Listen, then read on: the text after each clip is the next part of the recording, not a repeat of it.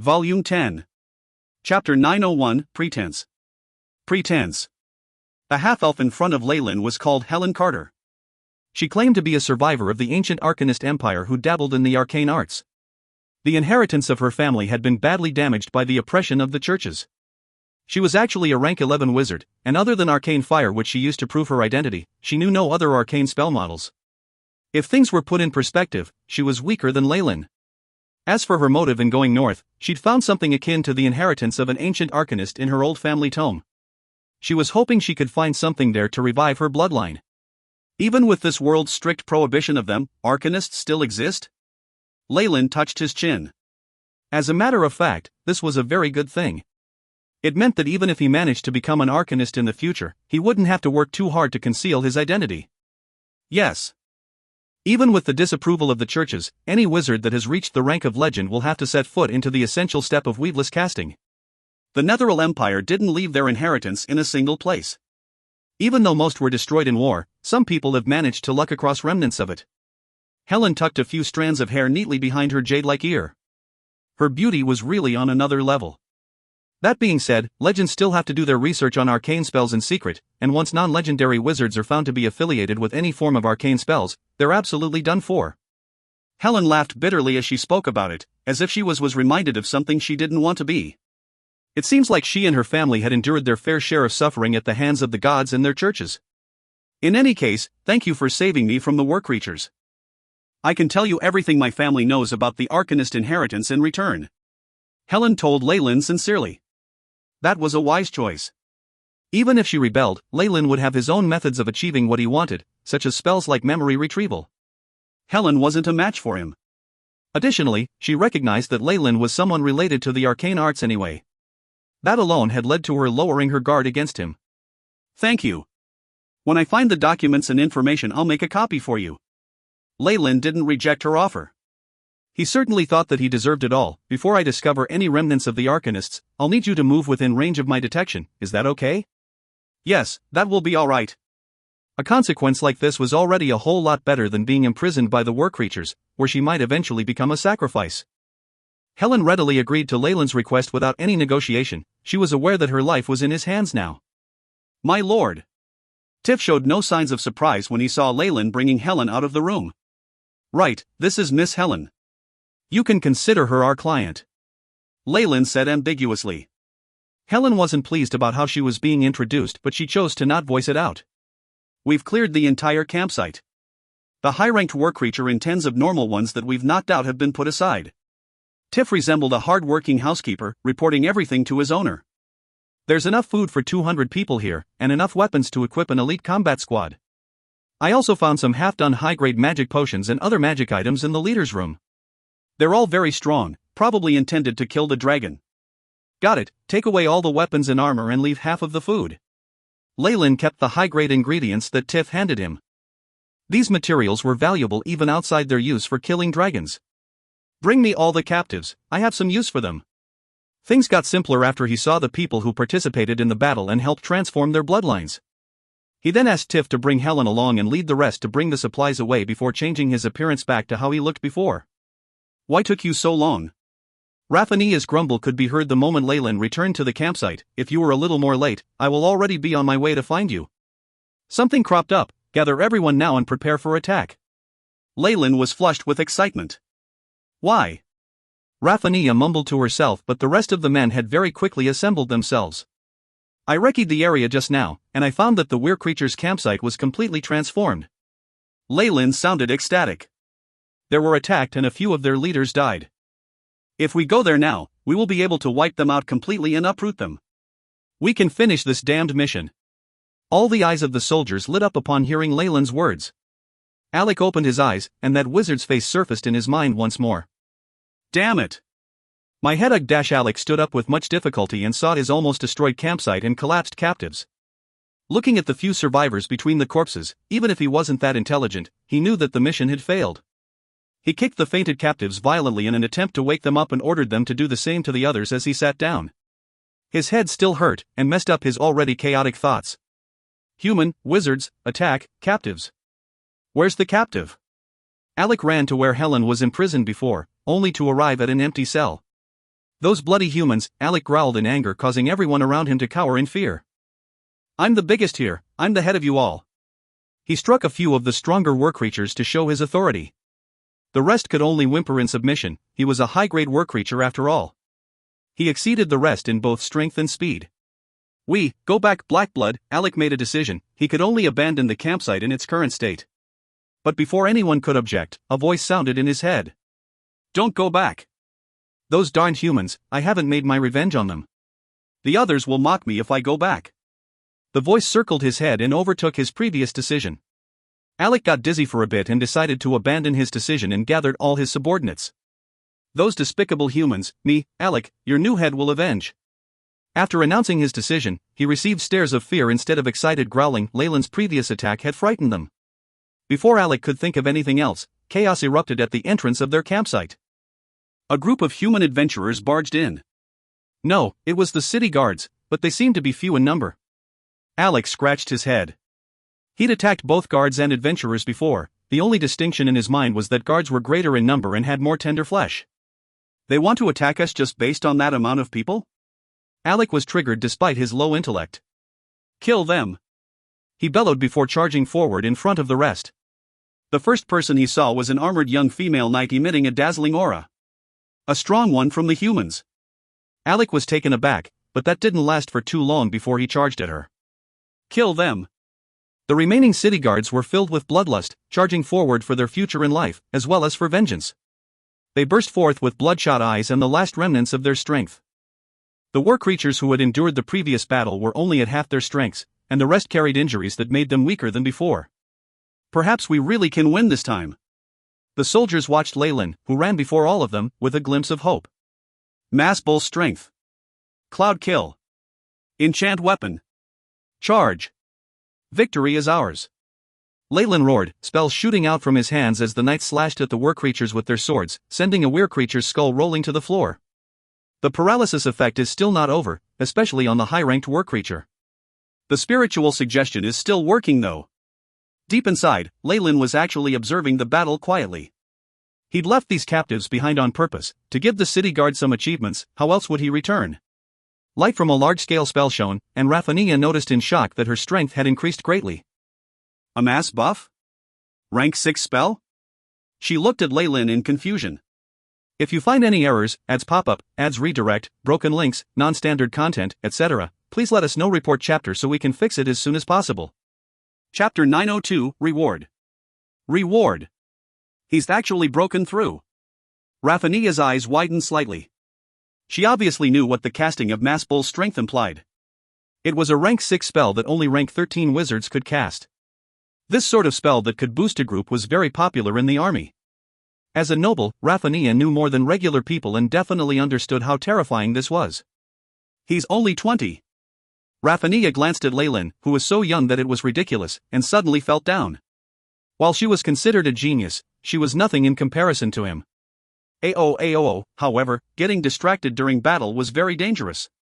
The female knight had made this exact mistake. Alec thundered from opposite her, his muscles bulging bit by bit. His claws swept forth, seemingly severing even the air itself. Wild burst. He had clearly obtained this power from Mailer. Boom! Raphania felt a burst of strength from his hands, causing her double-handed blade to whistle sharply as it flew off. Crap!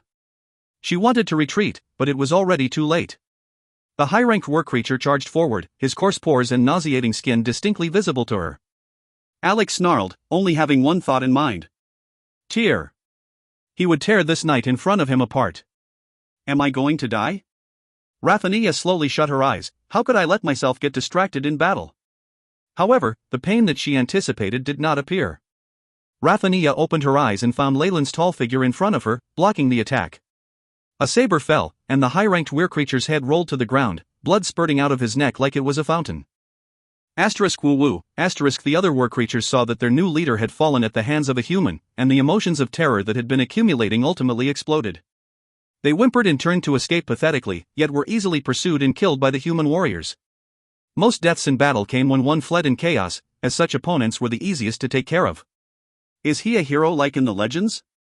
Raphania got up, gazing at Leyland with his saber. Something glinted in her eyes, causing a slight flush to rise upon her cheeks. A meeting was being held in Silvery Moon, regarding Leyland and his men. I'm against this. Casley slammed the table, causing a small earthquake. There's something wrong with Squadron 5's mission completion. His face was flushed. A huge camp with numerous high-ranked war creatures, as well as an altar of the god of the hunt. How could they have defeated them all? He'd seen Leyland before. I firmly stand against them being given credit and promotion. Casley was almost on the verge of shouting at this point. Such ungentlemanly behavior caused all of the other members to frown slightly. He's a sorcerer after all, he's far too emotional. Not like a wizard at all. What a fortunate guy. More than one high-ranked wizard was silently thinking of this. We've already gotten our men to take a look and verify the bodies of high-ranked war creatures and the others. What else do you want? The elven wizard whom Leyland had seen once before asked coldly. Besides, did you only just find out how dangerous this mission was? Who was it that had guaranteed at the beginning that it was only a tiny camp? Unusually, the elf wizard was obviously out to get someone. Looks like Casley's side is at a disadvantage. After seeing this, the other big shots all nodded, now having a better understanding of the struggles and strife between the elf wizard and Casley. But this was the truth. When both sides' strength were about the same, it was impossible to deny or fake anything. You've seen the report. The camp had already been raided by some unknown organization before, which was why Squadron 5 got it easy. Casley still did not let up, therefore, we can't consider this as Squadron 5 completing the mission. We need to investigate this carefully. Gods! How could you not distinguish what's right and wrong here? The elf wizard was so furious that he was trembling. Our Silvery Moon has never banned anything like that. Even if Leyland got external help, that's because he's capable. Enough! A deep voice sounded from the person sitting at the head of the table. He had an immense presence that seemed to have gone past some sort of boundary, entering the domain of legends. Commander! Casley and the elven wizard were immediately discouraged as they saluted and apologized. The reason we have gathered is not to discuss the achievements of a subordinate squadron. There are more pressing matters at hand. The old wizard spoke slowly, looking like a regular human. He had muddy eyes and wore a simple gray robe. There was nothing special about him whatsoever. However, it was this old man that had control over all the high-ranked military officials in the hall. Silvery Moon is an open city-state confederation. Obeying rules is the basis of our existence. Even if Squadron 5 overstepped any boundaries, they still completed the mission and should therefore get what they deserve. The old wizard made the final decision. Casley's lips twitched, but he did not say anything in the end. After all, if Leyland had truly succeeded and completed the mission, he could at most only fault him for the process. Legitimacy belonged to the victor, and that had always held true. Seeing the elven wizard opposite him look all smug, his heart blazed even more. He had brought up this issue and taken care of everything in the shadows himself. He'd thought that he could ruthlessly give Leyland a setback, but the result had surprised him.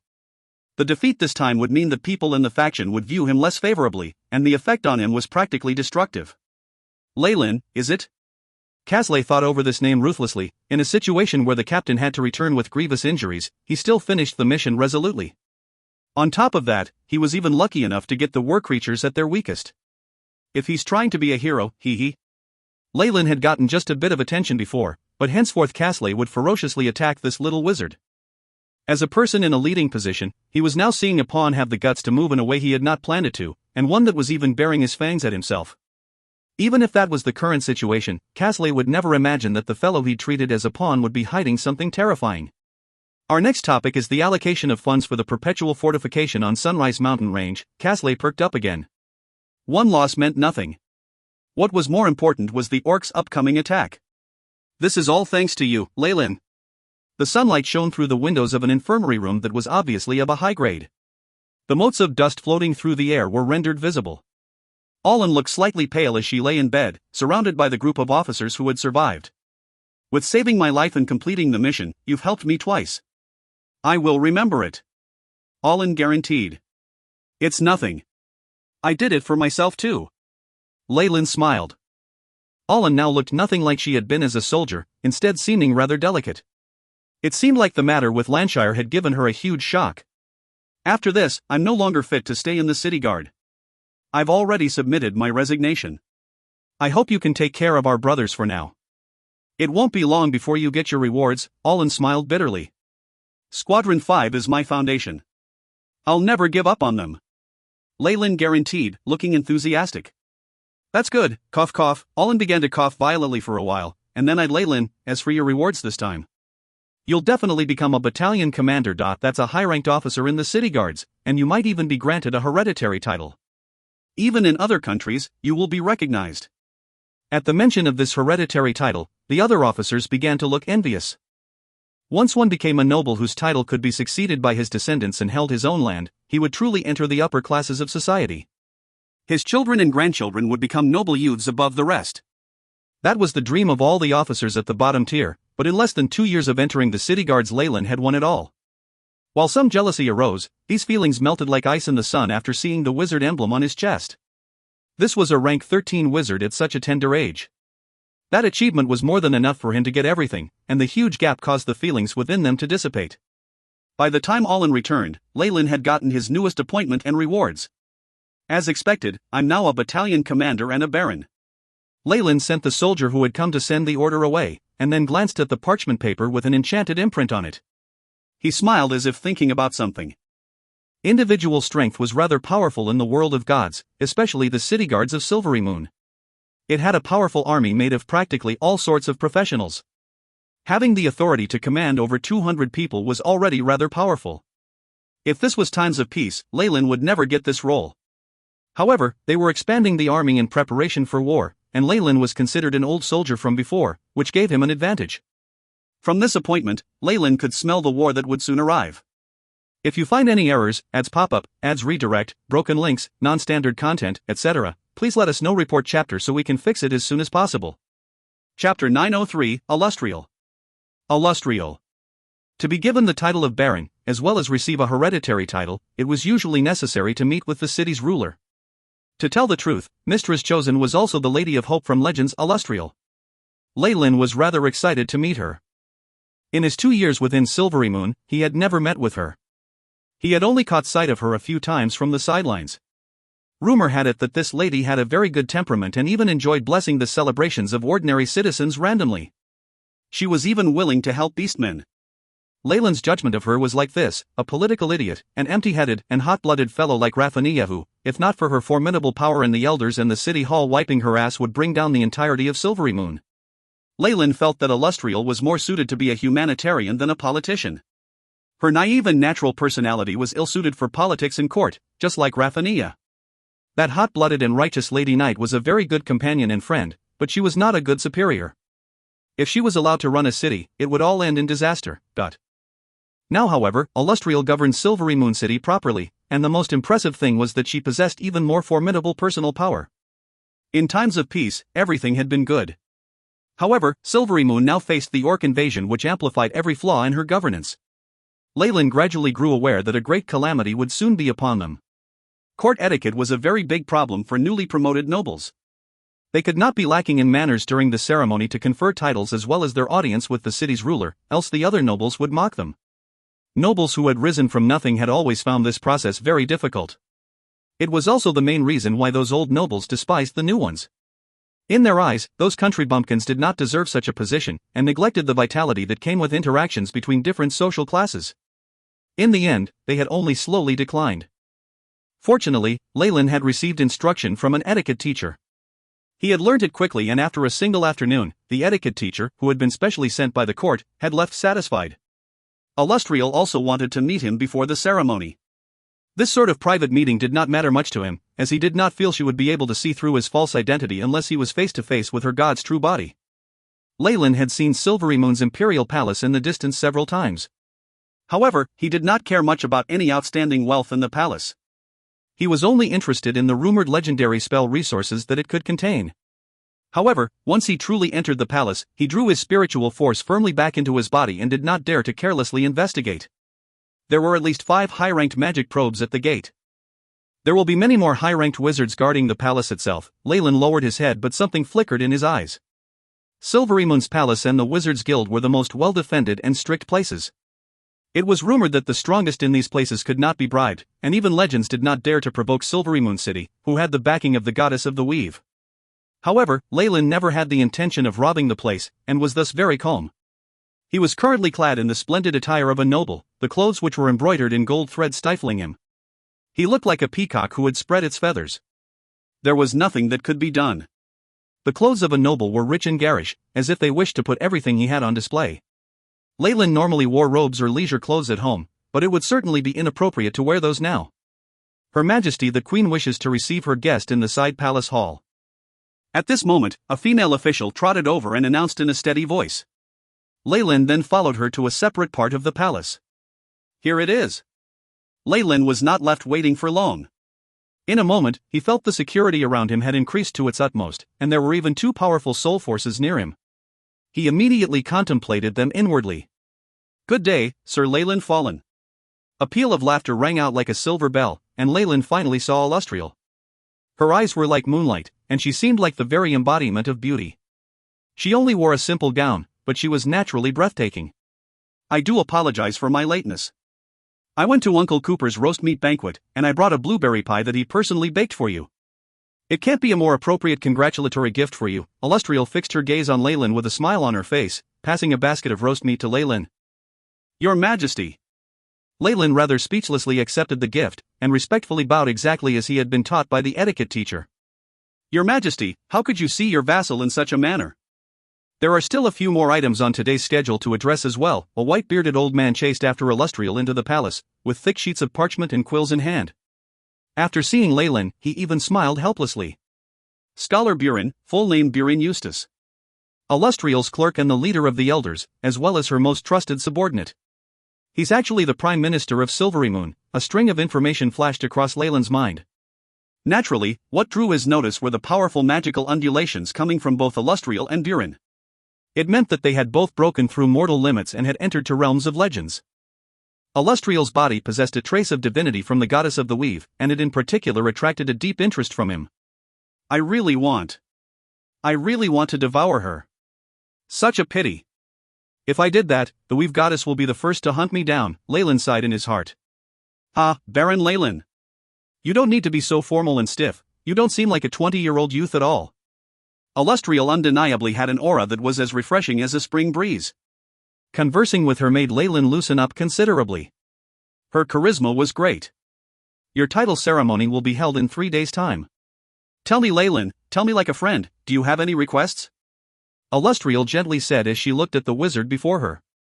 If it's like this, Leyland took a deep breath as his eyes filled with determination. I hope I can freely read through the court's collection of wizard resources, but... You may. Illustrial agreed very readily, surpassing Leyland's expectations and filling him with astonishment. Hey! Wasn't she meant to ask him to climb to her inner circle before finally being allowed to peek at those documents? Was it really all right to give it to him so happily? Cough, cough. Your Majesty. At this moment, the savior of the show appeared. Scholar Buren coughed with all his strength, attracting Illustrial's attention over. Although Baron Leyland is a genius, legendary spells will only pose difficulties for his current state. For his own good, we can give him those resources that are below the rank of legends. Oh, I apologize. I've forgotten that point. Illustrial looked at Leyland. Because of the rigid nature of legends, the legend-ranked resources would not be beneficial to your growth now. I can first give you those resources below that rank, and once you advance to become a high-ranked wizard. Cough, cough. Scholar Buren looked at this failure of a queen and began to cough like he was choking to death. This is more than enough already.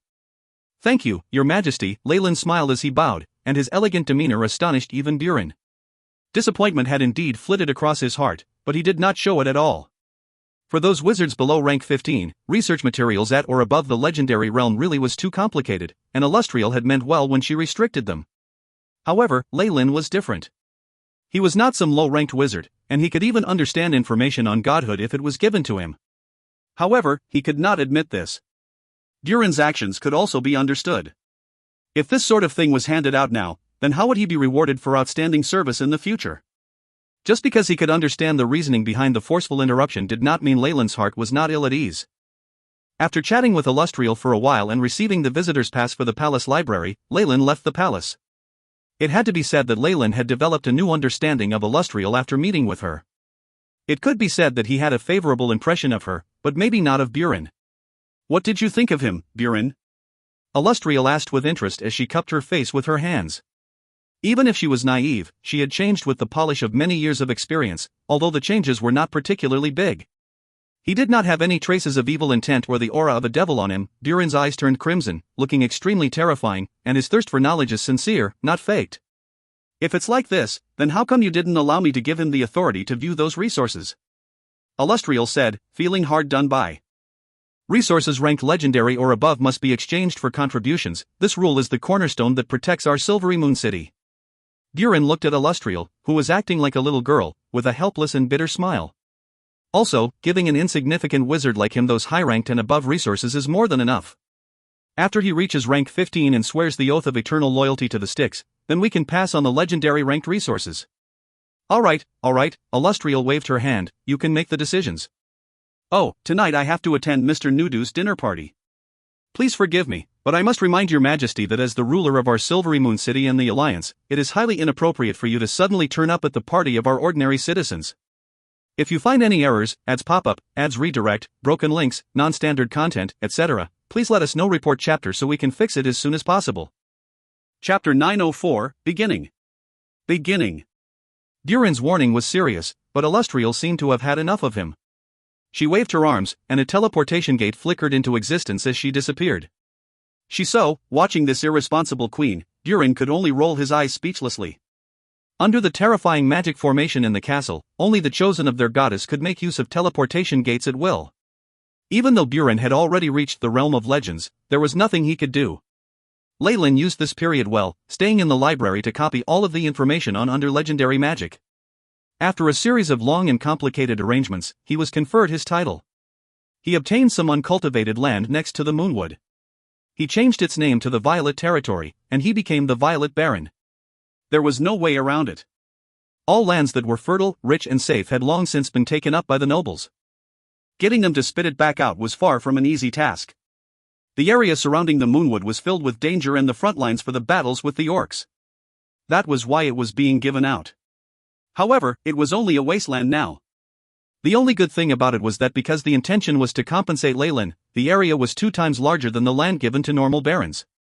I have no plans to live here permanently anyway, so it doesn't really matter, Leyland thought as he fiddled with the noble coat of arms he had designed himself. The main body was a violet with intricate plant decorations around it.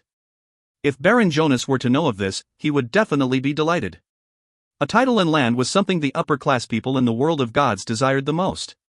Leyland could not only gain the title as Baron Fallen, but also be the master of the Violet Territory.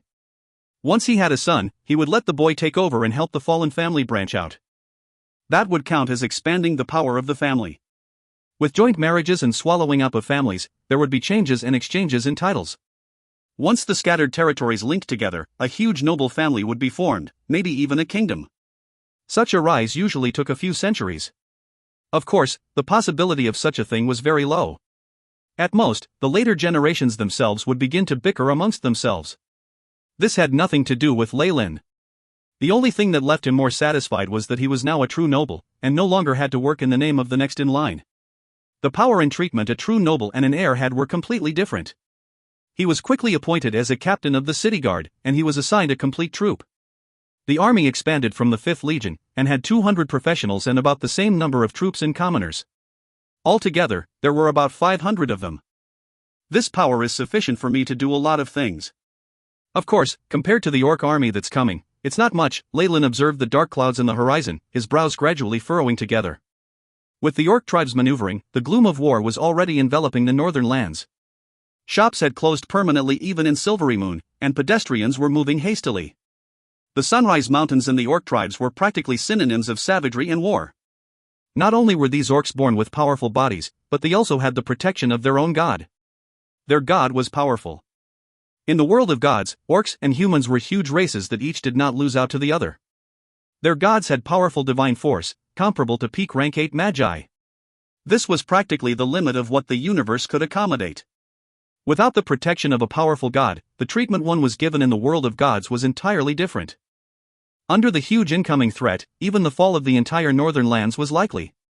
Leyland had intel that the members of the mobilized tribes were very powerful, and it wouldn't be trivial like the simple fights and robberies before.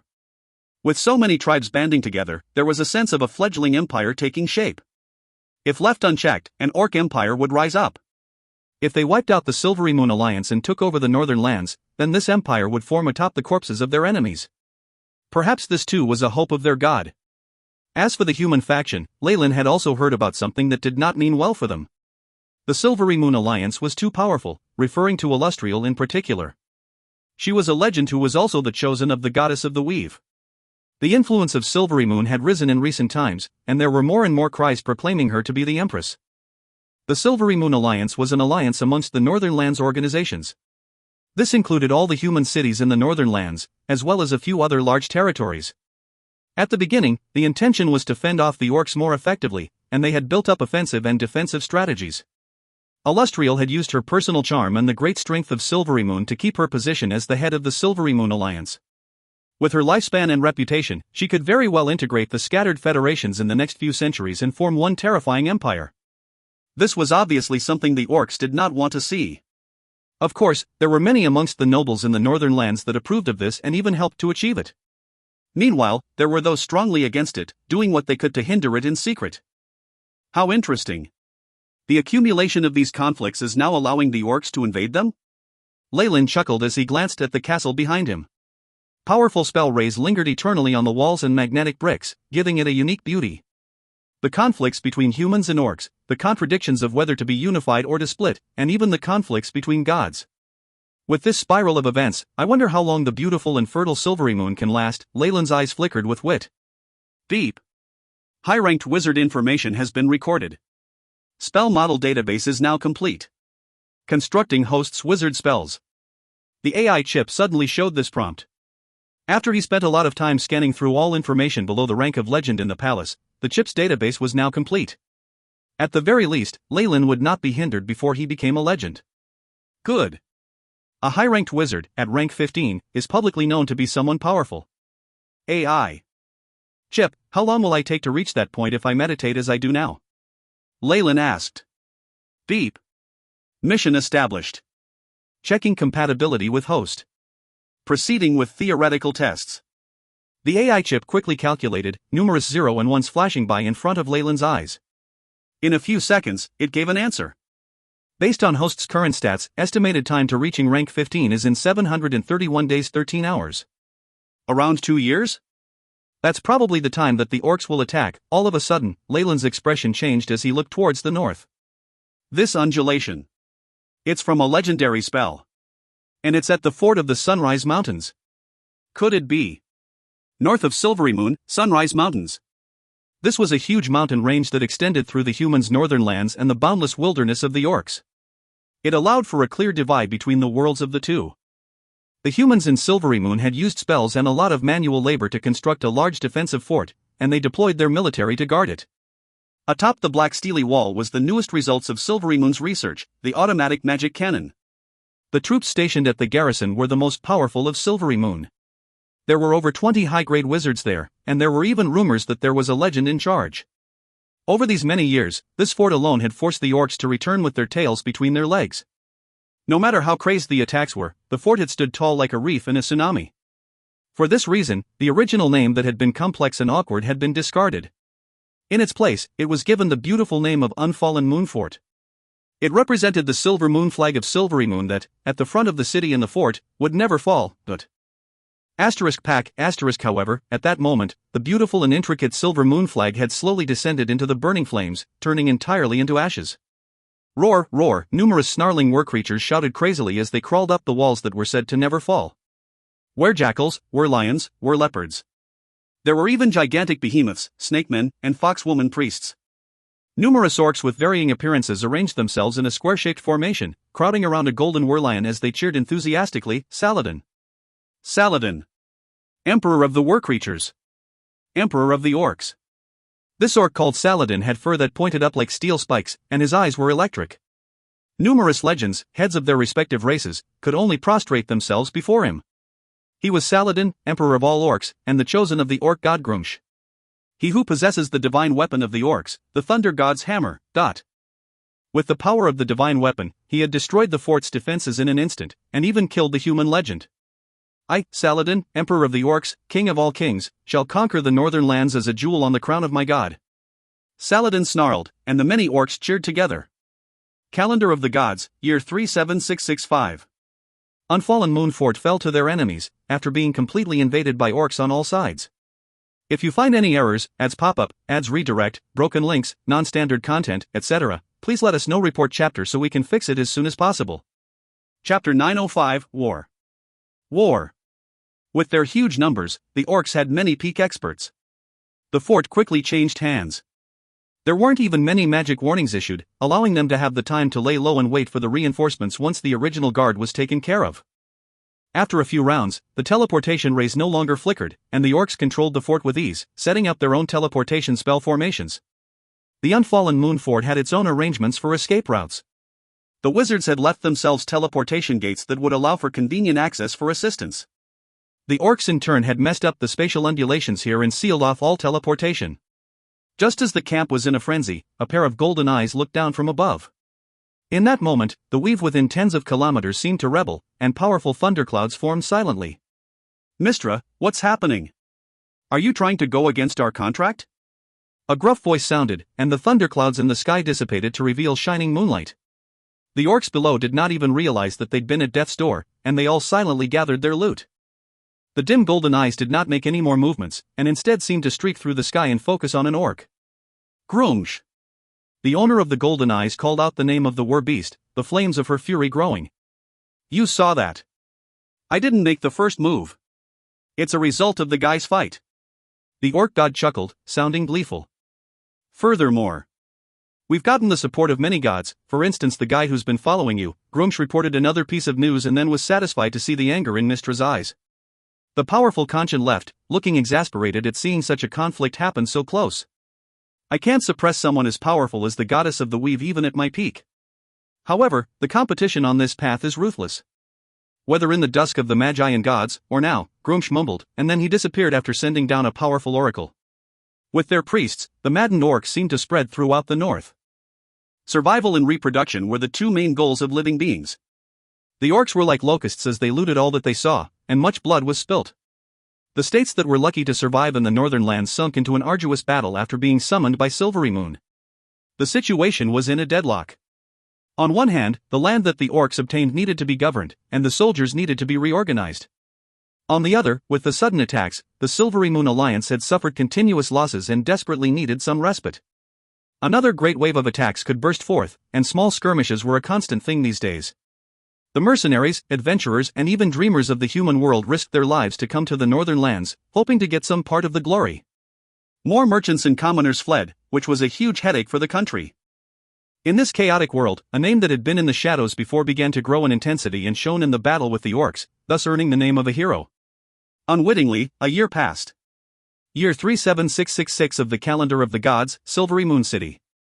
A handsome black horse galloped along the road, its bloody hooves evidence of it having passed through a battlefield. The troops following behind it held orc ears, proof of merit and rewards. The knight at the head was astonishingly a female. It's the Knight of Light, Rathania. An adventurer along the road saw the female knight, their eyes filled with obvious admiration and worship.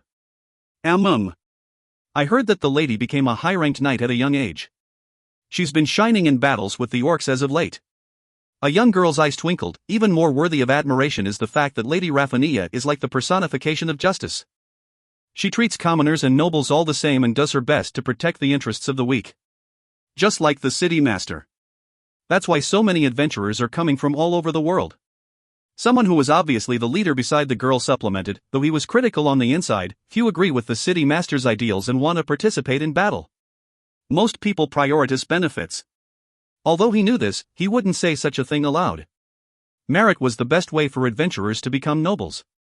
The city master of Silvery Moon was known for her generosity, so what harm was there in keeping mum? Her commander, Baron Violet, seems to be a great example of this. The adventurer leader thought inside and urged his people on. What are you looking at? Go to the mercenary guild and get the rewards from the mission. Due to the war and the surge of many mercenaries and adventurers, Silvery Moon strangely seemed to be prosperous. The citizens who had lived calm and comfortable lives had disappeared, and in their place were mercenaries and adventurers who reeked of blood. Besides hotels and the shops at the sides of the streets, there were many shops that sold all sorts of steel weapons and low-grade potions and the like. In general, they were items that would raise one's battle might. The mercenary guild's business was going so well that they were filled with adventurers every day. Mercenary missions can only give money. Who knows, after a period of time when the war eases up, I'll want to take a walk amongst the city guards. The leader was still considering his plans for the future. These were the true thoughts of unimportant characters in a chaotic world. They did not care who was in charge and only bothered about their own benefits. The female knight naturally did not care about this group of adventurers by the road. This was a common thing in Silvery Moon. The procession entered one of the camps, and Raphania took off her armor to change into a casual outfit. She entered Leyland's tent. He was blanked out while looking at a huge map of the northern lands, as if he hadn't noticed Raphania entering. Upon noticing this, Raphania suddenly had a mischievous look on her face and sneakily ran to Leyland's back. "Stop playing around, Raphania." Leyland spoke unenthusiastically, causing Raphania to deflate like a ball. "Come on, can't you just let a girl have her way? What happened to your gentlemanly attitude?" Raphania expressed her discontent to Leyland, who seemed to have grown a pair of eyes on his back. "Ha ha. With the spiritual force of a wizard, she wouldn't be able to escape the detections of the AI chip no matter how cautious she was, unless she was a high-ranked assassin or thief. Have you completed your mission?" Leyland was now the main commander here, and Raphania was his underling. "Yes. I've completely wiped out that group of scouting orcs." "What bastards! They massacred 3 whole villages!" Raphania exclaimed, feeling indignant. This had always been a life or death struggle between two races, and Leyland merely raised his eyebrows a little but did not say more. In addition, he had another thought in mind. They're killing so much in the areas of their enemies. Leyland sighed. His intel said that old, ill, weak, and disabled orcs were already entering the areas that had been taken over, and clearing the land for cultivation. They had scattered seeds and were clearly trying to restore life to the land. What surprised Leyland more was that these orc villages already had signs of human slaves. There's someone capable among the orc invasion. This was not a short-term policy, and that caused fear among the higher-ups of Silvery Moon. Leyland, however, was unperturbed. As their desires and goals were different, their worries varied. Watching those nobles down on their luck, Leyland even felt refreshed. "AI chip, show me my current stats." Leyland commanded. The AI chip loyally carried out Leyland's orders, and showed a group of stats. Leyland Fallen. Age, 21. Race, human, rank 14 wizard. Strength, 12. Agility, 11. Vitality, 10. Spirit, 14. Status, healthy. Feats, sturdy, erudite, elementary perfect body.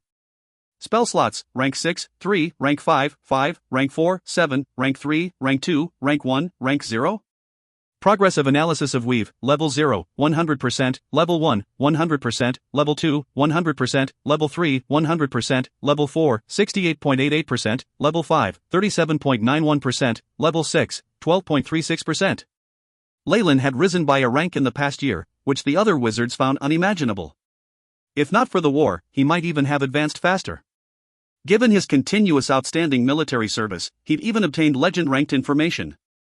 It had to be said that the World of God's structure of the high-grade magic strength system was still a great inspiration to Leyland. I've already checked the Nether Mountains a few times, and can confirm that the Red Dragon's Cave and the ruins of the Arcanists are there. Leyland's eyes glowed brightly. If you find any errors, ads pop up, ads redirect, broken links, non-standard content, etc., please let us know. Report chapter so we can fix it as soon as possible. Chapter 906, Contract. Contract. Leyland had never forgotten his original objective. His long-term goal in the world of gods was to ascend to godhood and allow his main body to enter this world. On the other hand, his short-term goals included advancing to the rank of legend as quickly as possible, and obtaining enough power to protect himself. His main purpose in coming to the north was to find the inheritance of the Arcanists, as well as information on legendary spells from Silvery Moon City. Compared to these goals, reputation, territory, nobility, and riches were nothing but dogshit. Although he now looked as if he was pursuing those things, it was only to give others the wrong impression. When it was time to abandon it all, he would do so without the slightest trace of hesitation. What were those things compared to eternal life and freedom anyway? "I always thought you were a fellow with a lot of secrets," Raphania mumbled to herself as she glanced at Leyland, sitting down with a melancholic air. Such keen perception.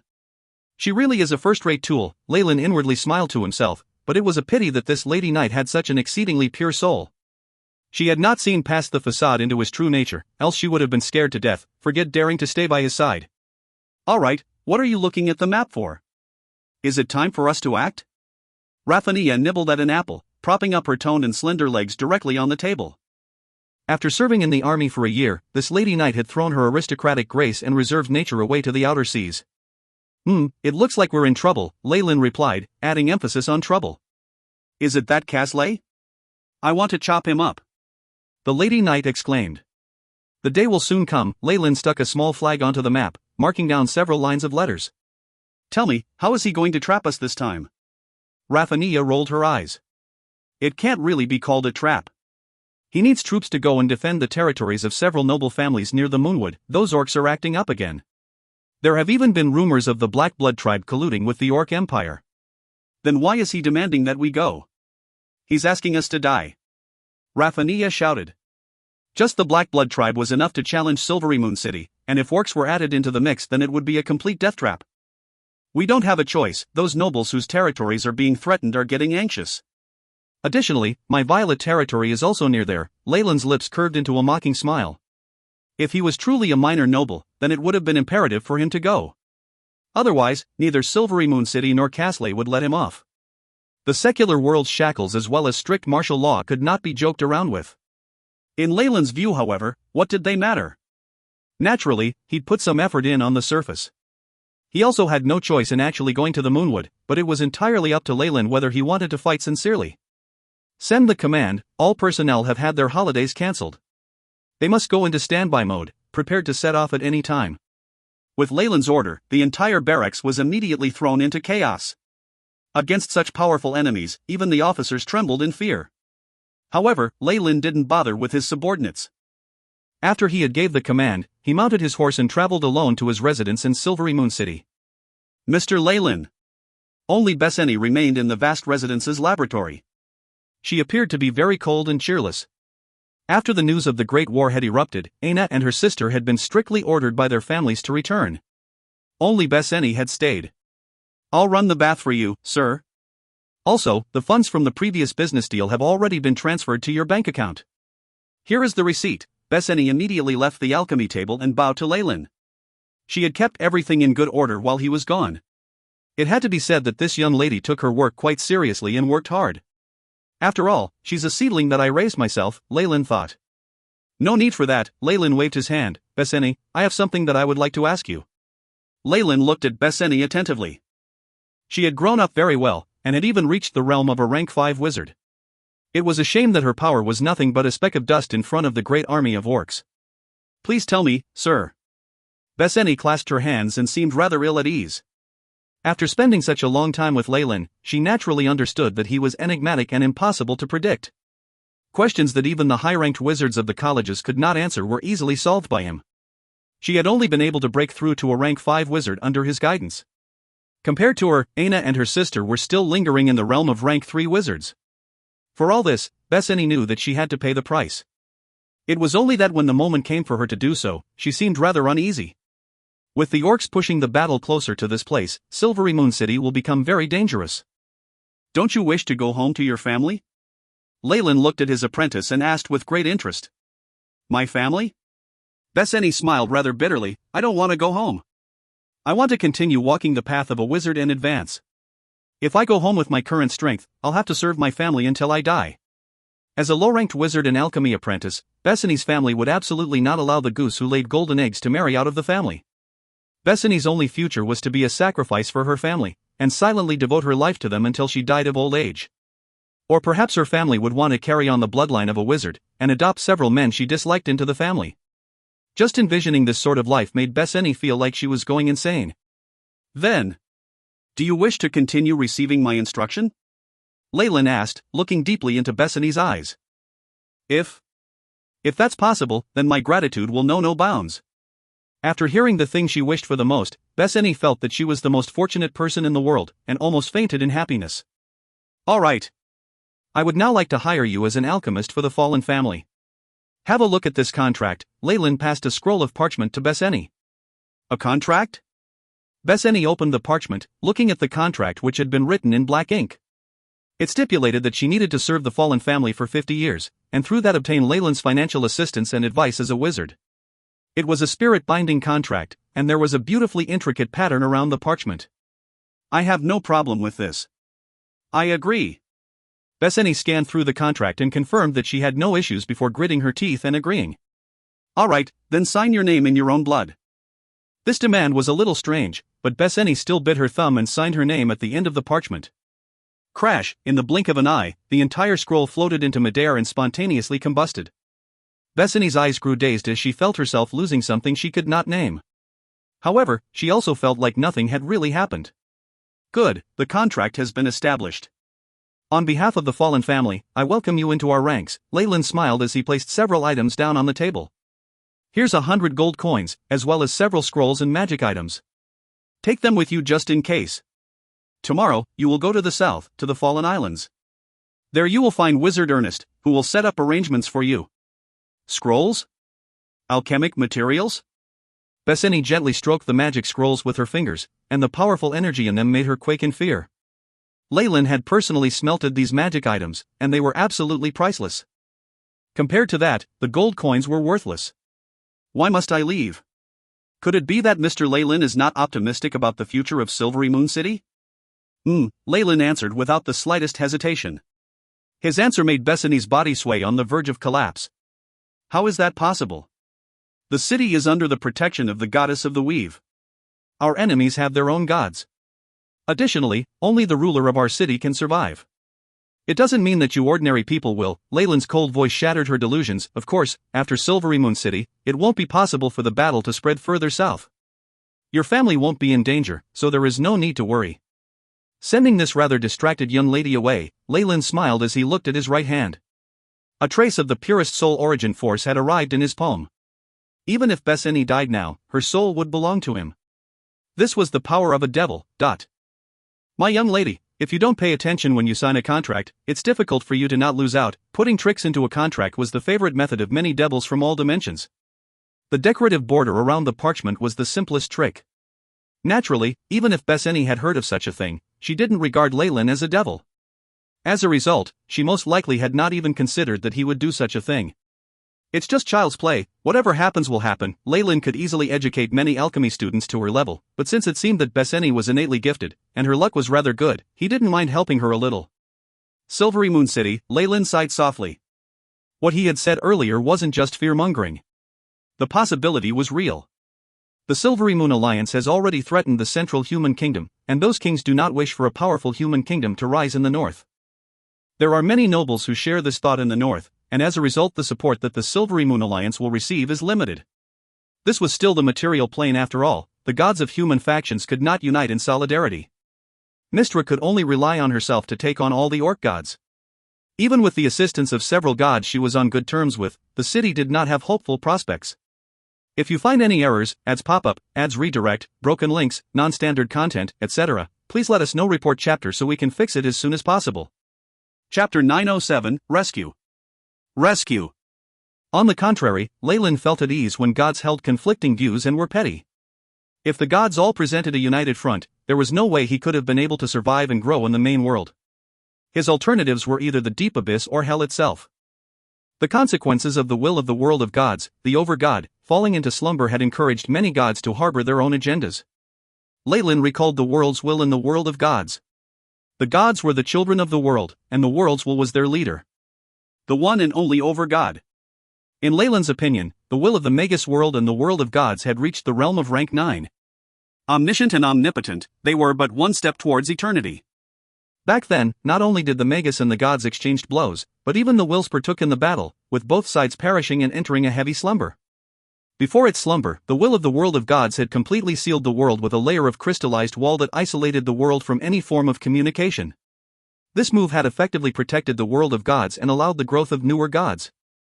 However, after they had finished dividing up the faith they had, the limited source of worshippers had caused a huge conflict between the gods. Having lost their foreign enemies, the gods had now turned inwards into fighting against one another. At the very bottom of Leyland's heart, he held a strong conviction that there were gods who had coveted for the seat of the sovereign. After all, gods will fall with the dwindling of their worshippers, unless they were able to directly extract the world origin force and surpass the existence of a god. The only thing standing in their way was the world's will. Isn't this ironic? To nurture a child that would eventually oppose you. Leyland's eyes narrowed with a gleam of determination. Wizard Casley, good morning. Outside the city walls, Leyland bumped into an entirely unexpected person. "Good morning, Wizard Leyland," Casley nodded at him. "Perhaps I will ride out with the troops with you, so when the time comes I hope you will cooperate." "Cooperate?" Leyland's eyes narrowed, but the smiling expression on his face did not change as he slowly left. Although he was slightly less powerful than Casley, their status was almost equal. He no longer had to give way to the other wizard as he had been forced to do in the past. Since the troops were mobilizing, coordination was purely organized between the mid-ranks and not an order given by the higher-ups. It was important not to underestimate this point, as it could be used to devastating effect in the midst of true battle. At the very least, it would put an end to Casley's informal and unnecessary orders, and eliminate the possibility of him sending the troops off to die. Damn! After Leyland's back disappeared from view, Casley's gently smiling expression completely collapsed. It was substituted with the most chilling intent. Leyland fallen. This name had grown offensively conspicuous ever since the Orc invasion. Most notably, Casley's several retaliatory attempts against the wizard had all been played down by him, and even served to enhance the other man's reputation. In the end, many people had gradually come to lump him and Leyland together, likening the two of them to the brightest new stars in the sky. From Casley's point of view, the fact that they had gone as far as to place someone from the younger generation on the same level as him was a bold-faced insult. Additionally, after he had suffered defeat, the faction backing him had gradually withdrawn their support. This was something that he absolutely could not stand. There was only one way to resolve this mess, and that was to make the source of trouble, Leyland, disappear entirely from this world. "I look forward to the face you'll show me before you die." A trace of darkness flashed across Casley's eyes, and he returned to Silvery Moon City without looking back. 2 days later, nearly 1,000 troops slowly left Silvery Moon City. "I've always found that Casley an eyesore, and now he's even deliberately riding out with us. He's trying to make trouble for us, I'm sure." The Lady Knight seated next to Leyland. "I'm afraid that he won't simply cause trouble for us." Leyland was well aware of the murderous intent that his companion was so clearly radiating. "Only. I'm not sure what will happen in the end." A strange smile curved at the edges of Leyland's lips.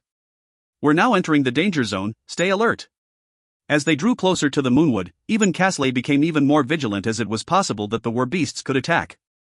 After the Orc invasion, the forces near Silvery Moon Alliance began to get restless, especially the Blackblood tribe who had immediately occupied the entire Moonwood. In the past, the patrol rangers had previously been able to routinely enter and collect intelligence there, but entering the forest now was a death sentence. The alliance between the war-beasts and the orcs now seemed entirely possible. After all, humans all thought that they had similar looks and characteristics. Working together was natural when the conditions were right. Once the Blackblood tribe joined the Orc faction, however, Silvery Moon City would suffer an inconceivable setback. The queen of the city, Her Majesty Illustrial, must be in distress, Leyland indifferently thought to himself. A loud chirping sound abruptly sounded. It came from a gray and white eagle, an animal companion of a druid scout in their troops. "I've seen Baron Andrew's castle. It's now under siege." The druid immediately reported to Leyland. "A siege?" Leyland furrowed his brows. He could faintly see smoke and ash rising at the edge of the horizon, by orcs or by ogres? "It's the orcs. I'm very certain, as I've seen the Blackblood tribe's flag there." The druid nodded vigorously. "What are we waiting for? Let's go." Raphania drew her long sword. Ever since she had seen the village massacres of the orcs and the ogres, she had become the resolute believer in human superiority. "Wait, we should at the very least inform Casley." Leyland helplessly grabbed Nick's reins and let an orderly inform their allies. There was a rather begrudging expression on his face as he said, "I've known you for so many years already, but you haven't even matured a little." Before long, the orderly had already brought back Casley's reply. "Commanding Officer Casley says that he is in charge of the Defense Corps, and he will leave these matters for you to resolve." The orderly announced loudly, and bowed as he left. Before they had set off, he had not known what tricks Casley had employed, and in the end he had unexpectedly obtained the mission of defending a few nobles. The mission Leyland had received was to attack and push the orcs' front lines back into the Moonwood. Far behind the front line, Casley was in charge of defense. He had even incidentally blocked his grain supply channels. The impression he had gotten was that Casley's true mission was to defend the area when Leyland had completely failed. His mission was similar to defending the city walls, but Leyland had been the pioneer who had taken the initiative to attack. "This fellow was already thinking of the unthinkable outcome behind my back." Leyland shook his head. If an ordinary person was in his position, perhaps they would die playing Casley's game. It was clear how deeply Casley hated him from how readily he had issued the command. "Those who are meant to back me haven't supported me at all. Is it a question of loyalty?" Leyland sighed a little. He had risen to power too abruptly and had not truly won their trust. Otherwise, they wouldn't have behaved so passively. Once a high-rank wizard of Silvery Moon City reaches rank 15, they sign a very powerful contract to pledge their loyalty. Its effect can even extend all the way until the wizard reaches the realm of high-ranked in legend. Leyland suddenly thought of a rumor which now appeared to be true. Once I reach rank 15 and become a high-ranked wizard, something similar may befall me. In comparison, however, Casley, who had signed the high-ranked wizard contract, seemed to be trusted more easily. The troops under Leyland saw a look of unswerving determination on their leader's face. Onwards! Leyland finally issued the command. A besieged castle rapidly appeared before them, and the village next to it had already been burnt to the ground. There were corpses strewn everywhere on the ground, and many of them were badly damaged. Charge! Leave none of them alive. At the sight of this scene, the soldiers immediately saw red. Leyland duly issued the command to attack. Kill! Raffania led the way on horseback as the captain of a small squadron of knights. She and her subordinates fiercely advanced like black jackhammers into the orc army. The people in the castle let out a cheer at the sight of the reinforcements' arrival. There are very few orcs here, and they have spent their energy attacking the castle.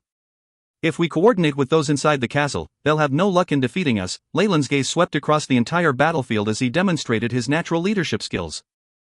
The army made up of 200 professionals became the most precise and accurate tools in his hand, calmly and efficiently reaping the lives of the orcs before them. When Casley finally arrived from the rear, he only saw the scene of the auxiliary troops sweeping the battlefield clean. His eyes narrowed at Leyland's abilities, and afterwards a dense killing intent leaked from him.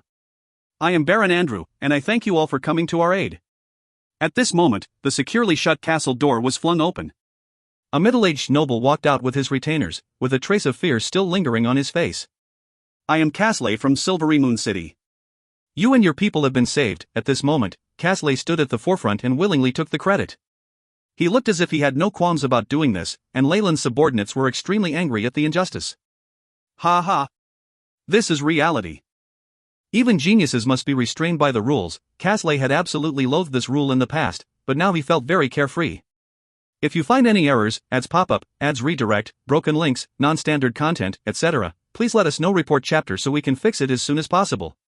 Chapter 908, Unscrupulous. Unscrupulous. At the sight of Casley stealing his credit right in front of him, Leyland subtly lowered his eyes and concealed the strange expression within them. Then I have to express my thanks towards you, sir. I have already prepared a banquet to welcome everyone as well as rooms. Please come back to the castle with me and rest. Baron Andrew naturally would not be able to tell what had happened in a single glance, and attentively received the guests. After following the Baron into his castle, Leyland saw many refugees within with panicked expressions on their faces. These damned war creatures, our harvest this year is ruined, Baron Andrew grumbled as he walked in front of them.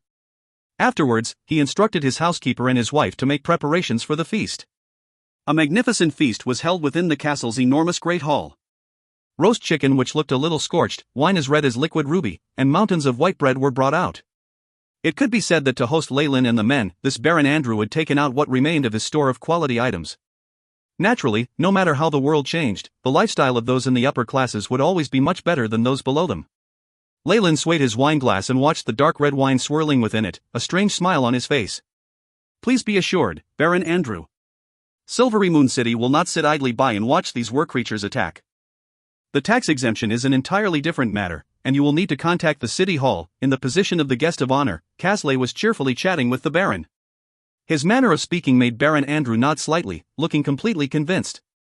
Even those young ladies near him who were clearly his daughters had peculiar looks in his eyes. Wizard Leyland! Just at this moment, Casley called out Leyland's name. Lord Casley, how can I help you? Leyland did not move from his seat and nodded slightly to indicate he had heard. His action filled Casley's eyes with dissatisfaction. This fellow, he should have died long ago. Casley raged within his heart. On the surface, however, he still wore the smile he had on earlier. According to military command, I will organize the nobles' defenses in the rear. I'll leave the fighting on the front lines to you. Baron Andrew looked at Casley, then at Leyland, his eyes filled with astonishment. He wasn't a slow-witted person, and now he seemed to see something different. This wizard Leyland, he seems to have rather good standing. However, he seems to have some conflict with high-ranked wizard Casley. Baron Andrew would normally exploit this relationship for his own gain, however he was now worried. In these times, infighting will just exacerbate the wear and tear on one's own troops. What are those fellows in Silvery Moon City thinking? Baron Andrew grumbled, and at the same time thought of his previous actions. Only until he had confirmed that he had not neglected Leyland and his faction did he secretly let out a sigh of relief. At the same time he also decided to disregard the situation between Leyland and Casley. Of course, that is my original mission after all. Leyland very readily agreed to Casley's demand, which went completely against his expectations and left him feeling rather astonished. Then, I'll ask you to go towards Vaughn Village and station the men there, Casley replied, as if this was all as a matter of course. Please forgive me for this, but you have no right to interfere. The front line is under my command. Leyland smiled as he rejected him, which made Casley flush bright red. Very well. After rudely huffing a few times, Casley began to forcefully pressure him. However, to maintain our line of communication, I need to send a contact member out with you. Your troops also need support in terms of rations from my group. This was a restriction and also an unspoken threat. I can agree to this. Leyland expressed his approval after thinking for a bit. Casley watched Leyland's troops slowly depart from the top of the castle, his expression immediately becoming malevolent. 2 days later, amongst Leyland's troops. Lord Leyland, I feel that we should not continue towards Cade Village. A gorgeously dressed fellow broke formation and came to Leyland, a highly arrogant look on his face. Raffania watched him walk over with a look of loathing, and urged her horse ahead to leave them behind. This fellow was named Malfoy, and he was the communication liaison that Casley had forced on him. He reportedly was the heir of a marquis and was well placed in Silvery Moon City. Unfortunately, he had Casley backing him, so he was rather unscrupulous. He did not even address Leyland with the minimum amount of respect. Oh? What do you propose? Leyland calmly looked at this impertinent fellow. I believe we should follow Lord Casley's previous proposal. Going to Vaughn Village is the correct decision, Malfoy replied fearlessly. He had the backing of a formidable faction and was a knight of Silvery Moon. How would a bumpkin like Leyland dare to do anything to him? I refuse. Leyland looked at this fellow with a trace of ridicule. Perhaps the strength of a faction would be useful in times of peace. Since they were in an era of war, however, the man who held greater military might would be the stronger power. This fellow who couldn't even understand that would just die. What? Sir Malfoy's anger was out of this world. You actually dare. His fingers trembled as he looked at Leyland, as if he was seeing his greatest enemy. Malfoy never thought that he would meet such a rude person, and thoughts of Casley flew out of his head. Perhaps he did not realize that his life lay in Leyland's hands. In this situation, how could Leyland dare to rebel against him?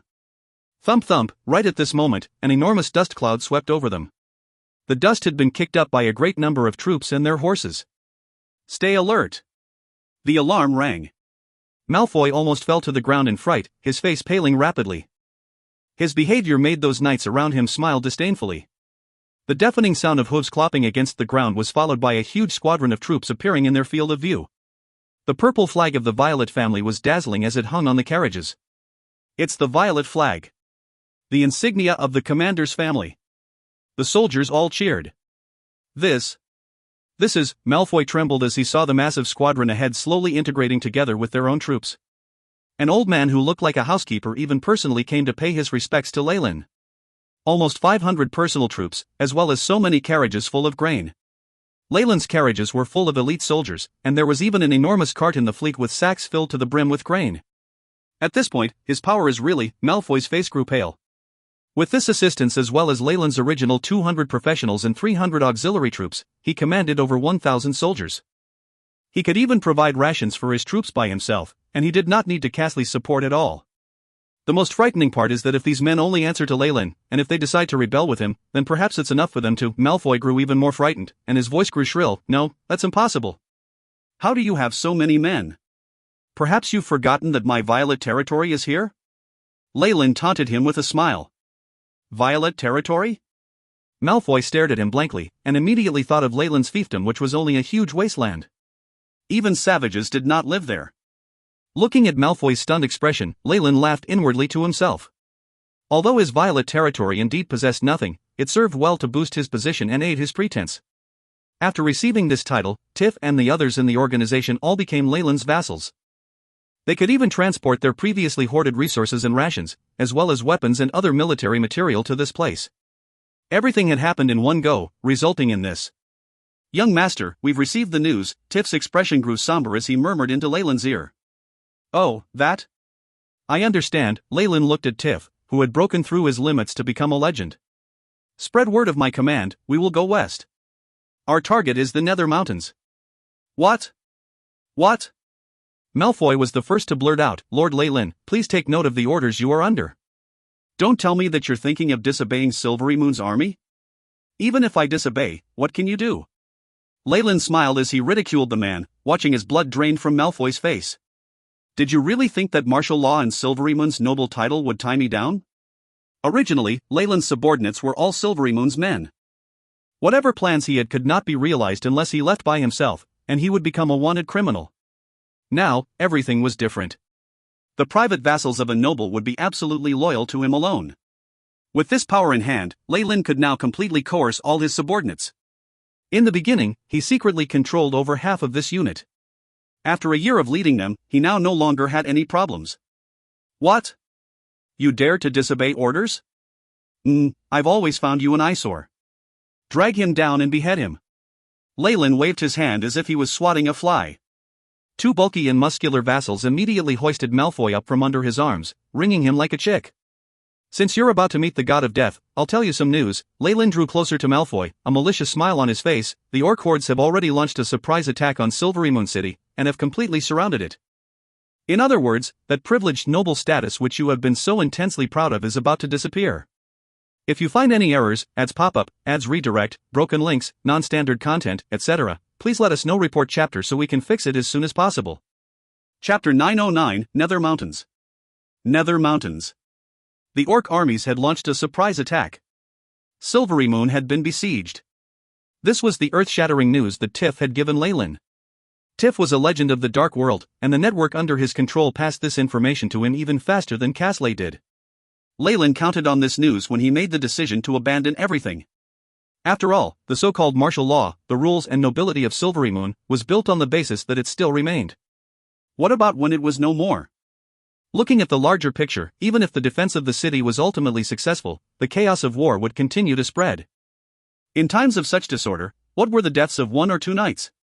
Given his power in the region, those in Silvery Moon could still be forced by the circumstances, giving out numerous rewards for Leyland to send his troops out to save the country in times of danger.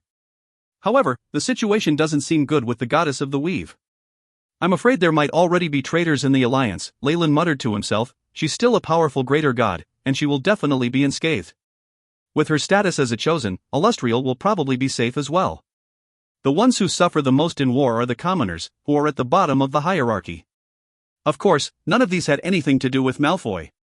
The pitiful knight had been rendered completely lifeless after hearing Leyland's words. Only when the soldiers began to drag him out did he begin to yell, forgive me. Please forgive me, Sire Leyland. Lord Leyland, Silvery Moon needs you.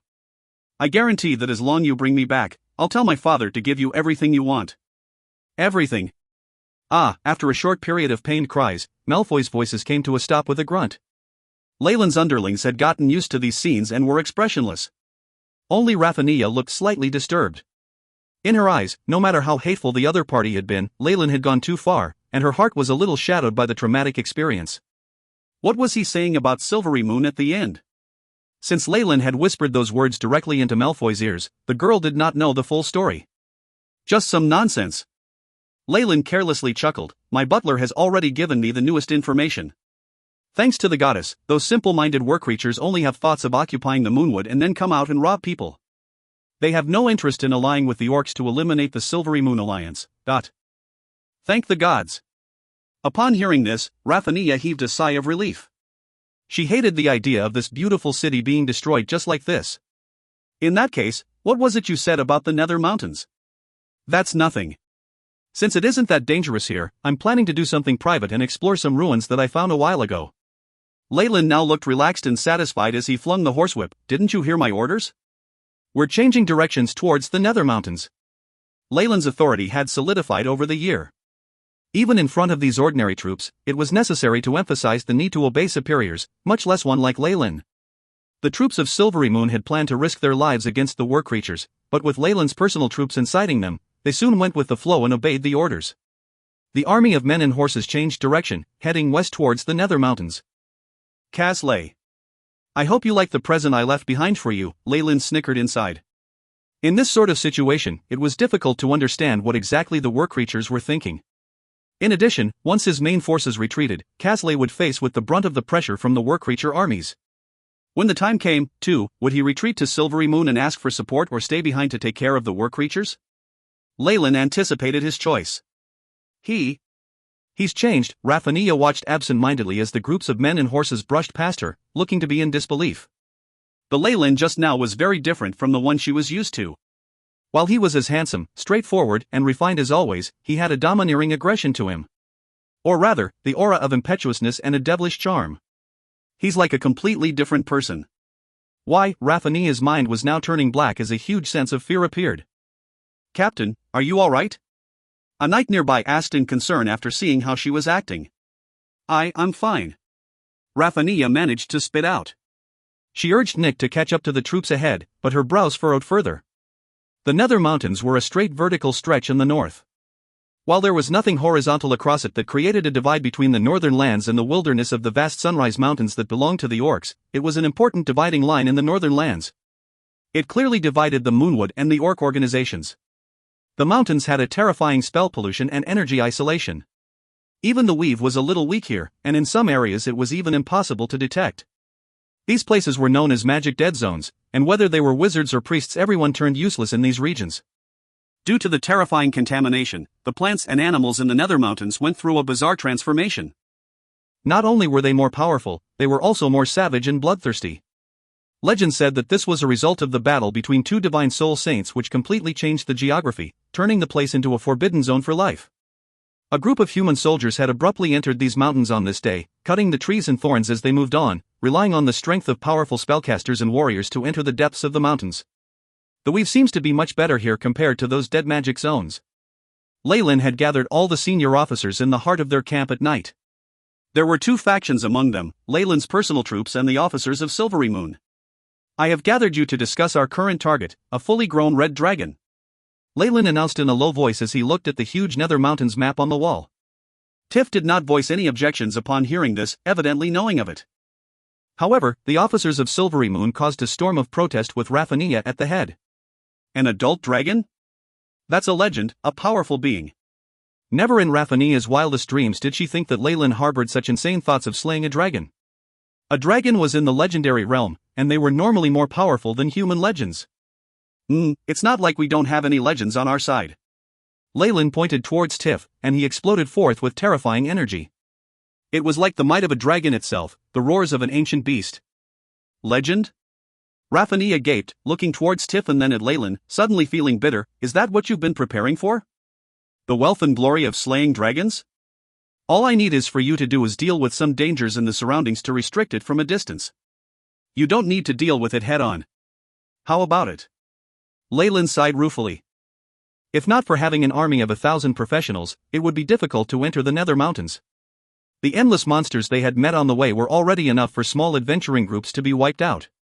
"Understood, Commander." The officers who had come from Silvery Moon looked towards each other.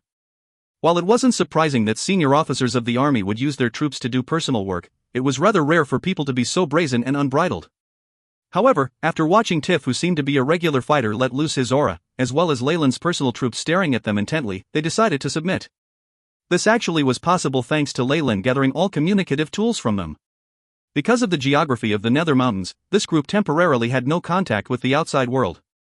If not, and they learned that Silvery Moon was in a siege, they could possibly have descended into complete chaos. Leyland could suppress the dragon with his own troops when the time came, but this obviously would weaken his battle power. "Alright, I'll assign your roles now," he ordered without inhibition, especially satisfied with this situation. Once the meeting was over and the officers had left, Raphania stayed back alone. The female knight stared at him. "You haven't answered my question." "Oh, that," Leyland nodded, coming to a sudden realization. "I came to Silvery Moon to obtain more information on spells. After finding out about the existence of the red dragon, I started to make plans regarding it." "Is there a problem?" Leyland's utter honesty caused Raphania to be at a loss. It felt like her heart broke at this moment, and it hurt. The female knight bit her lips. "Alright then. I'll help you this time, but I'll leave after that." Is this girl finally aware of the cruelty of reality?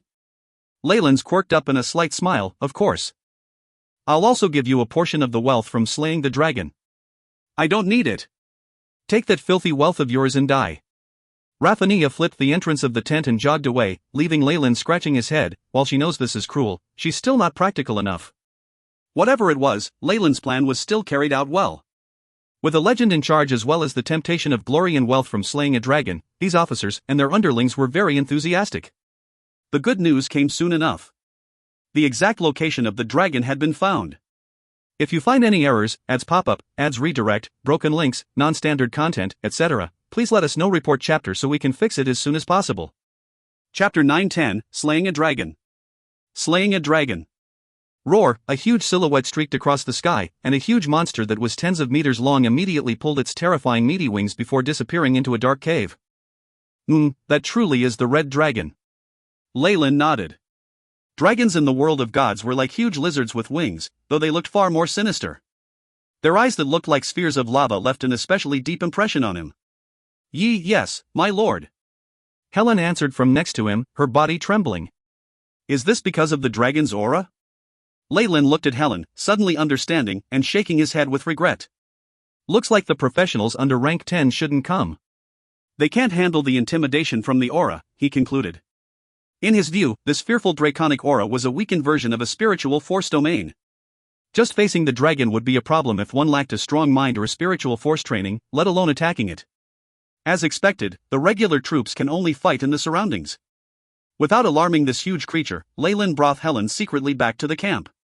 Following that, the team did as Leyland ordered. Like a huge, intricate robot, they began to work automatically. My lord, it's done. Tiff brought a group of elite professionals to Leyland. In each of their hands were weapons with high-grade enchantments, and they seemed to be coated with something else as well. This magic potion we got from the War Creature tribe is meant to deal specifically with dragons. It should hopefully be useful. Leyland could not help but think back to the War Creature camp. They had obviously been making preparations to slaughter the dragon, but all their materials were now Leyland's. Now, what they had gathered would serve the same purpose. Give the dragon intoxication potion and other items to the high-ranked scouts to sprinkle at the dragon's cave. Hopefully, it'll fall for the trap. While there was a large distance between the camp and the dragon cave, it was still unsafe considering the range that the red dragon could see. On top of that, it wasn't hibernating like many of its kind, which left Leyland on guard. This camp was too eye-catching. It would be found the moment the dragon flew out on patrol, and its fate then would be obvious. Hence, Leyland did not count on the high-grade assassin's poison trap working. The next day, he brought 50 people to the entrance of the dragon cave. The bare ground had not even a blade of grass growing on it, and seemed very solid. There was also a strange smell lingering in the air. This is the smell left behind by the dragon. Most animals wouldn't dare approach this place. Leyland glanced at the group behind him. They were all high-grade professionals, including Tiff and Raphania. Based on the observations of our thieves, this is the time that it usually rests. Furthermore, the red dragon has also eaten the goat with special ingredients that we especially prepared for it, Leyland muttered to himself. At this moment, a dark shadow emerged from the sides, calling out in a low voice, "Boss. How's the situation?" A high-ranked scout began his report. I can confirm that the red dragon is inside, and our route is very simple. There is only one pathway, and there's a possibility of other creatures in the way. Good. Guide the way in front. Leyland let the thief walk ahead, and a procession of excited people clutched the weapons in their hands as they entered the cave. The passage was long and seemed to go all the way to the belly of the mountain. It was very vast, and the walls were dry. It's up ahead. The thief ran to Leyland's side as he spoke. Leyland nodded and ordered the group to stop. They were now extremely quiet, making no sound at all. Bring me there. Leyland and the thief went forward. After they passed through a curved path, they came upon an even larger karst cavern. Boiling hot light flickered at its entrance, with some quartz and shiny items present within. Two other strange creatures were standing guard at the cave's entrance, as if on sentry duty. Earth dragons? A subspecies of the dragons? But it's not exactly similar. Leyland looked at the two, which were obviously subspecies with auras that greatly resembled those of purebloods. His eyes glinted with wit. Rumor has it that once an adult dragon gains intelligence, it normally enslaves some members of other races into working for it. Ancient dragons can intimidate entire races. I never thought the red dragon would do this as well. Past the two earth dragons, Leyland sensed an even more powerful life undulation in the cave. It was heaving with rhythmic breaths, evidently in a deep sleep. In this situation, any sounds could wake it up. Tiff. Leyland immediately called the legend in his team. Young master. Tiff arrived by his side and bowed slightly. Can you kill them without alarming the red dragon? Leyland asked. It will be slightly troublesome. This type of subspecies have very tenacious life force. I can make one disappear without a sound, but I can't take care of two in an instant. Tiff frowned slightly. That's all right. I'll help you in that area. Leyland answered lightly. Then that's fine. Tiff's eyes flashed with strands of black, and he quickly disappeared. By the cave, a red earth dragon was loyally protecting its place, occasionally looking towards its comrade. All of a sudden, it saw something that appalled it. A dark figure seemed to appear from the air, raising its arms as if opening up a black hole to devour its comrade. Shadow jump. Singularity. Just as this earth dragon was about to howl out in warning, it was surrounded in light that rendered it immobile. This was Hold Monster. The dark figure darted out, and the giant black hole swallowed its body as well. The whole process was a hair-raising experience, yet only happened within a few seconds. Not even a peep was made. Noiseless casting. Helen's pupils shrunk from behind Leyland. She'd witnessed the whole process. Let's go. Leyland made a sign, and entered the cave with Tiff. Inside, they found the target of their expedition snoring. The red dragon had dark red scales with smooth murky patterns on them that shone like metal. Its two meaty wings were ashen brown and hidden on its back.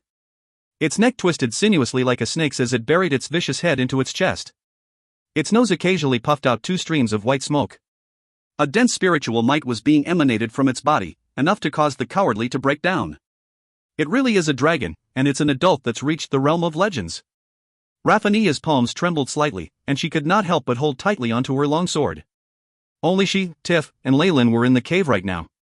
The rest were standing guard outside. Even asleep, the dragon had powerful senses. Based on its detection abilities, only Tiff has the ability to attack it once.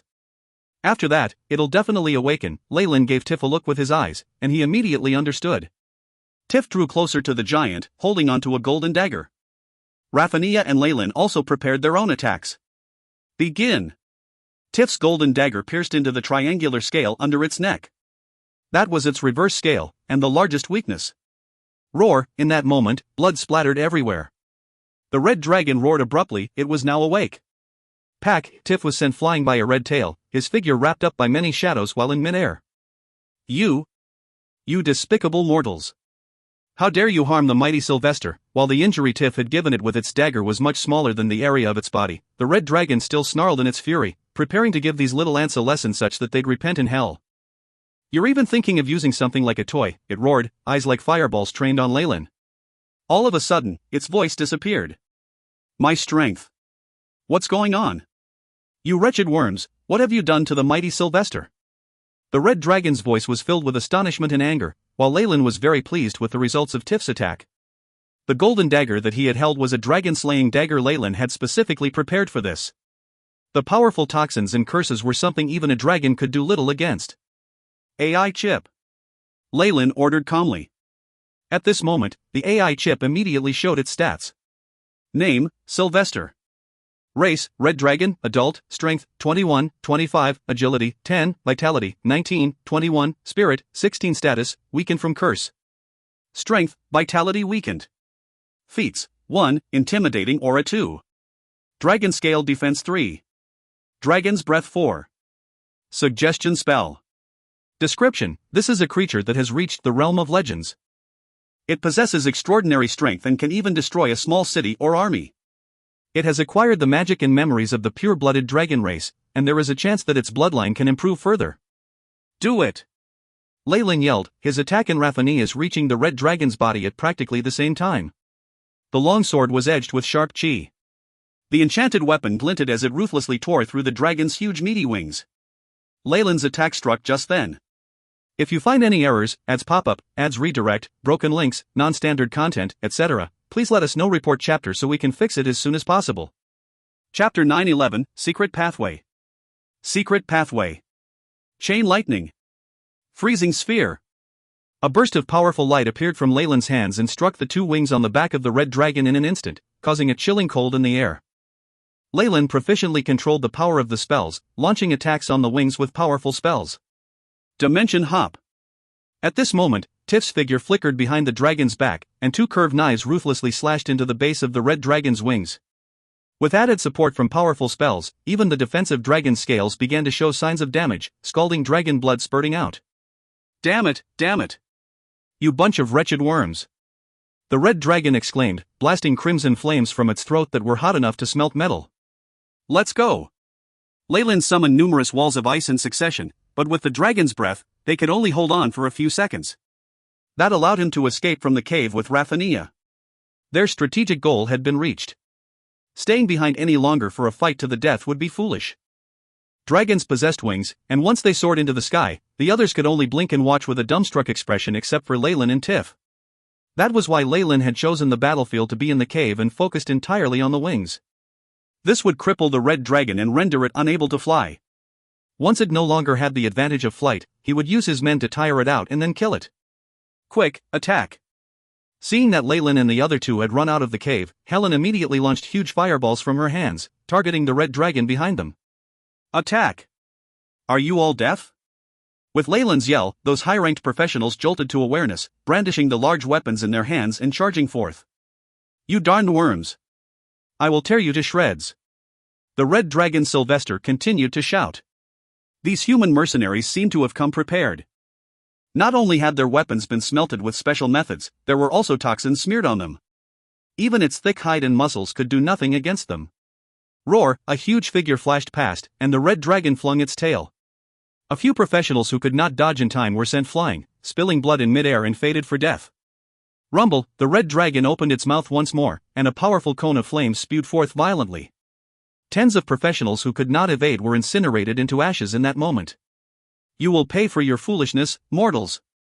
The red dragon roared, its mouth full of sharp teeth holding a professional within. Horrifying sounds of chewing could be heard, and great chunks of the corpse's flesh and bones tumbled to the ground. The poor fellow still had half of his body hanging outside the dragon's jaws and was shrieking blood-curdling screeches. It was only at this point that the professionals came to their senses. The being in front of them was a legendary dragon, and while slaying it would give them abundant wealth, it was not something they could even begin to set their sights on. With the dragon's fear aura, terror weighed down on their rationality and sanity. A professional howled and quickly ran in the opposite direction. Pooh! The light from a blade flashed, and that professional's head fell. Following which, Tiff's figure was seen in the air. Based on military laws, all deserters will be executed.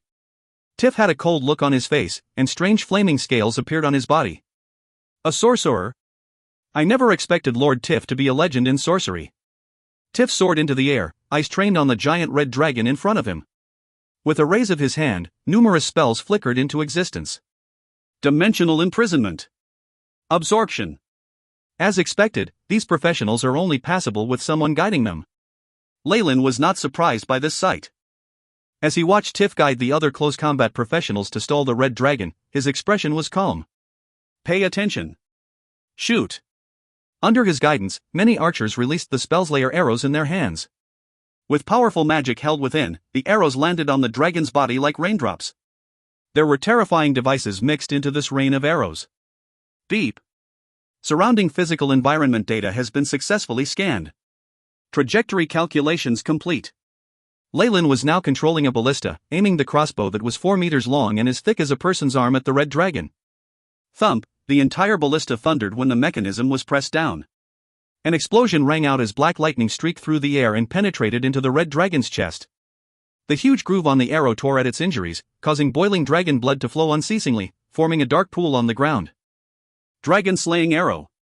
How could you have the blueprints to it? The red dragon spat out in disbelief.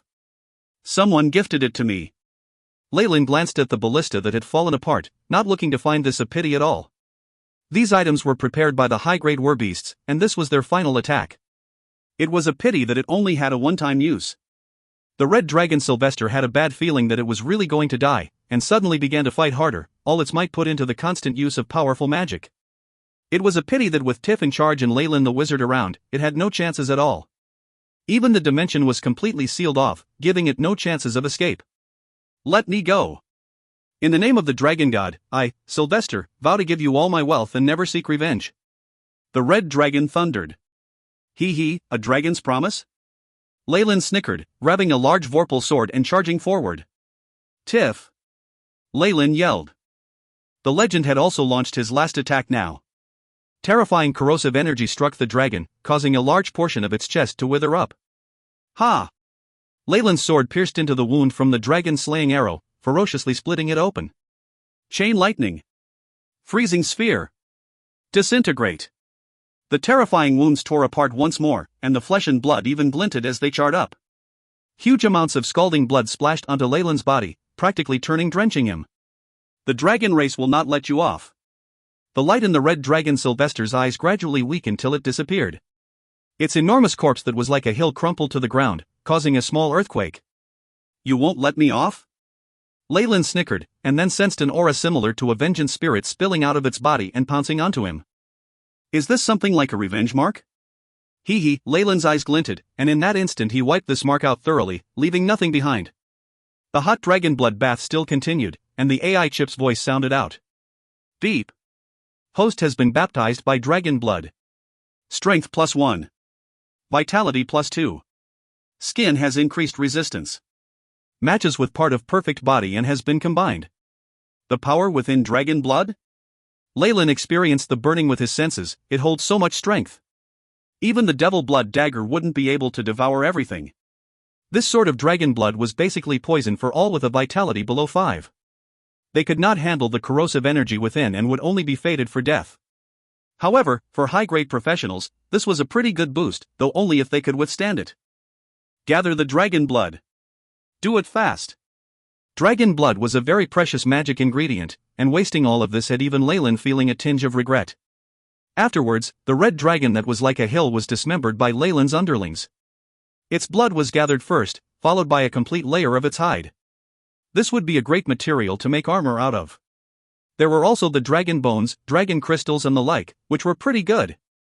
When Leyland's underlings saw the treasures in the red dragon's cave, the excitement in their eyes could not be concealed as they began to cheer. Dragons liked to collect shiny objects, and while most would be quartz and glass, there were also many precious metals and even magic items which must have belonged to some poor fool. I want the materials from the red dragon's body. As for the gold and silver, divide it amongst yourselves. Leyland kept the materials from the red dragon in his bag of holding, not even giving the various metals piled like a mountain there a second look. After hearing this order, all the troops' cheers increased in intensity.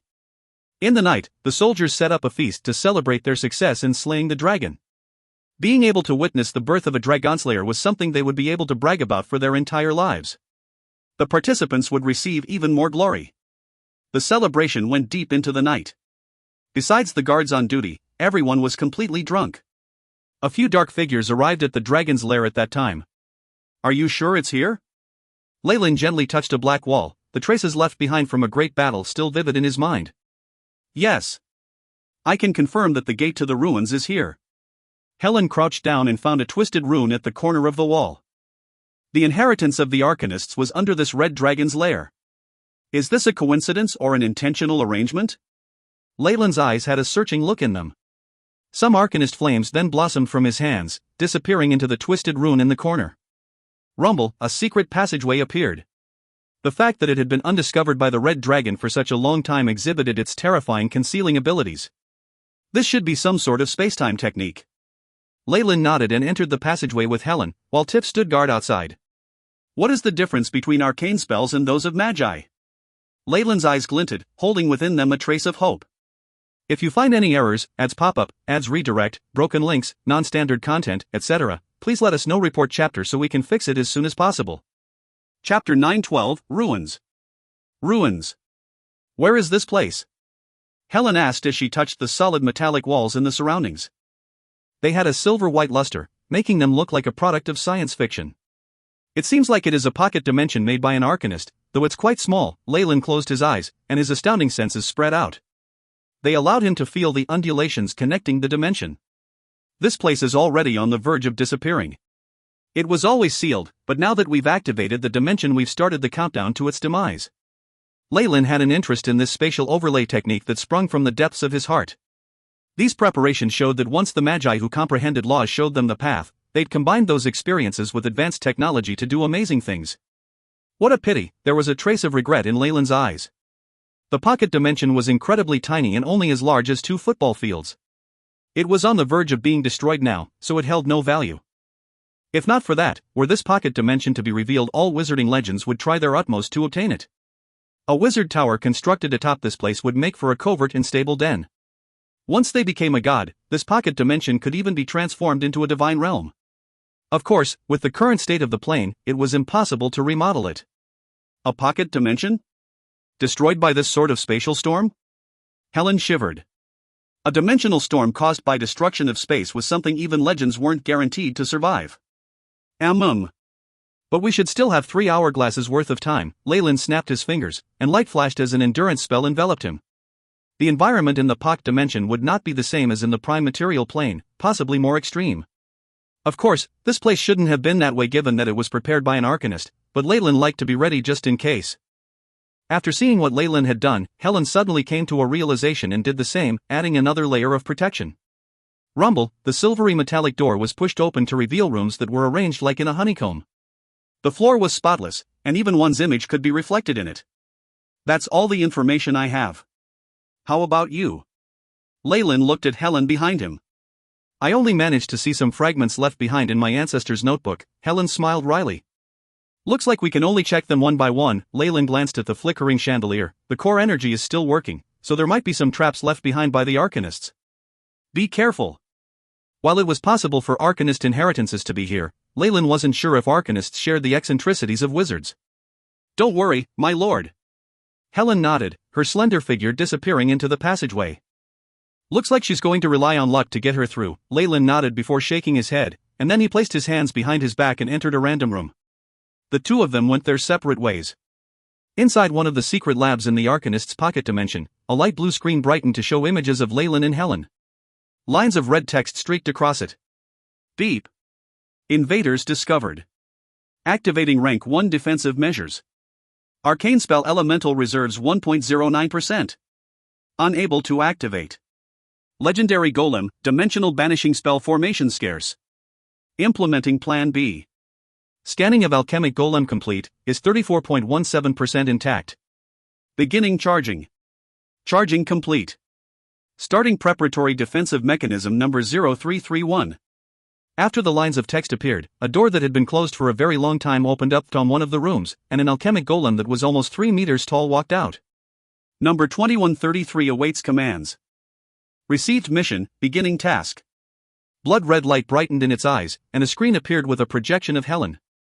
Sounds like the cracking of knuckles rang out, and the golem charged in her direction. Asterisk rumble. Rumble, asterisk Leyland was reading a book, and the slight vibrations caught his attention. He put down the incomplete draft in his hand, and thought hard. Looks like the defensive mechanism of the laboratories aren't completely damaged. That makes things much easier. Besides deducing the existence of arcanists, Leyland knew nothing about the ruins. With the time limit till this place would break down, he would be unable to take too many things. However, as long as there was an intellectual core or tower genie, the laboratory would be the most valuable region. Setting aside the items in his hands, Leyland headed in the direction of the vibrations. Leyland, save me! Running for her life, Helen saw Leyland walking over and brightened up. She cut a sorry figure. There was a beastskin scroll in her hands, with the energy undulations of high-grade magic on it. This wasn't an enchanted item, the energy was similar to those of magic artifacts from the Magus world. With the way Helen refused to let go of it, this had to be something good. Still, Leyland as he was now thought nothing of it. Asterisk thud. Thud, asterisk at this moment, the alchemic golem that had been pursuing her appeared before Leyland's eyes. It was like an armored knight from the medieval ages, though there were 2 small barrels on its shoulders that looked to be a fusion of magic and science. Beep. Discovered primary target, annihilating. After seeing Leyland, its eyes emanated a terrifying crimson luster. Beginning charging of miniature magic honing cannon. A layer of terrifying energy undulations condensed within the barrel on its shoulders, causing Leyland to feel a slight sense of danger. This is completely different from the techniques used before. Leyland looked interested, and he moved abruptly. A rumble sounded out as the miniature cannon fired, hot light causing even the metallic ground to show signs of melting. Pooh, Leyland was struck by those bright rays of light, but then turned into dark shadows and exploded. It's a high-grade illusion. Helen hid aside. A battle of this level was something she had no say in, but as long as we hold on for some time, Lord Tiff who's guarding us on top should be able to come down. With his legendary strength. Helen was still making calculations as she grasped the scroll tightly. However, she then gaped in shock. After tens of thousands of years, it's still preserved to this extent. Not bad. Lights flashed, and Leyland appeared behind the alchemic golem, noting the damaged armor, adamantine runes, and other lines. A pity though. The energy here is about to be completely consumed. Even legendary teams can't come in. The passage of time was the most terrifying of attacks. With its tempering and developments, even the stuff of arcanists would leave holes behind. A completely different tower genie from the world of gods and the structure of this intellectual core. They're all like decorative items in front of me, Leyland sighed. With some light at his finger, he pressed the puppet. Beep. Attack beginning. Target interface scanned, searching database. Cutting off information, the AI chip's robotic voice sound. Arcanists were mostly born of magi, so of course they would have used or improved upon the ideas of many magi. They were like kids playing house to Leyland, especially with the help of the AI chip. Connected with the puppet, Leyland's soul immediately reached the core control room through the network in the pocket dimension. At this moment, a piercing giant red font filled the screen in the hidden room. Warning! Warning! External information attempting to rewrite core authorizations. Rejecting, activating defensive wall. Activation of defensive wall failed. Beginning self-destruction. Countdown, 3, 2. Beep. Core authorizations modified. Leyland Fallen is now the absolute master. Self-destruction halted. Wow, what's going on? From Helen's perspective, what just happened was like a magical show. Once Leyland made contact with the alchemic golem, the entire pocket dimension had begun to tremble, and the lights had flickered unsteadily. Huge blue arcs of lightning had sparked out, making it seem like the end of the world had come.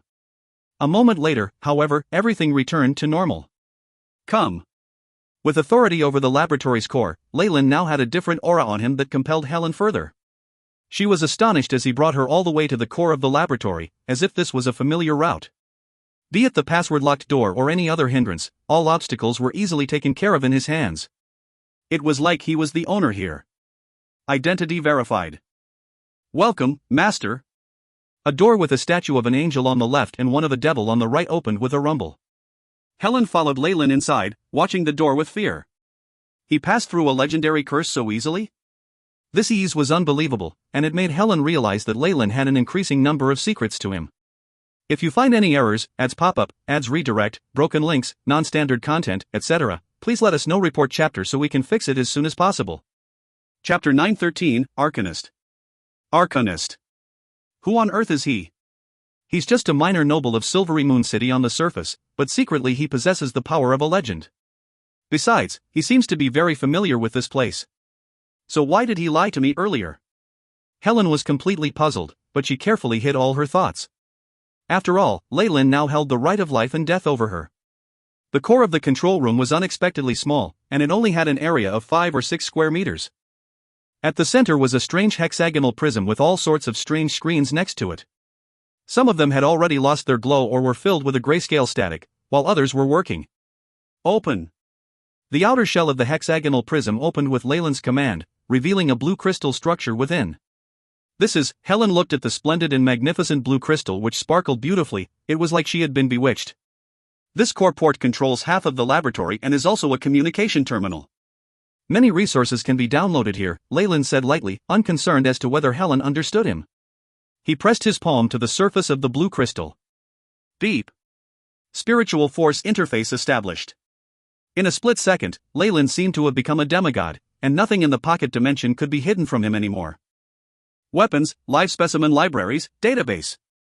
Various images and words appeared before him, and it was only at that moment that Leyland realized how fortunate he was to grasp it all. Its energy reserves haven't even reached 2%, and its powerful weapons cannot be activated at all. The magic and spell formations are also damaged, and half of the golems have been destroyed. It looks like I can only send out 1 or 2 defective items, Leyland sighed. He believed that this pocket dimension would have been able to hinder even high-ranked legends at its peak. Now, however. Of course, it would have been very difficult to seize control of the entire core back then. Whether it was a legendary wizard, thief, or even an elf, they would not be able to attack the lab's intelligence core through the communication terminal. After all, they were on completely different planes. However, Leyland was different. He was very familiar with this type of structure in the ilk of those made by Magi, and the AI chip supporting him had even more knowledge reserves. It was purely because of this reason that he managed to seize the entire core unharmed. Beep. Laboratory's power source reserve has reached its critical point and is unable to absorb more energy from the abyss. Time before collapse, 1 hour 13 minutes. The AI chip displayed yet another message in front of Leyland. As expected, the demiplane has deteriorated with age and is about to collapse. Is it too late to stop it? If it's like this, then the most valuable thing here is, Leyland's eyes were filled with regret at first, but then his expression brightened considerably. AI chip, record all the information from the terminal. Beep. Mission established, initiating download program. The AI chip executed Leyland's task immediately. The magnificent light shining from the hexagonal prism was projected onto the walls all around him, as well as onto all the screens. Leyland was bathed in its light, and a multitude of data and characters flashed across his eyes. The most important bits about the arcane arts and spell models, various alchemic experiments, research, improved meditation techniques, and anatomical records were presented to him. There were also diaries and other useless news from the terminal, and that too was fully copied by the AI chip. The extensive library of data was transferred in a split second. Compared to this, the tiny little bit of information Helen had almost given her life for to obtain was worth nothing. Beep. Information about the arcanist profession has been collated, and overlaps with the host's wizardry. Combine? Yes, Leyland replied without the slightest hesitation. Afterwards, his aura began to change. An arcane flame began to burn, and powerful force poured into his sea of consciousness and began to remodel and process his profession. Leyland soon saw his status change from that of a wizard into that of an arcanist. Snap, Leyland almost blacked out at the acute pain that came from his very soul. He felt his connection with the weave instantly break off. Fortunately, this severed state lasted only a moment before it reconnected once again. However, the connection was now somewhat different. In this split second, there seemed to be a pair of golden eyes focused on him. However, it was immediately deceived by Leyland's grasp of the first 4 layers of the weave. The AI chip's reminders continued to ring out. Beep. Host has become an arcanist. Profession changed. Beep. The host has gained arcane specialties, energy detection, amplification. There was a detailed description beneath each of the specialties. Arcane energy detection, arcanists are able to supersede the weave's restrictions and directly perceive the arcane energy in the environment, drawing it in to form arcane spells. Arcane amplification, arcane energy is amplified by 10 to 20% when an arcanist casts a spell. Beep. Host's spiritual force has broken through, spirit +1. Host has advanced to become a rank 15 arcanist. Leyland's mind suddenly jolted, and afterwards his spiritual force directly made contact with the 7th rank of the weave. Looking at the weave from an arcanist's perspective gave him a completely different feeling. The feeling of jumping out and watching the weave from afar increased the speed at which the AI chip analyzed the weave. Leyland's stats had also changed. Leyland Fallen, age, 21, race, human, rank 15 arcanist. Strength, 13, agility, 11, vitality, 12, spirit, 15, arcane energy, 150, status, healthy, feats, sturdy, erudite, elementary perfect body, specialties, arcane energy detection, arcane amplification. As expected, the greatest benefit of becoming an arcanist is to break away from the weave's method of performing magic. Additionally, arcane energy has replaced my spell slots, Leyland nodded. Moreover, his separation from the weave affected only that aspect. This meant that Leyland could now also prepare rank 7 spell slots, and wait to use them the next day. Naturally, due to the restrictions of rank, he only had 1 rank 7 spell slot. Using arcane energy to cast arcane spells would perhaps consume more energy than using the weave to instantly cast low-rank spells. However, it will use up fewer spell slots, Leyland stroked his chin in thought. After fully analyzing rank 0 to rank 3 of the weave, he could instantly cast low-ranked spells. Overwhelming his opponent with a torrential number of spells had always been his killing move, but it was of course established within the authority of the weave. It was equivalent to stealing Mystra's power for himself. If he only used arcane spells, then he wouldn't have this benefit anymore. However, the greatest benefit of being an arcanist was that he could retain wizard spell models instead of forgetting them, and at the same time he could use the weave. As a result, I'm now outside the system, but I can still enjoy the system's benefits. Just using its power without any of the obligations, it's so straightforward, Leyland sighed. It's a pity that if more people like me are born, then the weave would fall apart. You've broken through? Although Leyland had only taken an instant to advance, Helen distinctly felt that something was different. I have, Leyland smiled. What he had gained today couldn't just be described as a breakthrough though. I'm now an arcanist, and I have a great number of arcane arts with me. My improvement from now will be rapid. As a rank 15 professional wizard, I'm of the highest class. Leyland was turning the idea over in his mind. He was a genius who had advanced to become a high-ranked wizard at the tender age of 21. Apart from the gods chosen or demigods, he was near the peak of the prime material plane. This place is very dangerous, it's best that we leave as quickly as possible. Leyland furrowed his brows and took Helen away from the core database. The trip had gone fairly smoothly, and he had obtained resources from the arcanists as well as many arcane arts. It all saved him a lot of effort, but he hadn't accomplished his most important goal yet. He didn't get the inheritance of those magi who had comprehended laws. The AI chip hadn't found anything related to such magi amongst all the resources it had scanned, and it filled Leyland's heart with disappointment. The direction and experiences of the ancients would have been of great help to him. It's a matter of course. Not every arcanist can receive the instruction of a being like the distorted shadow, and even if he left an inheritance it wouldn't be here. Leyland comforted himself, the profits this time are sufficient. Just what the AI chip has stored in its database would be enough to fetch an extremely high price. Let's hurry up. There isn't much time before the pocket dimension collapses. Leyland suddenly stopped in his tracks and turned his head in astonishment. He discovered that Helen had disappeared into thin air without his notice. Impossible. I've always paid attention to my back, and I even have an arcane mark on her.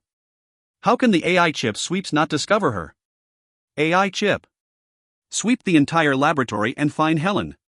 Leyland immediately ordered. He had seized the core authority in this place, and even if most of the equipment was depleted or damaged, a basic search was still possible. Very quickly, the results were sent back to him. However, Leyland's expression turned even more unsightly at the information. Nothing. There isn't a single trace left of her, and she didn't even leave a corpse. It looks like she just disappeared suddenly. He had not felt such a powerful sense of déjà vu for a very long time. If you find any errors, ads pop up, ads redirect, broken links, non-standard content, etc., please let us know. Report chapter so we can fix it as soon as possible. Chapter 914, Distortion. Distortion. Is this the effect of a high-ranked magus radiation?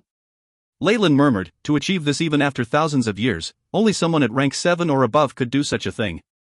Leyland stood by himself in the empty and desolate passage, slowly shutting his eyes. He slowly found traces of energy from a completely different world. The power of distortion. As expected, it's distorted shadow. Over there. Leyland's eyes were filled with excitement as he suddenly advanced in another direction.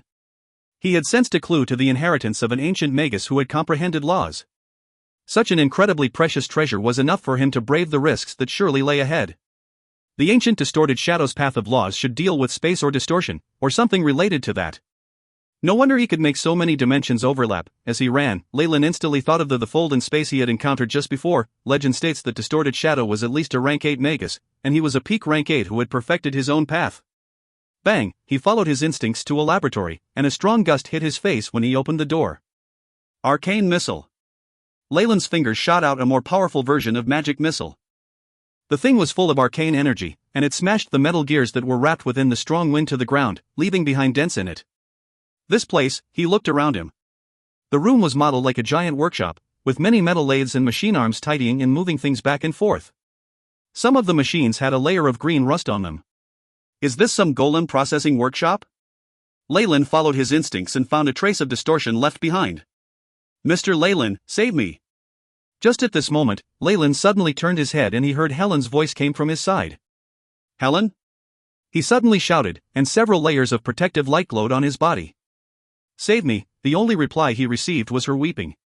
Leyland gritted his teeth and walked towards the direction of her wails. He passed through a tall fireplace, and saw the back of a silhouette that seemed like Helen sitting in the darkness and crying. I can't get up. Mm? It was only then that Leyland discovered that the originally smooth floor had become spongy. There were several black hands spouting out of it, holding firmly onto Helen's ankles. A faint black shimmered in Leyland's pupils as they widened, and he called out in the ancient Byron language. Malicious intent? Get lost.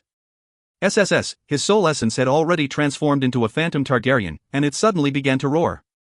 Asterisk puff.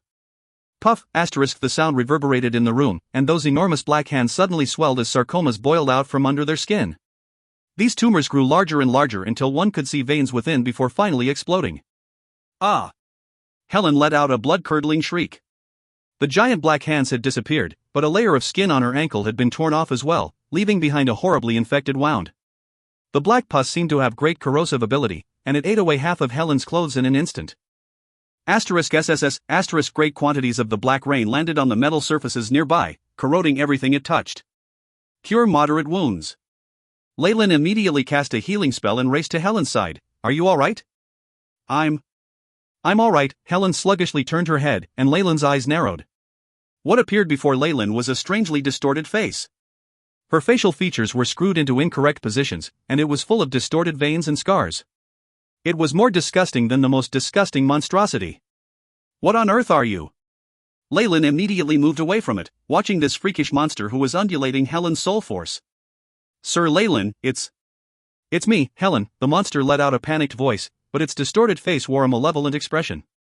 The huge mouth on its forehead opened, revealing sharp yellow teeth and a barbed green tongue.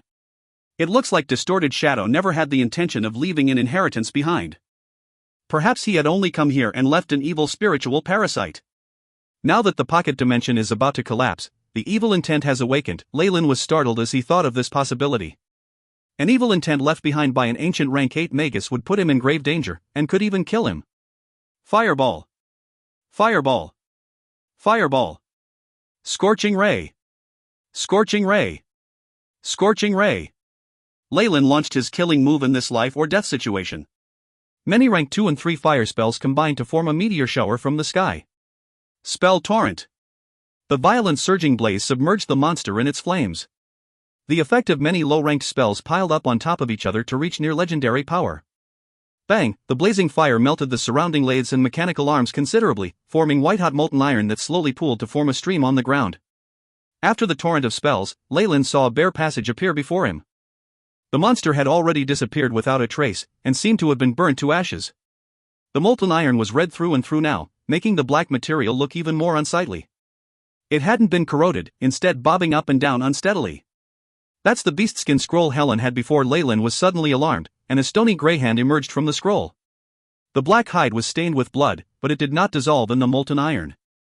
This made a strange expression appear on Leyland's face. Leyland! Save me! As the voice sounded, the hand suddenly broke through Leyland's spell defenses. A power of distortion struck Leyland's shoulder. Crash! Whether it was his robe or armor, or even his body's own defenses, everything was torn apart like paper by this hand. Damn it! Leyland's expression grew fierce. Fuck off! The Targaryen phantom felt the danger as well, and its vertical eyes narrowed. A formidable devouring power spread into the surroundings. Blink! Leyland's silhouette flickered and he arrived outside the workshop. He didn't even bother looking back at the monster within as he broke out into a run. Several haste spells flashed on his body as he dashed out of the exit. Although Leyland would take risks to obtain a rank 8 magus inheritance, he definitely wouldn't court death for it. The moment he discovered that the danger here far exceeded the benefits he could gain, he made the prompt decision to leave. Chirps and honks sounded as a twisted laughter rang out from behind him. He felt a terrifying force pursuing him as the entire passage began to distort, like a rag being twisted to pieces. Freeze! The torrent of spells appeared once more, and many freeze and create water spells formed a mountain of ice behind him. The enormous ice mountain immediately blocked off the entire passage, and stopped the terrifying creature's pursuit. Still, crack after crack formed on it without end. Leyland seized the chance to suddenly rush to the exit, throwing himself outside. Furry green claws distorted as they swiped at Leyland's back. Thankfully, he'd managed to make it out in that instant and they only managed to cut the corner of his clothes. A loud rumble suddenly sounded. Leyland immediately jumped out of the secret entrance, and soon after it was submerged in a silver storm. The pocket dimension had already begun to collapse, and many disasters had arisen within. Young master! Tiff walked over to him with a worried expression. I'm alright, I only ran into a storm in the plane. I was rather lucky. Leyland smiled, a healing glow already spreading across his shoulder. Lord Leyland? He heard a woman's voice and trembled at the sound of it. He turned his head rather stiffly and was greeted by the sight of Helen. Helen stood there, hale and hearty, with a concerned expression on her face. What? Weren't you still in there? Leyland's eyes narrowed. What? Helen's astonished expression deepened. You had me leave first after we exited the core control room, my lord. You said you wanted to continue exploring alone. I indeed saw Miss Helen arrive first. Tiff testified for her. Then the Helen I saw earlier, who was it? It even distorted my senses. Then this thing? Do you recognize it? A black blood-stained scroll made of beast skin appeared in Leyland's palm. He had used various methods to verify that Helen was really made of flesh and blood. The soul undulations were the same, and she was not disguised by some evil intent. "My scroll," Helen exclaimed, touching the bag of holding at her hip. Her face slowly paled. "Gone. It's gone. I had it in my bag of holding." "Ha!" As expected of the distorted shadow. Leyland sighed deeply, having already grasped the concepts of distortion, space, and time. "He even managed to distort my senses? Young master, is there an enemy?" Tiff now realized that something was wrong. He stood on alert next to Leyland, his eyes fixed on Helen. If she made the slightest wrong move, he would kill her where she stood. "It's nothing. Just a mishap," Leyland waved his hand. He had experienced far stranger things than this in the Magus world, and developed some immunity to this sort of thing. If you find any errors, ads pop-up, ads redirect, broken links, non-standard content, etc., please let us know. Report chapter so we can fix it as soon as possible. Chapter 915, Dying in the Line of Duty. Dying in the Line of Duty. This was a peak rank 8 Magus with the power to twist time and change the future. The thought of himself reaching that realm left Leyland with a sense of longing. Whatever it is. This operation ended well. Let's talk. After leaving this place, Leyland swept his eyes across the information in the AI chip. The plethora of data about arcanists in there was real. Leyland's complexion only improved after they left the dragon's cave, once he breathed in the chilly air that smelt of nature. While the pocket dimension crumbled completely, there's a possibility of something being left behind. I shouldn't get too involved with this sort of thing before this body rivals my main one in power. There was fear in Leyland's heart. If the distorted shadow truly had malicious intent towards me, that one streak of intent would be enough for me to die there. So why did he let me off at the end, and even give me this scroll? Leyland glanced at the black scroll in his hands and then at Helen, who clearly kept peeking in his direction with a terrified expression. "Do you know more about this thing?" "No, I don't. I found out from an ancestor that the distorted shadow had some manuscript in one of the rooms in the ruins that recorded some information about arcanists." Under Leyland's gaze, she trembled as she spoke the truth. "I'm afraid this isn't what you were looking for, and it's very dangerous. Just leave it with me for now." Leyland did not seem to have any plans of returning the scroll. The distorted shadow had too many ways to mess with a little rank 11 wizard. He could have distorted her memories and implanted a fake, which were all easy tasks. "All right, my lord." Helen felt a little discontent with his decision, but still agreed. After all, what had happened had truly scared her. Leyland looked towards this half-elf wizard and suddenly exclaimed, "I'll compensate you based on an agreement. Let's say the way for arcanists to rank up in a portion of an arcane spell model. Tell me what you want." Helen had developed a very good understanding of Leyland over this period of time. He would never do anything that would not benefit him. Of course, once an agreement was reached, he would treat all equally. "Vow me your loyalty for 100 years. Swear it upon your soul and with the sticks as the witness." Leyland spoke nonchalantly, watching the conflict in Helen's eyes. She was undoubtedly clever, though. "All right." After struggling over the decision for some time, she agreed and immediately swore to it. Her soul is real, so she should be the real Helen. Leyland nodded inwardly. The vow of a wizard's soul when resonating with the river Styx was something binding, and it could not be faked. As he was now, a rank 11 wizard was dispensable to Leyland. The key point was the verification and authentication he obtained from the vow. This Helen truly seemed to be original, though her emotions were all over the place. Then, what did Distorted Shadow want to tell me? Did he manage to survive the dusk of the gods, or did he fall completely? No, with his strength he'd leave some soul fragments behind if he died. They would await resurrection for a long time. At this thought, Leyland's expression grew somber once again. After killing the red dragon and exploring the ruins, there was no point in lingering on the Nether Mountains. Leyland hence ordered that they return. The group, which had dropped to around 700 in number, brought with them the immense glory and wealth of killing a dragon. Raphania, however, looked sullen. It seemed that after like she would part ways after they left the Nether Mountains. Slaying the dragon and exploring the ruins took less than 10 days. The outside world must be in chaos now, no? Leyland's thoughts were filled with delight at this disaster. He didn't care about the female knight's mood. Such was reality. What's going on? Why have they imposed this level of martial law? After leaving the mountains, Raphania could obviously tell that something was off. Many of the surrounding villages had been completely abandoned, and there were sometimes some who were very guarded, extremely alert against strangers. Could the war creatures have invaded again? Or have the orcs launched a huge attack? Raffania quickly came up with two possibilities. Beginning to get anxious, Leyland's explorations will definitely have him accused of being a deserter. The female knight suddenly began to get worried, but then she shook her head. A sly person like him must have long since prepared an escape route. Even without that, why do I have to worry about him? At this moment, a scout ran over. Report! A friendly force has launched a signal up ahead. Launched the signal. We'll go over. Leyland nodded calmly, knowing who was coming. In the dark forest, there were no other people besides him. As expected, after the scout sent the message, dust could be seen flying in the distance, and a human figure was like a black falcon swooping in from the sky. Leyland fallen. Casley's neck bulged from his immense fury as he arrived in front of Leyland. Why did you leave your battle zone? Also, where's Malfoy? After seeing the group of over 700 people behind Leyland, Casley froze a little, but that was then drowned out by his anger. Did you know that because you neglected your job, I had to deal with the war creature attacks and give up on helping Silvery Moon? Stop. Wait. I still don't know what's going on. Saving Silvery Moon? Why? Raffania felt a little dizzy. You don't know yet? What a terrible excuse. Have you all been hiding in the woods in the past few days? Casley had a mocking look on his expression. The orc armies have already surrounded Silvery Moon. While I, high-ranked wizard Casley, was engaged in a bloody battle, your wretched new recruits dared to give up on the area they were supposed to be defend. You should all be hung. Orcs surrounding the city? Raffania staggered backwards, eyes full of disbelief. She was now completely disheartened. You must have known that this would happen. Right. Then. Why, mighty high-ranked wizard Casley, did you not bring your own troops, and the volunteer army belonging to nobility and help them? Leyland did not bother himself with Raffania and instead looked towards Casley, ridiculing him.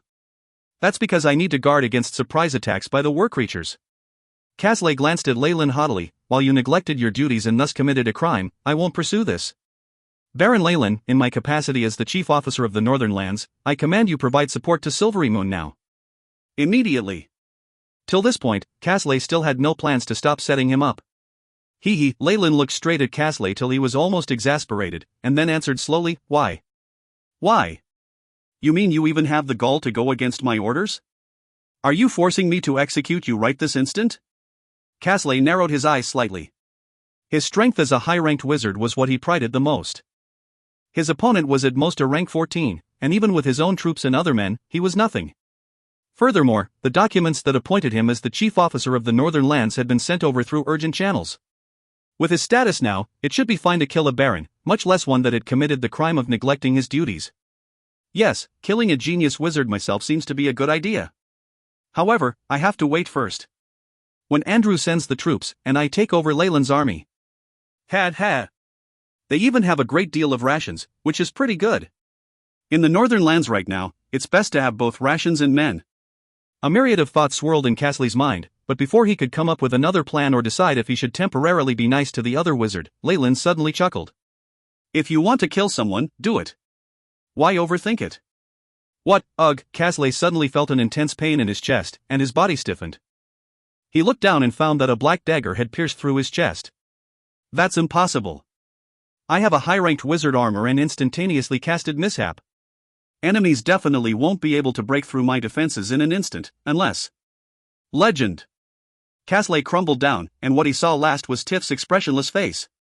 Trying to control me once the organization collapses and using its might for that. Should I say you're stupid, or stupid? You killed him? Raffania's voice was hoarse. No. Casley died at the hands of war creatures, on the line of duty. Leyland laughed without the slightest of scruples. Pay attention. All on guard. Leyland looked towards the friendly army that had finally arrived, and then shook his right hand with a sardonic smile. The light of sunset looked like blood. Andrew and a few nobles were respectfully speaking next to Leyland. High-ranked wizard Casley died at the hands of war creatures. Our Northern Lands are really in a pinch. After saying this, they could not help but wipe off the tears. What happened that afternoon had scared them stupid. Oh. Also, the clash this afternoon, Leyland spoke a bit louder. That's a misunderstanding, Andrew immediately took the initiative to say this, astounded and fearful of Leyland's ruthlessness. If you find any errors, ads pop up, ads redirect, broken links, non-standard content, etc., please let us know. Report chapter so we can fix it as soon as possible. Chapter 916, Scheme. Scheme. Since that's the case, could all of you please sign this report of battle merits? Don't forget to stamp it with your seal. Leyland produced a document and waved it around, laughing sinisterly like a big bad wolf. We're already at this stage. Who would dare go against him? Baron Andrew laughed wryly inside and signed it. Good. After all the barons and officers present signed their names, Leyland was all smiles as he kept the document, changing his attitude entirely. As the subordinate of Officer Casley, I do feel regretful and sad about what happened. Divide his team amongst yourselves as you see fit. After hearing this news, everyone's eyes brightened. The army that Casley had brought with him was composed of a few nobles' personal troops along with those of Silvery Moon. Just the regular soldiers, horses and rations were enough for them to go green with envy. After getting us to surrender, he's having us divide the ill-gotten gains amongst ourselves? How evil, Baron Andrew sighed inside, but did not have the guts to voice his objection. In reality, they were now prisoners of the sort. Leyland's personal troops had completely defeated their allies this afternoon. After all, his underlings were battle-forged high-grade professionals. It would have been strange if they had won. Leyland didn't force them too much at that time, instead inviting them to talk peace. After returning to the northern lands, we still will have to see how he decides to proceed, Andrew tried to console himself. Have you finally gotten what you wanted? Raffania glanced at Leyland, her gaze icy. You're talking about this? Leyland lifted the joint declaration of the nobles and waved the document around. No, this is just all in name. Essentially, with the chaos of war and there being even a question of whether the Silvery Moon Alliance will still exist, who would care about the death of a wizard? Leyland wanted this in writing because it was better than nothing. Its presence would make a huge difference in any cases. Silvery Moon Alliance not existing?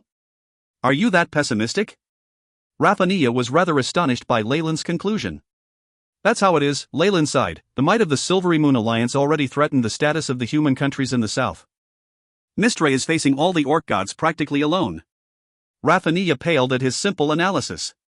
There had been many who realized this in the past, but none had the courage to reveal it so clearly. Leyland was now breaking all pretense, revealing the naked truth to Raffania. You saw it in Silvery Moon, didn't you? The Queen only has control over the land of Silvery Moon. The Silvery Moon Alliance states might support her when things are going well, but now, Raffania's heart dropped at Leyland's words. She'd long since known that this was how nobles acted. Since things have gotten this bad, let's go back to uphold the justice and peace I desire. Raffania took a deep breath, eyes showing her emotional state. You'll help me, won't you?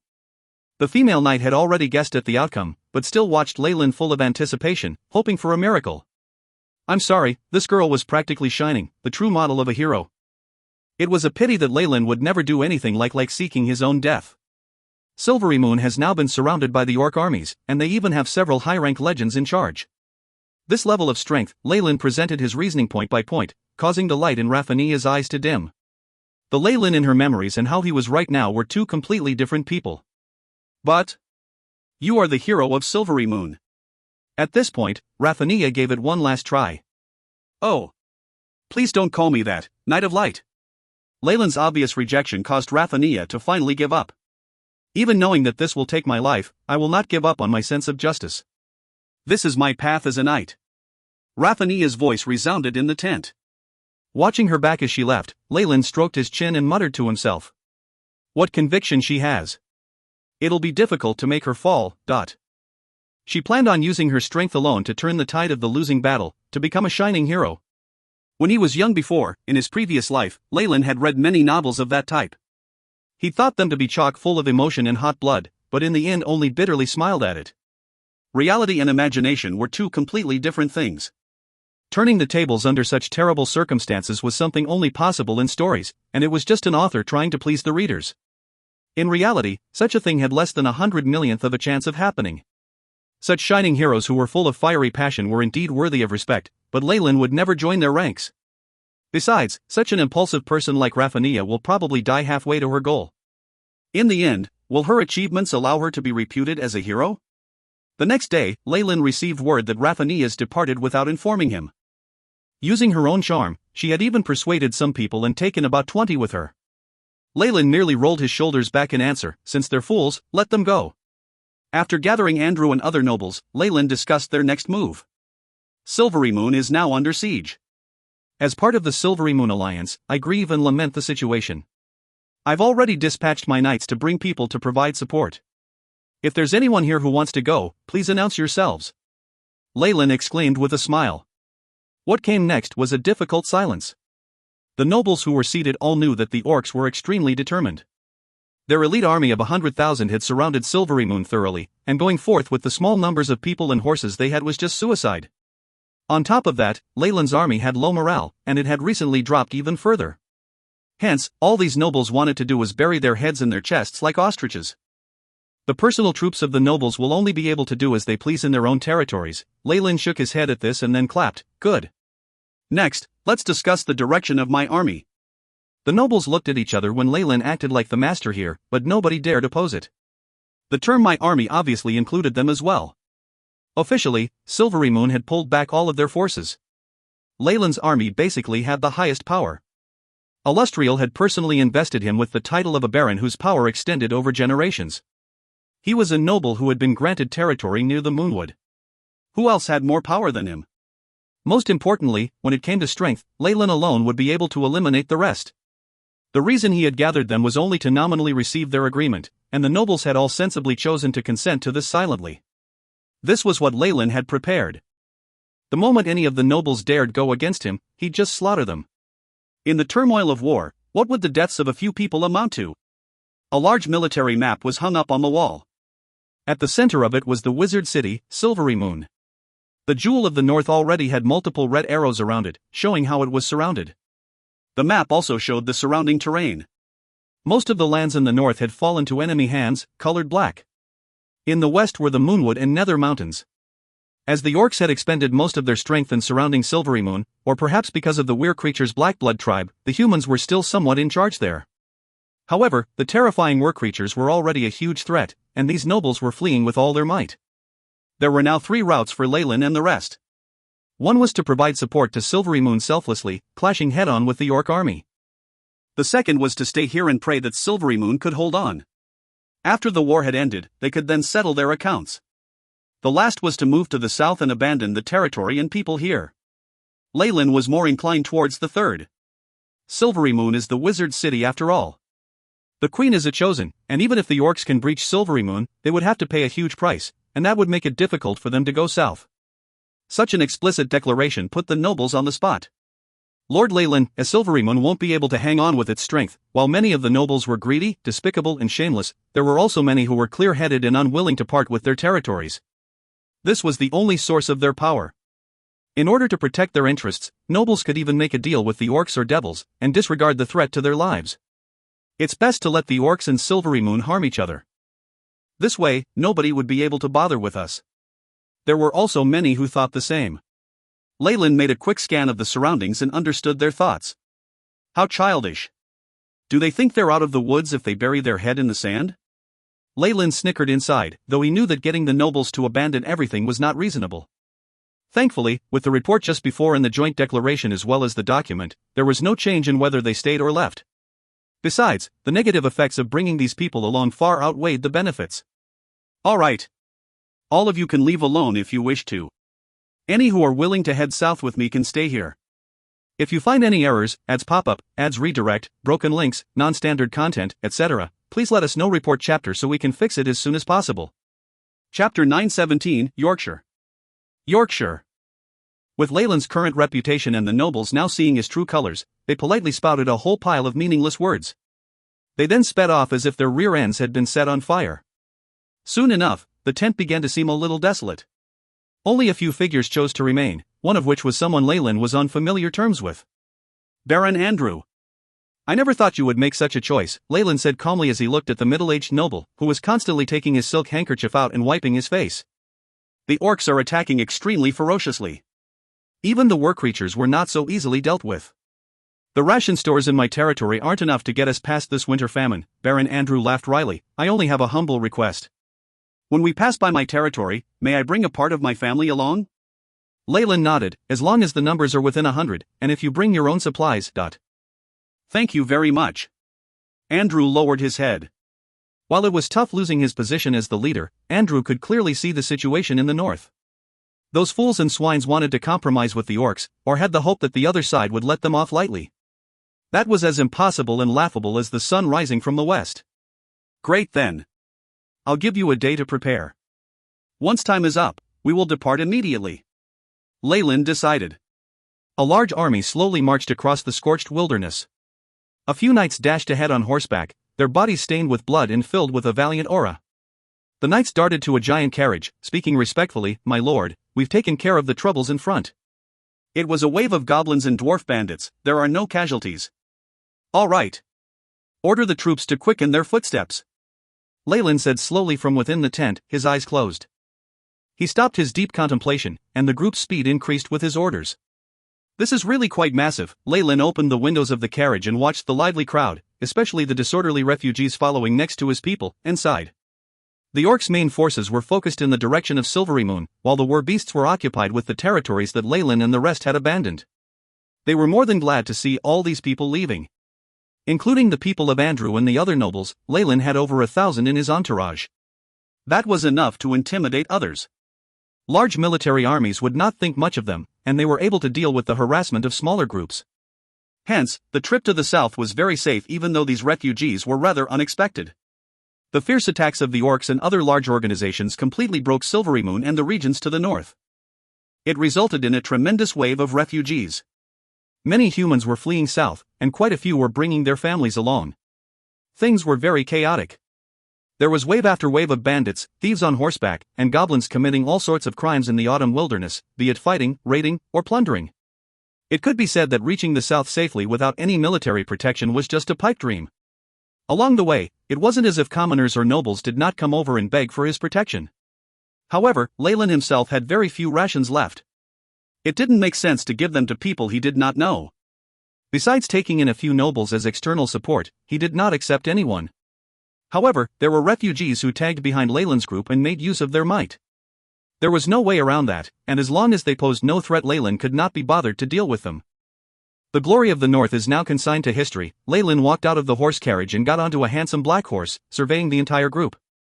Everywhere he went, whether it was the family of the nobles or the original troops, everyone lowered their heads in respect. They knew that Leyland was their leader, their shield as well as the one in control of their lives. If he grew hostile and chased them away, they would be like those pitiful refugees. On top of that, this high-ranked military official was also a high-ranked wizard. In this chaotic world, those with strength gave one a sense of security. Tiff was more aware of this. After leaving the Nether Mountains, Leyland intentionally had him hide himself. Even though there were rumors, most people expressed their disbelief in it. How powerful was a legend?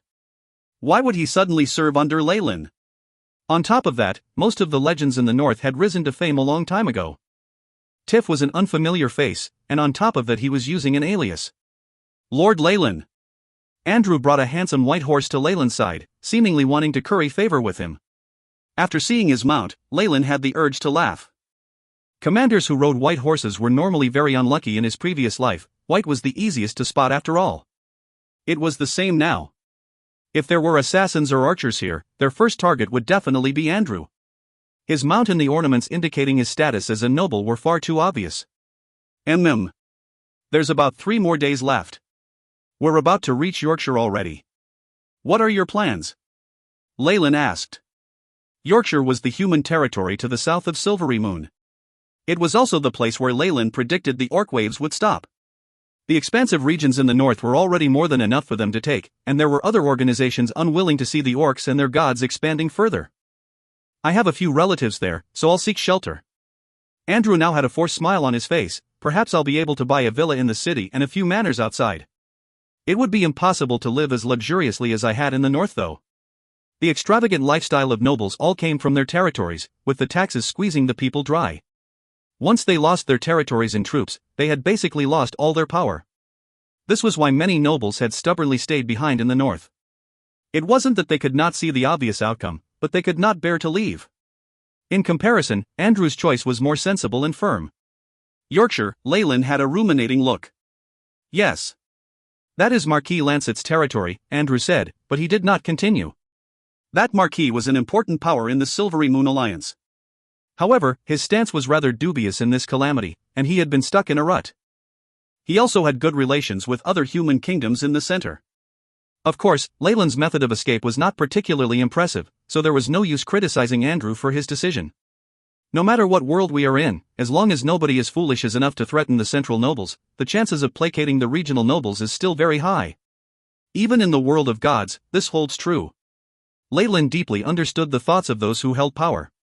After those in the south struck the Silvery Moon Alliance, they definitely would not want the orcs to grow stronger. Hence, after Silvery Moon collapsed, they would regain control of the orcs again. This was what Marquis Lancet wished for. He definitely did not want his territory to turn into a battlefield, instead making use of this time to gather more strength. While it was impossible to pacify everyone by dividing up the territories in Yorkshire, it was very likely that he'd give away the area surrounding Yorkshire as a buffer for the escaping organizations. They'll give us the territories at the north of Yorkshire and let us become the front lines and cannon fodder to fend off the orcs. Leyland stroked his chin, a peculiar smile lingering on his lips. Who knows, after entering Yorkshire, someone might draw me into a marriage proposal. Stripping a noble of territory was just too ugly. Doing this through a joint marriage was a far more gentle and acceptable way. The large nobles would definitely not want to be accused of doing something so terrible, so this was basically inevitable. 3 days later, the large group entered Yorkshire. Order had been re-established here, with well-equipped elites patrolling the entire area. There were even batches of cavalry on occasion. Evidently, Marquis Lancet did not dare believe the orcs at the north. After all, they were simple-minded, and it was natural that they might suddenly have a change of heart. Compared to orcs, these refugees would pose a threat to security. At the very least, after seeing Leyland's organized troops, the soldiers looked wary. Leyland nonchalantly showed his noble and military rank pass, and then let them do what they needed. I finally see it, the power of the churches. Leyland could see many huge tents set up in an orderly manner outside the city. Numerous priests with differently colored church emblems and symbols were hastily walking around and helping refugees. With a calamity on the horizon, this was the time for a huge harvest for faith. Leyland saw many crying ugly tears and repenting after obtaining oatmeal for emergency relief, and then entering churches. It was rare to see them in the north when there was a calamity, but they're all gathered here. The thoughts of humans and gods are obvious, Leyland thought inside. Of course, it wasn't as if there weren't other types of priests in their midst. For instance, Leyland saw a small group of holy warriors and mercenaries rushing towards the north. These are the paladins and priests of the god of justice, Tyr. They're rushing to the battlefield in their own name. Leyland thought to himself, the gods with human factions are usually the most neutral. How could the god of justice allow his own followers to participate in the battle in their own name? What a ridiculous internal power struggle. Leyland snickered. However, this was a chance for him. If you find any errors, ads pop up, ads redirect, broken links, non-standard content, etc., please let us know. Report chapter so we can fix it as soon as possible. Chapter 918, Falling to the Enemy. Falling to the enemy. Table manners were very important. Even Leyland needed something to cover up Casley's murder. Those large noble families often investigated these things thoroughly. Due to the racial conflicts, the rulers of various human nations had sent their armies to help in the north. However, even the most ferocious armies could only push the front lines of battle closer to Yorkshire. There was basically no difference even with them around. There was a solemnness and tragedy to the paladins who were heading north alone. Leyland didn't dwell on it long, though. Soon enough, the troops of Yorkshire brought the conditions of the city. Leyland and the nobles could enter, but the army would have to stay outside. That was their bottom line. Leyland merely rolled his shoulders back and accepted this condition calmly. The surge of nobles from the north had inflated Yorkshire's prices greatly, to the point that even nobles found it hard to stomach it. Of course, there were still benefits to holding power. A luxury villa was arranged for Leyland, with everything free of charge. Leyland then met the Marquis Lancet he had heard about so often in rumors. Baron Leyland, I've long since wanted to see the rare wizarding genius of the north. Lancet had a head of silver, curled hair, and a poised appearance. After seeing Leyland, even the wrinkles on his face smoothed out. He had evidently conducted a thorough investigation before meeting him. I am extremely grateful for the Marquis' generosity when the north has fallen into enemy hands. Leyland's behavior astounded the Marquis. Most geniuses were arrogant, but Lancet saw none of that in Leyland's expression. On top of that, he lacked the inflexible thinking and apathy so common to wizards, and instead seemed more like a scholar. His bearing even surpassed a few of the grandmasters he had paid a great deal of money to hire. Lancet poured Leyland a glass of dark red wine, looking sorrowful. Before we get to the formal discussions, I wish to tell the Baron something with regards to the north. Has Silvery Moon fallen? Leyland's eyes glinted as he asked indifferently. Lancet's hand halted pouring the wine for an instant, causing the stream of liquor to break off for a while. He then sat in front of Leyland as if nothing had happened, a profound look in his eyes. It seems like you have your own intelligence channels, Baron. Indeed, Silvery Moon fell just yesterday. 1 day ago, the North. Silvery Moon City. As the chief advisor to Silvery Moon, Scholar Buren, who was like the Prime Minister, was watching Illustrial with worry in his eyes. She looked tired, her brows furrowed. The sight was heartbreaking. Forgetting her real age for a moment, if one were to judge her based on her mental age and outer appearance, the life and death of the city had been put into the hands of a little girl. Scholar Buren thought this was just too cruel. While Illustrial had great reputation and charm, she was not a qualified leader. The stress of war practically overwhelmed her. No, the goddess has yet to give me an answer. Illustrial now seemed to have ended her meditation, the wrinkles on her forehead deepening. The goddess of the weave, being a greater god, was the cornerstone that maintained Silvery Moon's existence. Now, however, she was rejecting Illustrial's prayers and requests for help, which made things clear. It's not just any god. Has even the mighty Mistra abandoned us? Seeing this, even a powerful legendary wizard like Buren felt his heart sink. Roar, the cries of distant beasts traveled into the palace, causing Illustrial's expression to change. It's starting again, Scholar Buren sighed. A teleportation gate opened up, and Illustrial stood on the city walls next to Buren. Long live Her Majesty! Long live Her Majesty! Seeing her appearance, the morale of the city guards soared. They were now full of hope. Illustrial had displayed her might as the goddess chosen these past few days. Only the Orc Emperor Saladin could contend with her. But the Queen is the leader, her responsibilities do not lie here. Battling the opposing high-ranked professionals should be the job of the military wizards. Scholar Buren sighed inside. While Illustrial had immense charm and strength, this queen was still too inexperienced. Buren watched the orcs' formation under the city.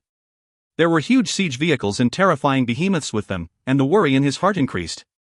Even with the aid of all sorts of smelted items, as well as high-ranked and legendary wizards in charge, they were now at a disadvantage.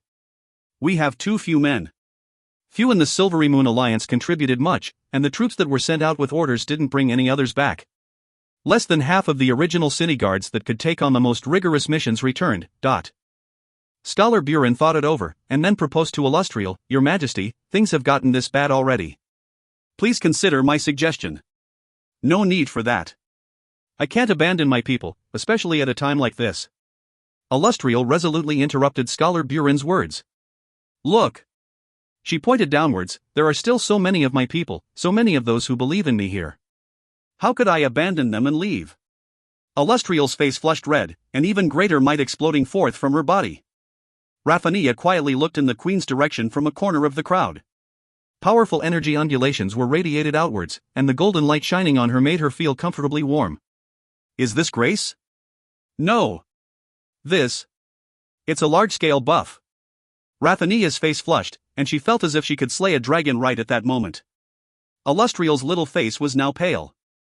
Even with support from the large-scale magic formations under the city walls, such a large boost was still difficult to cast. She had even used up some divine force for this. However, she wouldn't appear frail. The young, girlish voice resounded, We will achieve victory. Victory! Victory! Victory! Countless troops roared. Raphania was moved, her eyes glimmering with sparkling tears. As she watched the paladins around her whose faces were just as flushed as hers was, eyes showing their firm resolve, she felt as if she had truly chosen the perfect path for herself. This is the work of justice. Fighting for well-being and happiness. Raphania clenched her fists tightly, Leyland. Someday, he'll definitely come to realize his mistakes and regret this. Roar, at this moment, the Orc Emperor Saladin had arrived at the front lines. A large-scale buff? There was no emotion in Saladin's eyes right now. The maids and other orc leaders beside him all lowered their heads respectfully, not daring to move at all. All preparations are done. Our master's strength can descend at any time. A few high-ranked priests headed over as they reported. Very good. Saladin suddenly took a step forward. The earth's surface seemed to tremble as a terrifying might burst forth from his body. Kacha. Kacha Saladin's body abruptly increased in size, and in an instant he turned into a miniature giant, 5 meters tall and still growing. His clothes, armor and all items shattered with the violent movements. This was the legendary spell War God's Possession.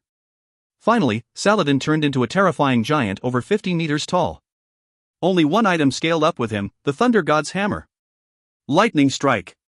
Raphania heard Saladin's voice loud and clear. The loud, horrifying sound caused her eardrums to tremble, with a stinging pain. Afterwards, berserk lightning filled the skies and tore the clouds apart as everything gathered at the battle hammer. Lightning from the highest of heavens rumbled as it seemingly turned into a terrifying dragon, releasing the most powerful flames of its fury. Violet. As if a new world was being born, violet light quickly spread around the area. Under this light, the city gates and everything else completely melted away. Just like that, the Orc Emperor Saladin brazenly went against the agreement in the continent and used a terrifying legendary spell. With the boost of a divine weapon, he defeated Silverymoon thoroughly in one shot. Marquis Lancet narrated calmly. However, from how he suddenly gulped down a mouthful of wine, it seemed that this strength of legends still caused terror to well up within him. Leyland listened to everything he said. While he knew this would happen, he was still unclear on the exact process. Then, where is Her Majesty Illustrial now? Seeing Leyland getting the main point, the Marquis' eyes were full of praise. It is said that her whereabouts are unknown, but there is a large possibility she survived. After all, the vitality of those with divine force is frightening. With Illustrial's strength, few would be able to find her if she truly wanted to conceal herself. However, based on her personality, she was unlikely to get back on her feet quickly after this. She would probably require a long time to recoup. At the end, Lancet intentionally brought up something. Leyland, I have a wine reception here the day after tomorrow. I hope you can come. If you find any errors, ads pop-up, ads redirect, broken links, non-standard content, etc., please let us know. Report chapter so we can fix it as soon as possible. Chapter 919, Feast of Power. Feast of Power. Has the feast for the division of power and party after the war already begun? After walking out of the Marquis mansion, Leyland sighed inside. After the fall of Silverymoon, the chaos in the north could be said to have ended. With powerful defensive spells and numerous strong beings, Silverymoon did cause huge damage to the Orc forces. Even the Orc Emperor Saladin had sustained grievous injuries and was now in a coma. It was said that he had only been able to retain his life because of the god's possession. After swallowing up Silverymoon and the surrounding regions, the Orc armies now had no more strength to carry on south. With the trials and unions of war, an Orc empire took shape and slowly established itself in the skeleton of Silverymoon. This was much more important than expansion. Once they succeeded, this would also be a boost for the Orc god Grumsh. After all, he was the god of all orcs. The human gods wouldn't let the orcs head south anyway. Leyland sat in the horse carriage, his eyes dark. Mystra is far too powerful, and that caused the reservations of the gods from her faction. The numerous conflicts that amassed in the north combined to give this result. All the scheduled plans have succeeded. Weakening the goddess of the weave is enough, and the human gods would probably not want the orc god to get stronger. Leyland was rather surprised by Mystra's tolerance. That she could even disregard her daughter in name and Silverymoon showed how immense the stress on her was. In general, the orcs have gotten a pretty good opportunity. It'll be hard to get them to spit up what they've already gained, but they also don't have more strength to stir up trouble. Leyland had a keen grasp on this, something far too few in the world of gods understood. The gods here were held high and untouchable. With tens of thousands of years of praise from the churches, regular humans now treated gods like true saints, believing them to be emotionless. They forgot that these deities were merely stronger versions of regular people, and had it in them to feel happiness, anger, sorrow, and joy. On one level, the gods were even more emotional than regular humans. It's not that they can't recognize it. It's more that they're afraid to do so. Leyland snickered. It's not as if I haven't seen people who blindly make excessive declarations and fool themselves into believing it while they're at it. This was an exaggeration caused by the environment, and a limitation from the era they were in. If not for Leyland coming from another world and having had experiences in the Magus world, he wasn't guaranteed to have seen through this either. Not everyone dared tear off this pretense, looking down on the gods with contempt. The terror of burning at the stake for disrespect had long since shackled the original occupants of the world of gods. The few who were aware of the situation could not make any changes to it, and could only grieve and go insane over this. Master! A dim light enveloped the cabin in an instant, creating a noise-isolating barrier. A small figure jumped out from within the cabin, bowing to Leyland respectfully. Even with Leyland's strength, it was impossible to create a tremendous intelligence network out of nothing in a short period of time. However, with Beelzebub's generous aid, things were different. Leyland had taken control of all the worshippers of the sovereign king of gluttony in the north. The methods he'd used were the same as always. The name of Kukulkan had long since been blacklisted by many churches, marking him a wanted man. Did you investigate properly? Leyland flicked his nail, producing a crisp sound. Yes, the human nations in the south have already passed a secret motion regarding the division of land amongst the feudal vassals in Yorkshire and other places. Marquis Lancet seems to be backed by the Church of Wealth, though he is also colluding with devils. Working with devils did not mean believing in them. Who knew, it could even be someone under Beelzebub. In reality, other archdevils were doing quite well in the prime material plane. While gathering his forces here, Leyland had met followers who believed in other devils as well. After all, the worshippers who had lost Beelzebub's protection were the best prey. While everything was done on the sly, our men managed to find out about it. The tiny figure sounded smug, but Leyland was not really happy. After all, it was easy for devils to discover other devils. Do you know which devil it is? Leyland asked dully. Archdevil Mammon, in charge of the third level of the 9 hells of Bator. I've seen one of the devils under him, and he's appeared near the Marquis Manor, the small figure answered surely. Greed? That does seem to suit Lancet. Leyland chuckled as he spoke. The world of gods had a huge dimensional universe. The outermost layer was the terrifying crystal sphere, tenaciously rejecting all communication with the outside. Within it, the prime material plane was the foundation of the rest. There were tremendously vast dimensional spaces both above and below it, greatly surpassing it in scale. If the world of gods was compared to a meat pie, then the prime material plane was definitely the filling. The top was the land of the world of gods, while the bottom layer was the boundless abyss in hell. Around the pie were many semiplanes, littered around like sesame seeds. While this description had some errors to it, it was pretty accurate. The prime material plane wasn't just connected to numerous semiplanes and the dimensions core. It was also the world's main source of faith and souls. Thus, the gods, demons, and devils all coveted it, launching into wars for its control. This had already happened numerous times. The hells of Bator had originally been one with the abyss, but they'd separated for some reason. The devils and demons had turned into mortal enemies, occasionally breaking out in huge bloody wars. The hells now had a total of 9 levels. However, as the devils were in charge of order, they usually had the upper hand in battles. The archdevil unlucky enough to fall at Leyland's hands, the sovereign king of gluttony Beelzebub, was the master of the second layer of hell. The first layer of hell is a public area, where many huge, ambitious devils try to gain control. There are even some humans and other races living there. The second level is Beelzebub's territory, though it now lacks a master. The third belongs to Mammon. Leyland immediately recalled the intel he had on the hells. That was only possible thanks to Beelzebub's selfless contributions. Greed, huh? Leyland sighed. As devils could control human hearts, these archdevils' laws were usually inclined towards emotions. Forget it, don't do anything for now. Leyland shook his head. Anything else? He. Master, I bewitched another follower on my way here. She wanted my help to protect her status as a noble, and I've already agreed. The tiny figure's voice became tender, like a little girl acting coquettishly. Don't even think of doing that in front of me. Leyland warned her, a dark luster shining in his eyes. That immediately caused the figure to start quivering. Your subordinate wouldn't dare. A noble? Who is it? After disciplining her, Leyland asked with interest. Miss Mila of the Shump family. Her father and brothers all died at the hands of horse-mounted, and their territory is coveted by her other relatives. Without support, she'll probably await death in a monastery. Based on what I know, she will appear at Marquis Lancet's wine reception. The figure added. An arranged marriage? While this might be a terrible custom, it really is the best method. Leyland nodded. Thieves still had to observe table manners when sharing the loot. It was far too difficult to allow the poor to directly become nobles, and the resistance was far too powerful. A marriage would make things easier, making the other nobles accept things more comfortably. In a situation like this where all the direct family members were dead, the daughter they left behind was a target that a whole group of wolves would drool over. She's rather smart. What does she want? What can she give? Leyland asked calmly. The Shump family has the hereditary title of Viscount, and they have land north of Yorkshire. She can take in our people and allow them to hold office in the territory that will belong to her husband. However, only heirs of her bloodline will succeed the noble title. That's not too harsh. I'll agree once I see her, Leyland nodded. However, taking her as my bride at this point would seem like I'm showing off. Getting the title of Viscount while my father is still a baron makes things awkward. More importantly, I can't stay in the north permanently. Leyland sunk into deep thought.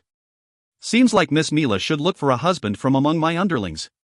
Tiff's not that bad. It's not like we can't change things in terms of his appearance and age, and I can use this opportunity to give him a new identity. Leyland promptly decided the fate of this noble lady. This was how cruel the real world was. If not for Leyland taking over, she would be in a more pitiful state. I'll also need to help my men settle down and reward them. Leyland knew fully well that the reason they were following him was because they believed he could bring them wealth and status. It was the basis of their loyalty. Most of the time, what those at the bottom yearned for was to have his leftovers after he took the juiciest benefits. It was only because of their existence that Leyland could participate in this feast of bandits, getting his share of the profits with difficulty. If you find any errors, ads pop up, ads redirect, broken links, non-standard content, etc., please let us know. Report chapter so we can fix it as soon as possible. Chapter 920, Return Trip. Return Trip. An enormous ship sailed across the ocean, its black bottom making it look like a floating castle of steel. Leyland sat in the most luxurious room of the ship, looking at a scroll made of beast skin. It's already been over 5 months, Leyland sighed. A lot of time had passed since the feast where they had divided Silverymoon's power. Tiff had followed Leyland's instructions and married the Viscount mistress, forging an identity and becoming a glorious noble. As for their feelings? That merited a chuckle. Many noble couples disregarded all that. Afterwards, Leyland had cleansed and reorganized his own troops. He had hired trusted aides and the elites, leaving the rest for Tiff to settle in his territory. He would give them wealth and land. In the end, he had circled back to finish what he had started. The northern territories had gradually grown more stable, and the Orc Empire had been established without incident. Saladin had become the first emperor, which caused a sensation in the world of gods. After seeing that there were no benefits left for him to pick up, Leyland happened to receive a letter from his family and chose to return home. If I hadn't been backed by a legend, then I would have been completely unable to participate in the Inner Circle's feast, Leyland sighed, his eyes filled with a thirst for power. The changes in the northern territory had led to the orcs emerging as the fully deserving winner. The other human gods had also won what they wanted, and Leyland had also arrived in time to ruthlessly cash in on the opportunity. The only losers were Mystra and Silverymoon itself. However, competition between gods were very slow. The goddess of the weave was very powerful, and this recent defeat couldn't harm her fundamentally. She would be able to lick her wounds in silence and could make her comeback in the future. However, all of this no longer affected him. Leyland looked outside the translucent closed glass windows at the boundless azure sea. There were even a few white seagulls circling in the distance. I'd gained enough from this trip to the northern lands. Leyland silently counted up his profits. In terms of power, he'd received a great deal of material on the Arcanists and even raised his power to rank 15. He was now a rank 15 Arcanist come wizard. At his age, it was universally shocking for him to have attained so much in such little time. Even before the dusk of the gods, in the times of Netheril, no genius could be compared to him as he was now. Moreover, he'd exchanged military merits for Silverymoon's collection of resources for legendary wizards. It was enough for him to grasp the path of wizards as well. If his wizard tower on Fallen Island had been completed, Leyland was certain that he would be able to increase his wizard ranking further. It wouldn't be impossible to become a legend, although it would need both innate talent and luck. In actual fact, Leyland had also thought of going to Silverymoon City while he was in the northern territories. When the city walls had fallen, he had considered wantonly making a killing, but he had given up on this idea in the end. Although it was quite possible for him to make a profit, the dangers were similarly extremely high. Having obtained so much already, Leyland didn't intend to take more risks. As for organizations, the Northern Territory's Beelzebub worship network has already been subdued. With Tiff a Viscount, the territory can be considered a gathering point for the organizations, and more can be done there in the future. Leyland stroked his chin, and as for goods, I have legendary red dragon materials, as well as this. A bag of holding flashed, and a black scroll of beastskin appeared in Leyland's hands. It still had traces of dried blood on it. Leyland paid attention to the scroll, growing somber. Why did Distorted Shadow leave the scroll behind? Leyland felt a lingering fear as he thought of the dangerous experience he'd had. Distorted Shadow was an ancient rank 8 magus who had found his own path, and if his true body had appeared it would have been bad. As for that pocket dimension, even if it had fallen already, the thing left behind would certainly be profoundly interesting. The remains of Netheril must still hold some secrets, Leyland muttered to himself. As he had been tempted into opening it, that pocket dimension had already collapsed.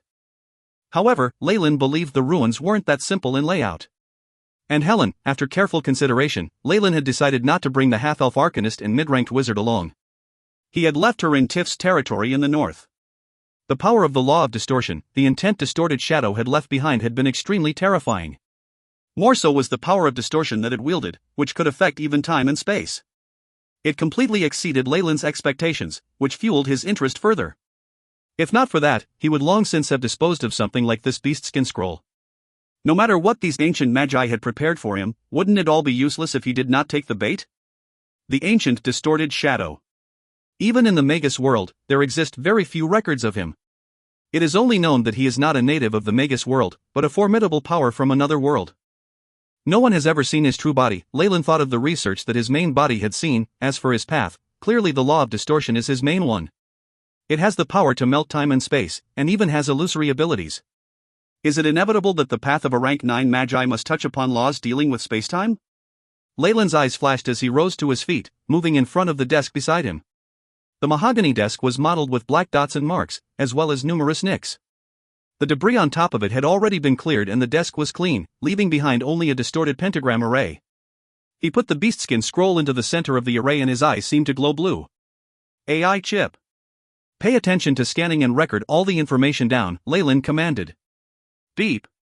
Mission established, initiating scan of experimental data. The AI chip loyally executed Leyland's commands. The world of gods rejected the laws of the Magi. Because of this, Distorted Shadow couldn't use his full power. The risk of contamination should be low. Seawater, salt, petals, dragon blood stones, feces of a nightmare bat, Leyland threw everything into the corners of the pentagram, occasionally spitting out incantations. The power of the bat and the dragon's blood, adding in the blessings of the petals. It had to be said that even though it was an improved version, his spell models were filled with the style of a magus. If other wizards saw this, perhaps they would be scared to death by this strange ritual. Leyland finally snatched up a pinch of green sand and sprinkled it down lightly. Bang! The grains of sand spontaneously burst into green flames in midair and rained into the pentagram array. Little by little, the flames wrapped the beast-hide scroll into itself. In the name of the devouring serpent, reveal the truth within the illusion. Asterisk ZZZ. ZZZ, asterisk. The scroll seemed to melt into the green flames, and the bloodstains on it grew even brighter and more real. Drops of beautiful blood began to drip down, bringing with them the power of distortion. Warning! Warning! The power of another world's laws has been detected, reaching the limit of the world of God's suppression.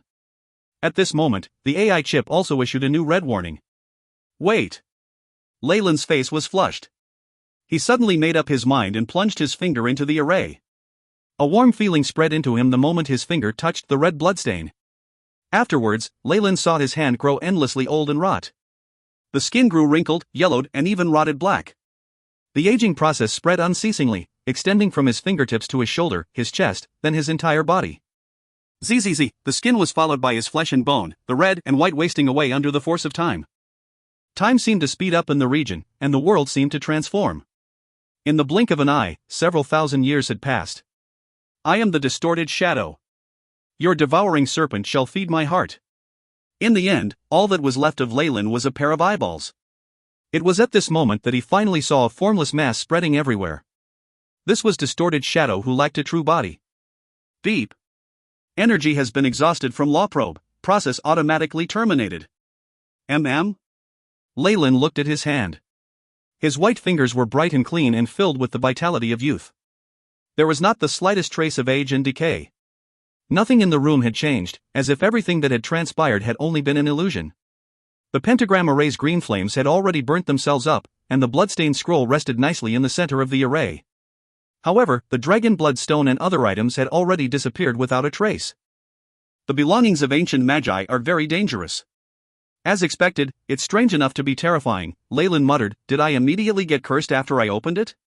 Did Distorted Shadow use this method to resurrect himself? Or did he make other arrangements? After pondering the matter for a long time and meticulously examining the AI chip's records, Leyland sealed the scroll and put it away. At the very least, it had the traces of a rank 8 magus craftsmanship and his power of laws, so it was a great inspiration to him now. No matter what, I'll still continue to walk down my own path. Growing stronger is always the right thing to do. Leyland's goal had always been extremely steady, and did not change under any circumstances. There's still some time left before I reach the outer seas of the Dambrath Kingdom, which is just enough for me to completely read through the Arcanist materials. I can record all the Arcanist spell models as well. Leyland tidied up the desk and sunk deeply into his thoughts once again. If you find any errors, ads pop-up, ads redirect, broken links, non-standard content, etc., please let us know report chapter so we can fix it as soon as possible. Chapter 921, Path. Path. A noble youth with curly golden hair and blue eyes lay on a soft silk bed in a dim room, a contemplative look on his face. Arcanists. Magi who comprehended laws descended into the world of gods during the final war, and created them to adapt their power into this world's laws.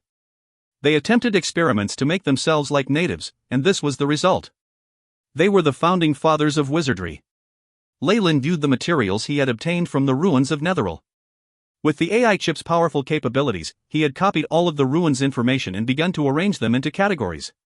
Arcanists weren't simply battle spellcasters. There was a whole lot else to them as well. Alchemy, botany, enchanted architecture, force fields, arcane runes. It was almost an all-inclusive package. If arcanists were used as the standard to select the best wizards, then the number of wizards would drop by over 90%. After all, arcanists were magi who had localized themselves to the world of gods. They couldn't be compared to the wizards who used the weave. Among all this data, what Leyland cared most about was the magi who comprehended laws. These ancient magi were gloriously powerful, and Leyland admired them deeply. He longed to learn from them. Although it was difficult to perform research on arcanists, Leyland didn't think much of it. The only thing that he needed to focus his mental and physical efforts on was the paths of those ancient magi and their inheritances. Their thoughts and reasoning spilled forth from the arcanist inheritance. This was the truly valuable aspect and the greatest guiding light for him. The inheritances of the magi had been damaged due to the ancient final war. Only the inheritances of mysterious and powerful ancient magi circulated in the world of gods, but there had been very few truly crucial and pertinent ones. Although Leyland's original body had risen to near rank 7, only after meeting ancient existences like the Mother Core did he truly begin to come into contact with magi who comprehended laws. Even those existences did not truly comprehend the paths walked by other rank 8 magi. Far too many magi had fallen in the final war, and few had been able to leave behind inheritances. Leyland had completed integrating everything he'd gleaned from the arcanist's inheritance. With this he could finally form an image of an ancient magus, and acquire a general idea of the path walked by those who comprehended laws. A magus needs to surpass an enormous threshold every 3 ranks. Rank 1 to 3 magi cultivate their spiritual force, and rank 4 to 6 magi expand their soul force. For rank 7 and above, one needs to grasp the power of laws. Leyland's eyes gleamed. A rank 7 magus needs to grasp a complete law, and rank 8 magi need to grasp several different ones. To break through the threshold of rank 8, one needs to refine all the laws they've grasped to form their own path. And in one's own path, they need to leave enough leeway to grasp the power of space and time, else they will never be able to advance to rank 9. Leyland's eyes glowed even more brightly. The path cannot be walked twice, and perhaps a peak rank 8 existence like the Mother Core walked down the wrong path. Her powers cannot extend to control spacetime, and she can't advance. As for my path, how should I plan this? Leyland muttered to himself. His path of advancement had to remain steady, and the choice of what laws he would refine was even more important. This was just like the ancient distorted shadow. Although Leyland could not confirm what laws he grasped, he understood that the power refined from them was one of distortion. The power of distortion held the law of spacetime within it. As a result, distorted shadow had been extremely close to the realm of rank 9. Even having fallen thousands of years ago, he could still cause some trouble today. It is very important to have a stable foundation of laws. The feeling that I get from Mother Core is one of stability and gravity, so her foundation must have something to do with the power of the earth and fire. Perhaps it's too difficult to extend that to control spacetime. After his worldview was expanded, Leyland held a deeper understanding of the strength of the other magi who comprehended laws. The Snake Dowager is different. Although she has not advanced to the peak of rank 8, the power of shadows she has chosen is rather good. At the very least, the power of shadows is more compatible with space, so if she truly obtains the world origin force of the shadow world and breaks through to the limit of rank 8, she'll be stronger than Mother Core. Still, it'll be difficult to advance to rank 9 since shadows aren't related to time at all. One needs to choose a path compatible with spacetime before advancing to rank 9. Leyland stroked his chin. Then, is it possible to directly refine the laws of space and time in rank 8? No, impossible. Someone who has yet to form their own path cannot touch the power of spacetime at all. Normal refining methods cannot touch the laws of spacetime. As his understanding of the paths of ancient magi grew deeper, Leyland's knowledge of his own path also furthered. With the arcanists as a guide, I'll advance rapidly. The ability to break away from the weave will allow me to overcome its restrictions. Although instant casts of legendary spells will be impossible, it won't be a problem to use rank 9 and below spells if I pay a bit of the price. Even if I am discovered by a god, they would most likely think that I'm an Arcanist's descendant or perhaps a fortunate person who discovered the inheritance of an Arcanist. This will always be better than being thought of as a visitor from another world. Since it's like this, I can put many of my earlier plans into action. The news came at just the right time. Leyland's eyes grew more serious. Having become a high-ranked wizard, the legendary realm would not be a bottleneck to him. He could later prepare to ascend into godhood. At the very least, he would have to be careful in choosing his divinity in the future, making sure to pick one that was compatible with the path of his original body. The path of divinity will affect my ascent to godhood in my church, so it must be considered carefully. Leyland's expression grew somber. Many divine wars had broken out between gods due to opposing paths. He did not want to cross swords with other powerful gods the moment he ascended to godhood. I'm currently a human. Those of us who ascend to godhood automatically join the human faction, so the best thing to do would be to ally with the pantheon of gods. This eliminates many divinities and territories. It's also necessary to find something that would be compatible with the future path of my original body. Leyland massaged his temples, and found all of this a headache. However, if a god dares to stand in my way, then I can only ask them to die as soon as possible. Gods such as these did not have the qualifications to stand in the way of someone like Leyland, someone who had grasped the path of laws and truth. From his point of view, these gods would only have mastered one or a few powerful laws at the very most. There was too large a gap between them and a magus who comprehended laws. This was the limitation of godhood. Since their power came from the world and their followers, there would naturally be limits to it. A god was like an officer. They could use their divine force to wield power on par with magi who comprehended laws. In their own divine kingdoms, they could even surpass such magi. It was just that, once they left their realm or their followers lost faith, they wouldn't even equal peak legendaries. Magi were different, however. No matter where they were, their strength would at most be suppressed. However, their power could not be stolen or exchanged, it belonged to them and them alone. Consequently, there were rank 9 magi who managed to find their own path. However, the most powerful amongst the gods with greatest divine power was the Overgod, who was also the incarnation of the world of God's world will. Once I ascend to godhood, I will only be a weak god comparable to a rank 7 magi in the Magus world. If I were to encounter a mid-ranked god or rank 8 magi, or other gods who were like peak rank 8s, then it won't be possible for me to win. As a result, it's best to avoid those two. I should also avoid clashing with any chosen. This leaves me very little wriggle room, but luckily it's not like I'm out of options. Leyland's lips curved into a rather strange smile. As he drew closer to Dambrath Kingdom, Leyland's studies had also increased in speed. Beep. Arcanist build has been recorded, spell models collected. Legendary, 3, rank 917, rank 8, 23, the AI chip's prompt caused Leyland to nod in satisfaction. He still saw many of these arcane spell models using wizard spells as their base, and several of them were similar to the spell models of magi. If he relied on the AI chip's slow analysis, perhaps he would need thousands of years to deduce all of this. However, he had relied on own power to achieve this knowledge, and did not need the AI chip's deductions. Rank 8 arcane spell models have been completely recorded. Record rank 8 spell models? The AI chip issued yet another prompt. Yes. Leyland now had the power of a rank 15 arcanist, and could use rank 7 spells without consumption. Rank 8 spells on the other hand needed some extra effort. For a rank 15 professional to use rank 8 spells, a traditional wizard would have their requests completely rejected by the weave. Arcanists, however, would use their arcane knowledge and some preparations to successfully cast such spells after paying a certain price. As it was like this, rank 8 and rank 9 arcane spell models would become Leyland's strongest trump cards. It was comparable to the spell torrent that he released using the weave. Transmitting rank 8 arcane spell models. The AI chip loyally fulfilled Leyland's orders. Sensing that his sea of consciousness suddenly possessed even more data on arcane spell models, Leyland nodded as he looked at the other benefits he had gained. He had found other interesting things in the data from Netheril. A multitude of data and news flashed before his eyes, before it stopped at several short poems. If you find any errors, ads pop-up, ads redirect, broken links, non-standard content, etc., please let us know. Report chapter so we can fix it as soon as possible. Chapter 922, Strength. Strength. Leyland had found information regarding the Arcanist ruins in the Dambrath Kingdom, using a book he'd found from decoding a map. Leyland now found something else from the information the AI chip had copied.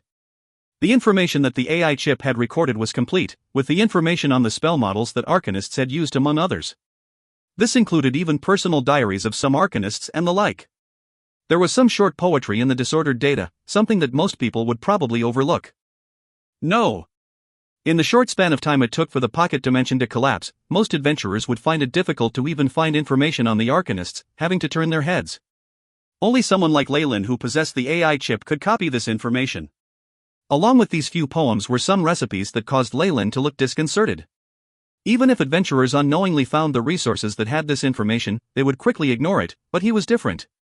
With his previous experience breaking code, he immediately saw that there was something different about these poems. They were encrypted the same way, and likely came from the same Arcanist. Such high-level encryption and difficulty in getting the resources. The secrets hidden must be astounding. Leyland transferred the information into his mind with interest. With his previous experience breaking code, he made much quicker progress. It took just a few hours for the information hidden within the incomplete phrases to be laid bare before him. The coordinates of a location and a specific time? Leyland scratched his head. If I calculate it, year 37670 of the calendar of the gods. That's 3 years from now. When the black crows cry out to the blood moon. It's in the Cimachel Canyon, slanting to the east of Cygnus. This again. A specific time and location. What appears will be, this method of stacking space caused Leyland to frown slightly. He associated it with distorted shadow. Only he could warp space and hide his items as he wished, waiting for people to unearth them.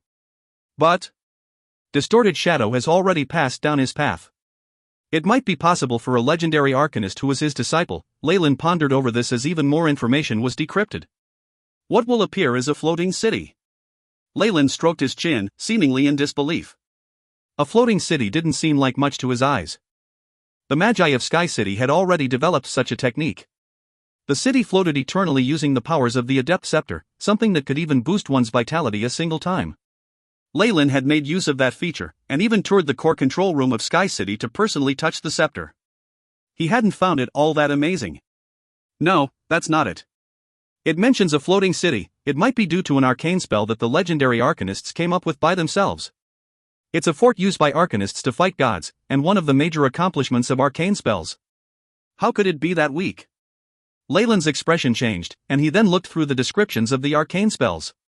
Soon enough, he learned that the Arcanist's floating city and Sky City's floating vessel were two entirely different things.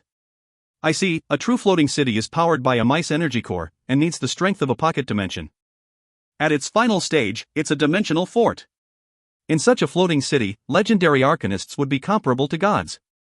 So terrifying, even divine realms aren't much in front of this.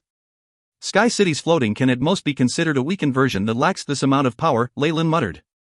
It now seemed like the Arcanist's floating city had truly inherited the design concepts and core of the ancient Magi. Sky City was probably a copy from incomplete information and not authentic. It was like a clumsy version of a toy made by a child. Interesting.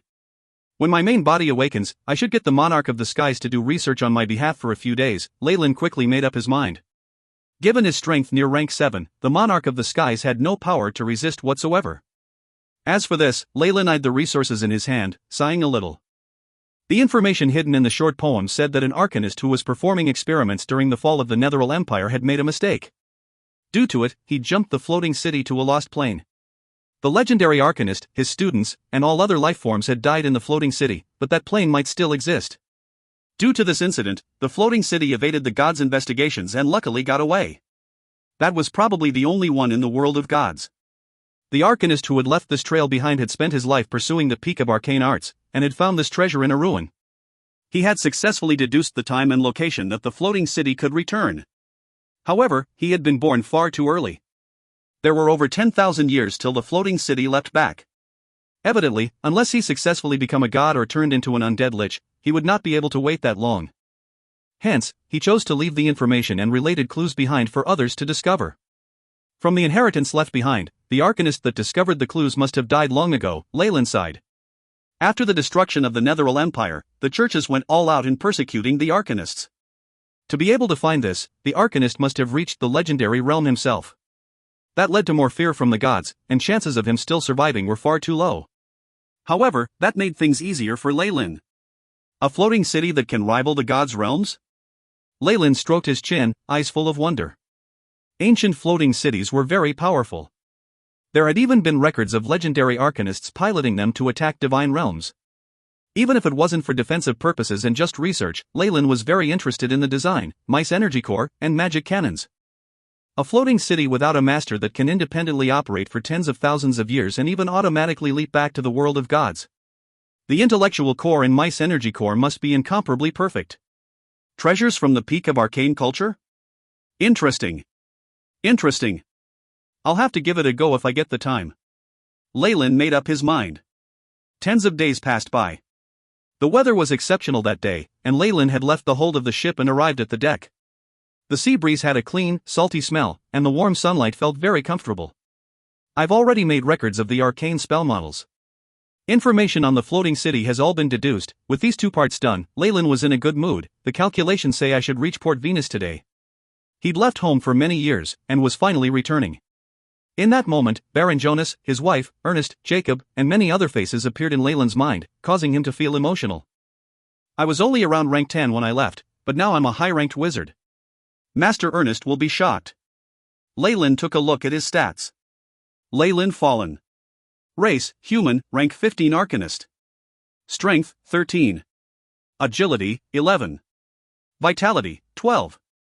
Spirit, 15. Arcane Energy, 150. Status, Healthy. Feats, Sturdy, Erudite, Elementary Perfect Body. Specialties, Arcane Energy Detection, Arcane Amplification. Becoming an Arcanist had changed his stats greatly, and the window had grown more concise.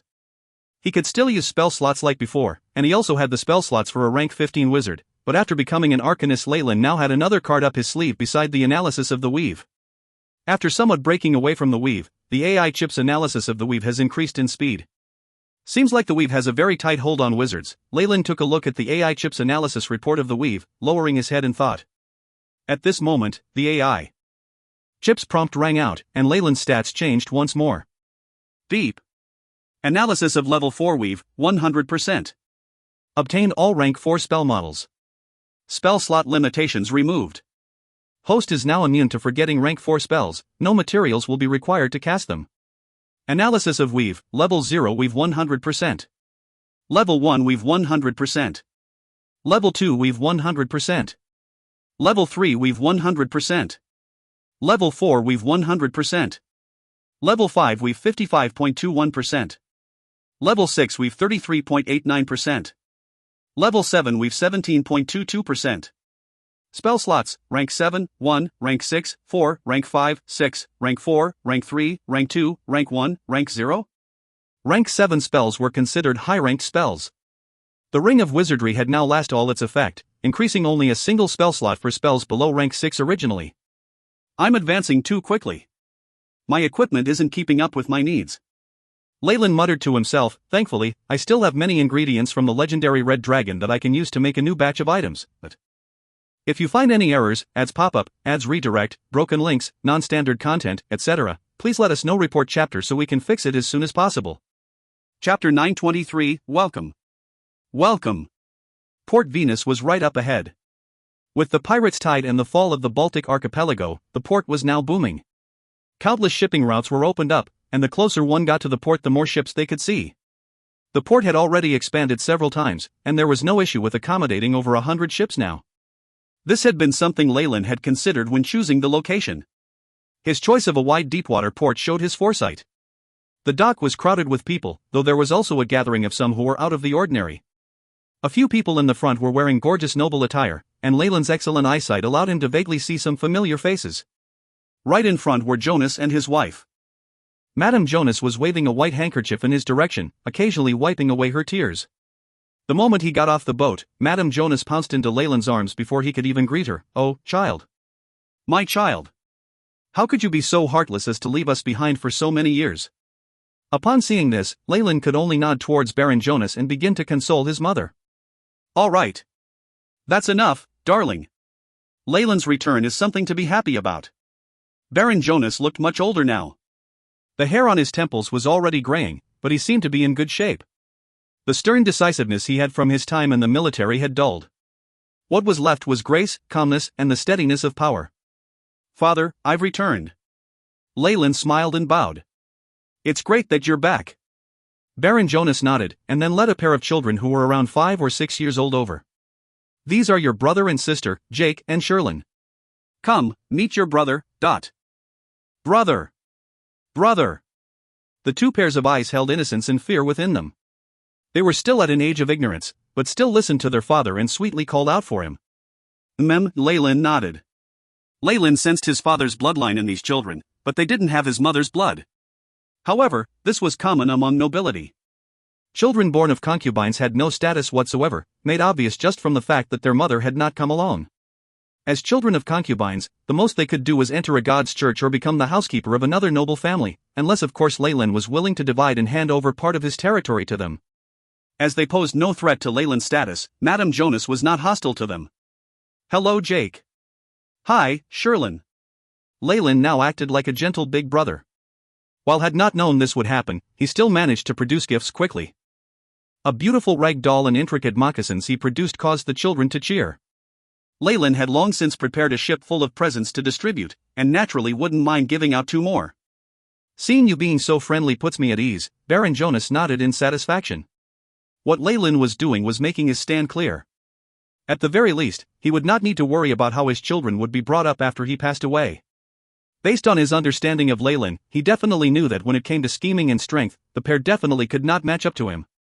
Now, I can only hope Jake and Sherlin know to be content with what they have, Baron Jonas sighed inside.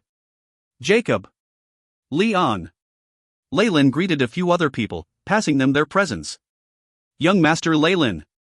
Jacob and Leon bowed respectfully, looking emotional. They looked to have aged a fair bit, and it was about time they retired.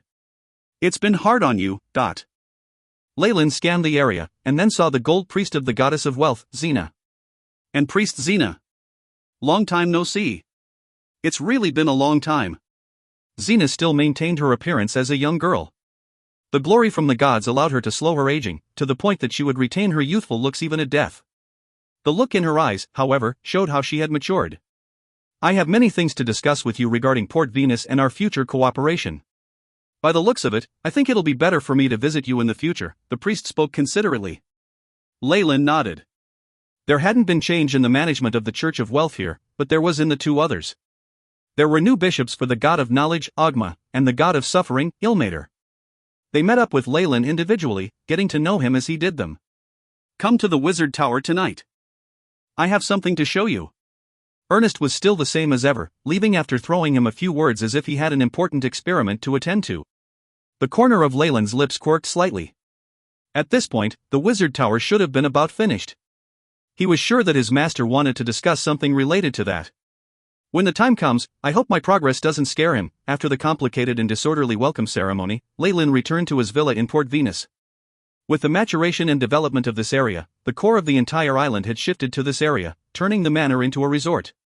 Young Master! Young Master! 2 beautiful maids lay in wait inside the villa, their eyes reddening as they saw Leyland. Clara! Leyland nodded. The pair seemed to have matured quite a bit, and looked on the verge of tears. The decorations in the room haven't changed at all. Leyland placed his hands behind his back and looked around. The arrangement of the furniture, carpets, curtains and the like were the same as when he'd left. Madame was afraid that young Master would feel uncomfortable after your return, so we maintained the appearance of the room. Claire spoke softly. She had now grown into a strong woman. Leyland sighed inside. At this age, most maids in the manor would probably have gotten married. The fact they were still here definitely had something to do with him.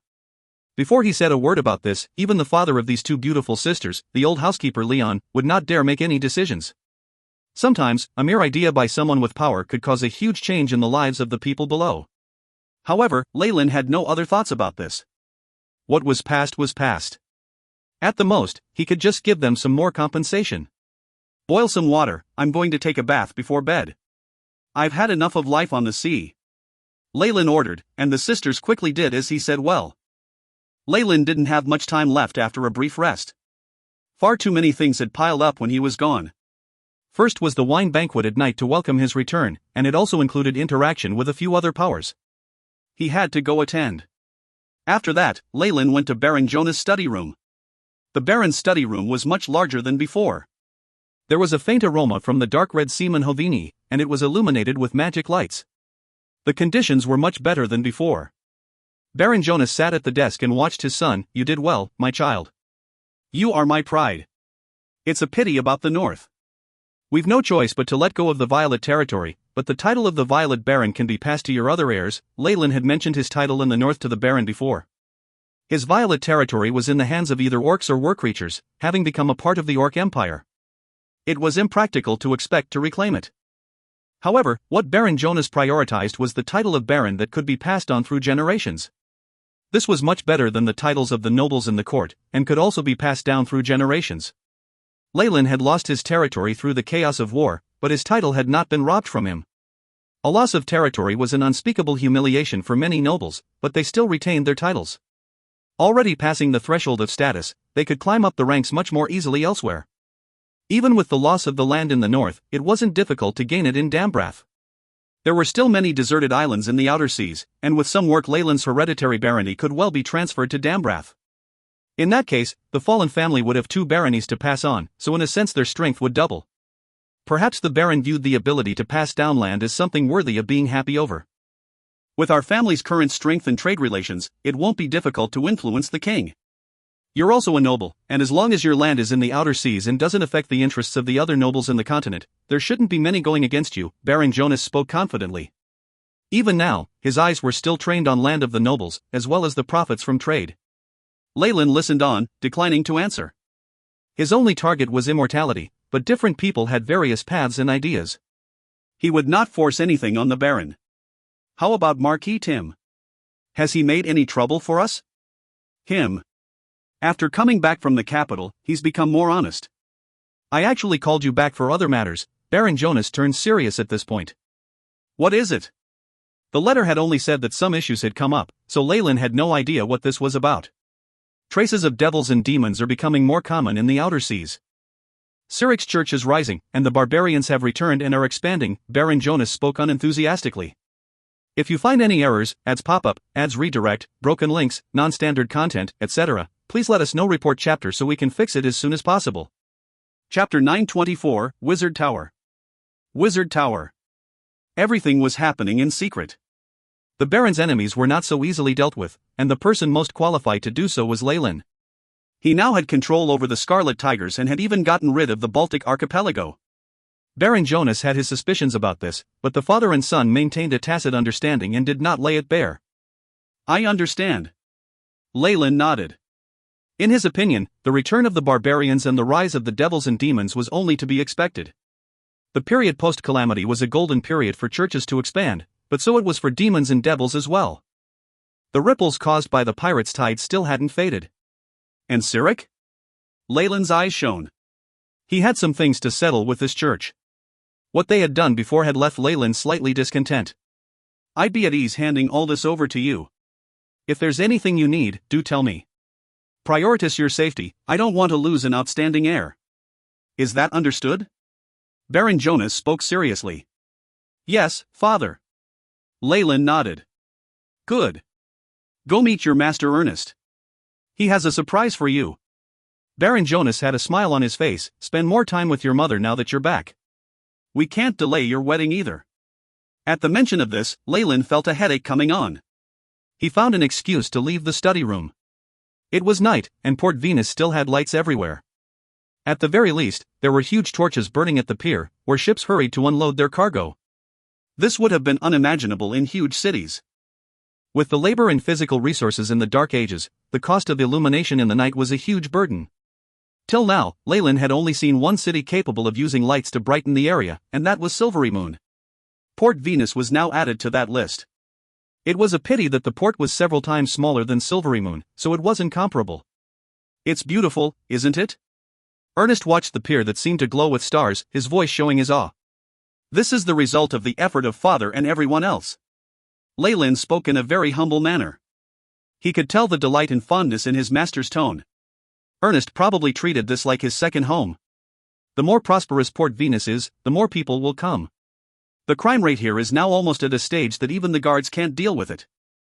The Mercenary Association and the Warriors and Thieves Guilds will definitely increase the pressure on public security, as will the requests of other churches. Ernest stated calmly, while Leyland listened close. He was controlling the situation from afar, and what he knew was surely less than what the wizard who had been staying here all this while did. That's why we plan to build this, right? Leyland looked at the main part of the huge wizard tower, a smile on his face. Once the wizard tower is built, those mice in the sewers should stop. Ernest nodded in agreement. The two of them were on a mountain next to the Port Venus, one that had a clear view of the port. The general structure of a wizard tower had already been built at the top of the hill. With the power of wizard towers, even the most low-leveled wizard would still be able to control Port Venus without trouble. It would also serve to intimidate others. After all, a wizard tower was comparable to a high-ranked wizard. This was a loyal slave that was fully controlled and knew no exhaustion. Thanks to the batch of resources you brought back in our investment later on, we've finally built the main body. Ernest caressed the sturdy body of the tower, a smile on his face. Want to see her? Of course. Leyland smiled and nodded. The construction of a wizard tower would require an investment of at least 2 million kronas. Some high-ranked wizards might not be able to amass so much wealth even if they worked hard for centuries. There were plenty who were willing to sell themselves for it. If not for Leyland looting the Baltic archipelago and retrieving the materials meant for the wizard tower, as well as the fallen family's investment from Port Venus, the wizard tower would not have been built so quickly. The main material for the wizard tower is granite and wizard's alloy. It's a total of 32 meters tall.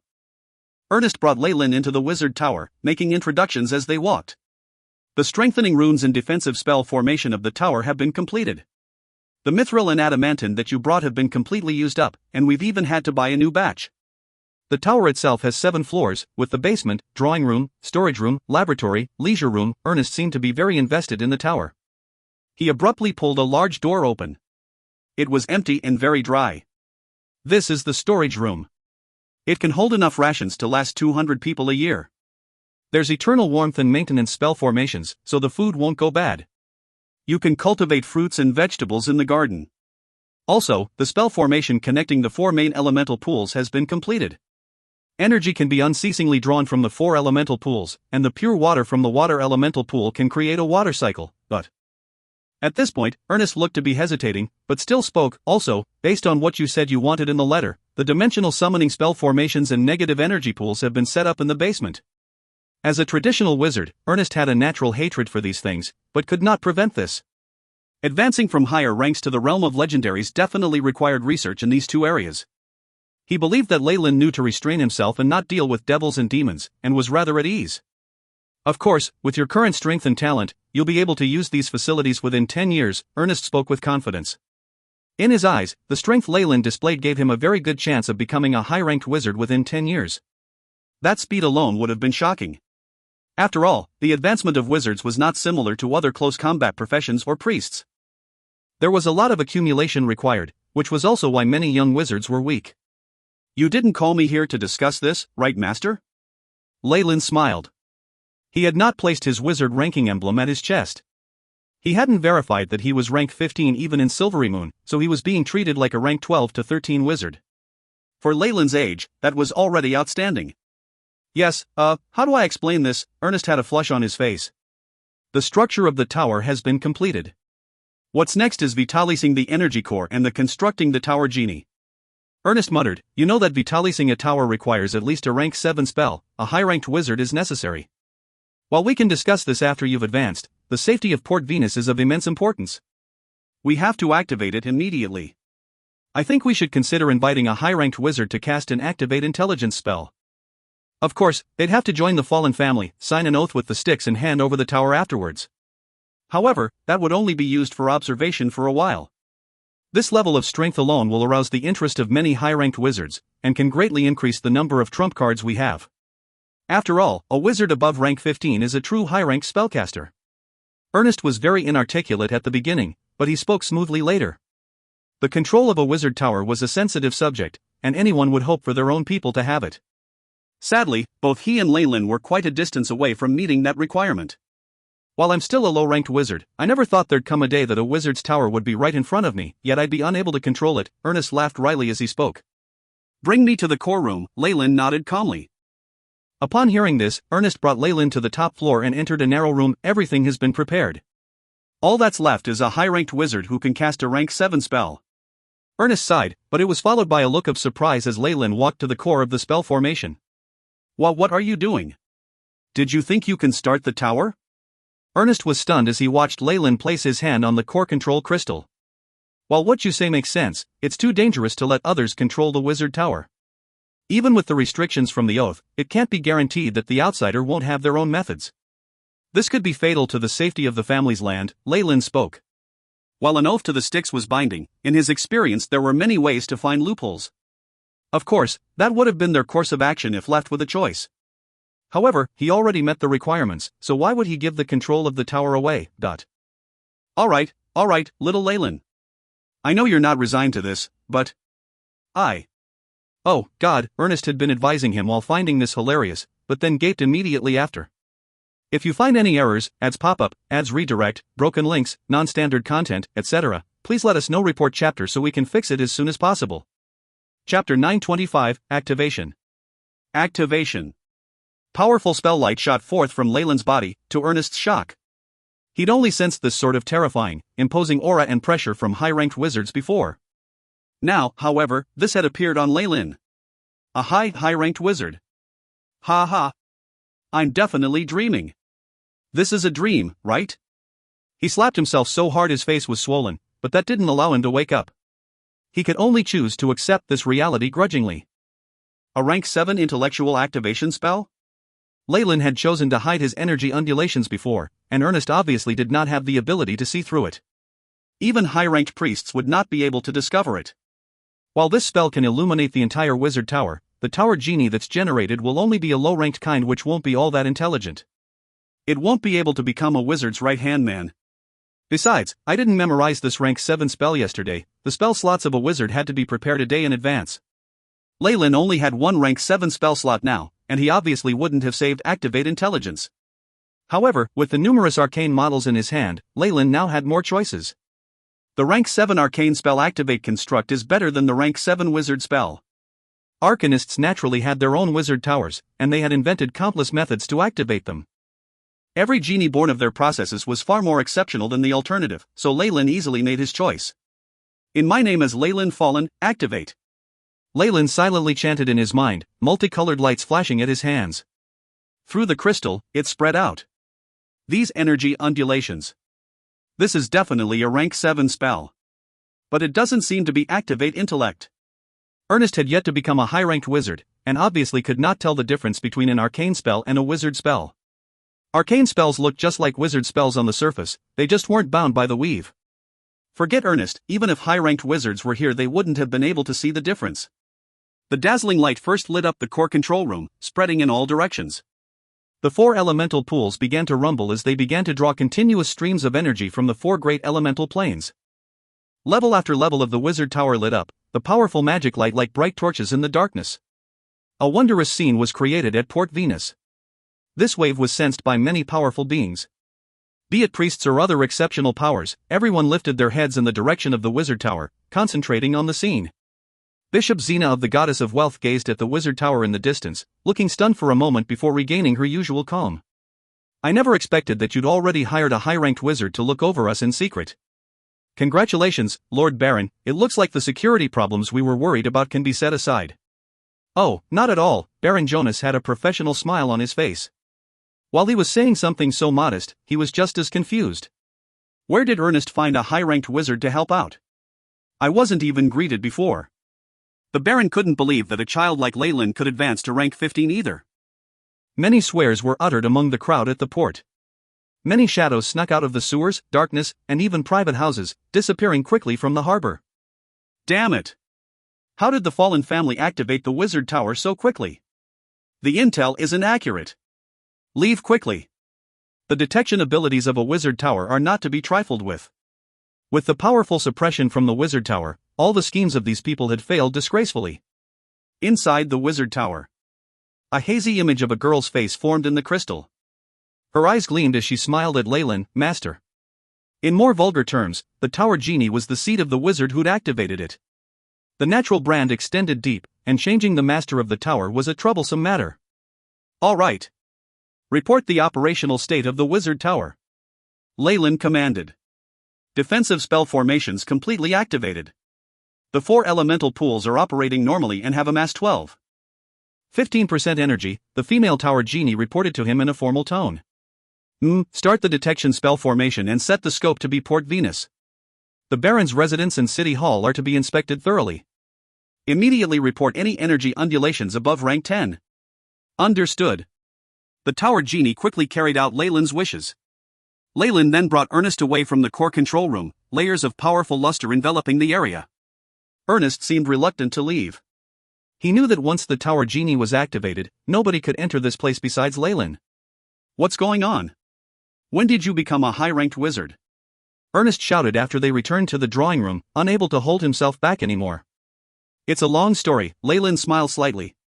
The considerate tower genie then ordered for a few stone puppets to send over some cups of clear water. This potable water was sourced from the water elemental plane. Since it was a new construct, the daily commodities would only be moved here the next day. However, neither Leyland nor Ernest minded this. The stone puppets are at most comparable to rank 5 professionals, which is a little low. They can only be used for odd jobs. Leyland took a sip of the pure water that had a sweet taste. After drinking all the cool water in front of him from the jar, Ernest finally regained his calm.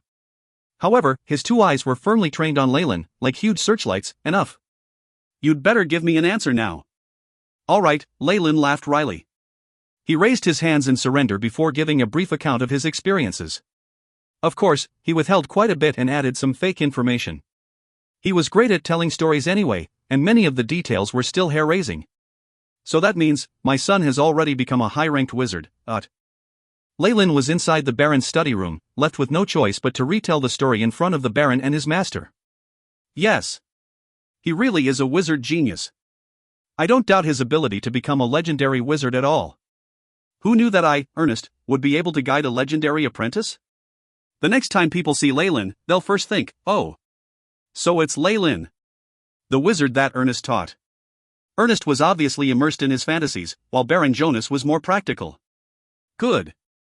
I wouldn't feel at ease handing over our family's wizard tower anyone else anyway, so this is the best scenario. Leyland bowed. Yes, father. However, please announce that you invited another high-ranked wizard to keep the secret. I would like to take this opportunity to help the family solve some issues at one go. Do as you please. I support you all the way. Baron Jonas found that he had nothing to say to Leyland. From childhood, his son had never given him anything to worry about. Sometimes, he even wondered if this child of his was a genius or a freak. The port seems a lot more peaceful ever since the wizard tower began monitoring it, Leyland sighed. That's normal with a wizard tower, Ernest rolled his shoulders back. I'm planning to leave for a period of time after this. I've handed most of the permissions of the wizard tower to Master. There shouldn't be any problem with controlling it for now. We should also begin to take in wizard apprentices from our territory, Leyland stated his thoughts. With the wizard tower and a high-ranked wizard around, there would be no difficulty in nurturing apprentices by themselves. Even Ernest would be able to do this well. Don't worry. I discovered a few good seeds here, and only lacked resources and an environment to teach them. Ernest's eyes showed how emotional he was. If a high-ranked wizard could improve by using the wizard tower, the benefits to a middle-ranked wizard like him would definitely be immense. It could be said that the existence of the wizard tower made him believe he had the opportunity to become a high-ranked wizard in his lifetime. I've also left behind some foundational and high-ranked wizard information in the wizard tower's library. Master can take a look. Be it Ernest's advancement or gaining a few wizard apprentices from their territory, everything would increase their strength. Leyland would be more than happy for all this to happen. Information on wizards, Ernest's eyes brightened. Meanwhile, Leyland was snickering inside. Though no wizard organization would allow wizards who had studied with them to leak high-ranked information, wasn't Silvery Moon City already destroyed? Well then.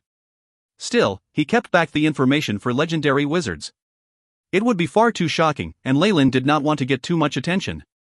Alright. Do you want to solve the issues with the barbarians? The devils and demons? The churches? Do you need any help? Baron Jonas muttered. Leyland thought about it for a while.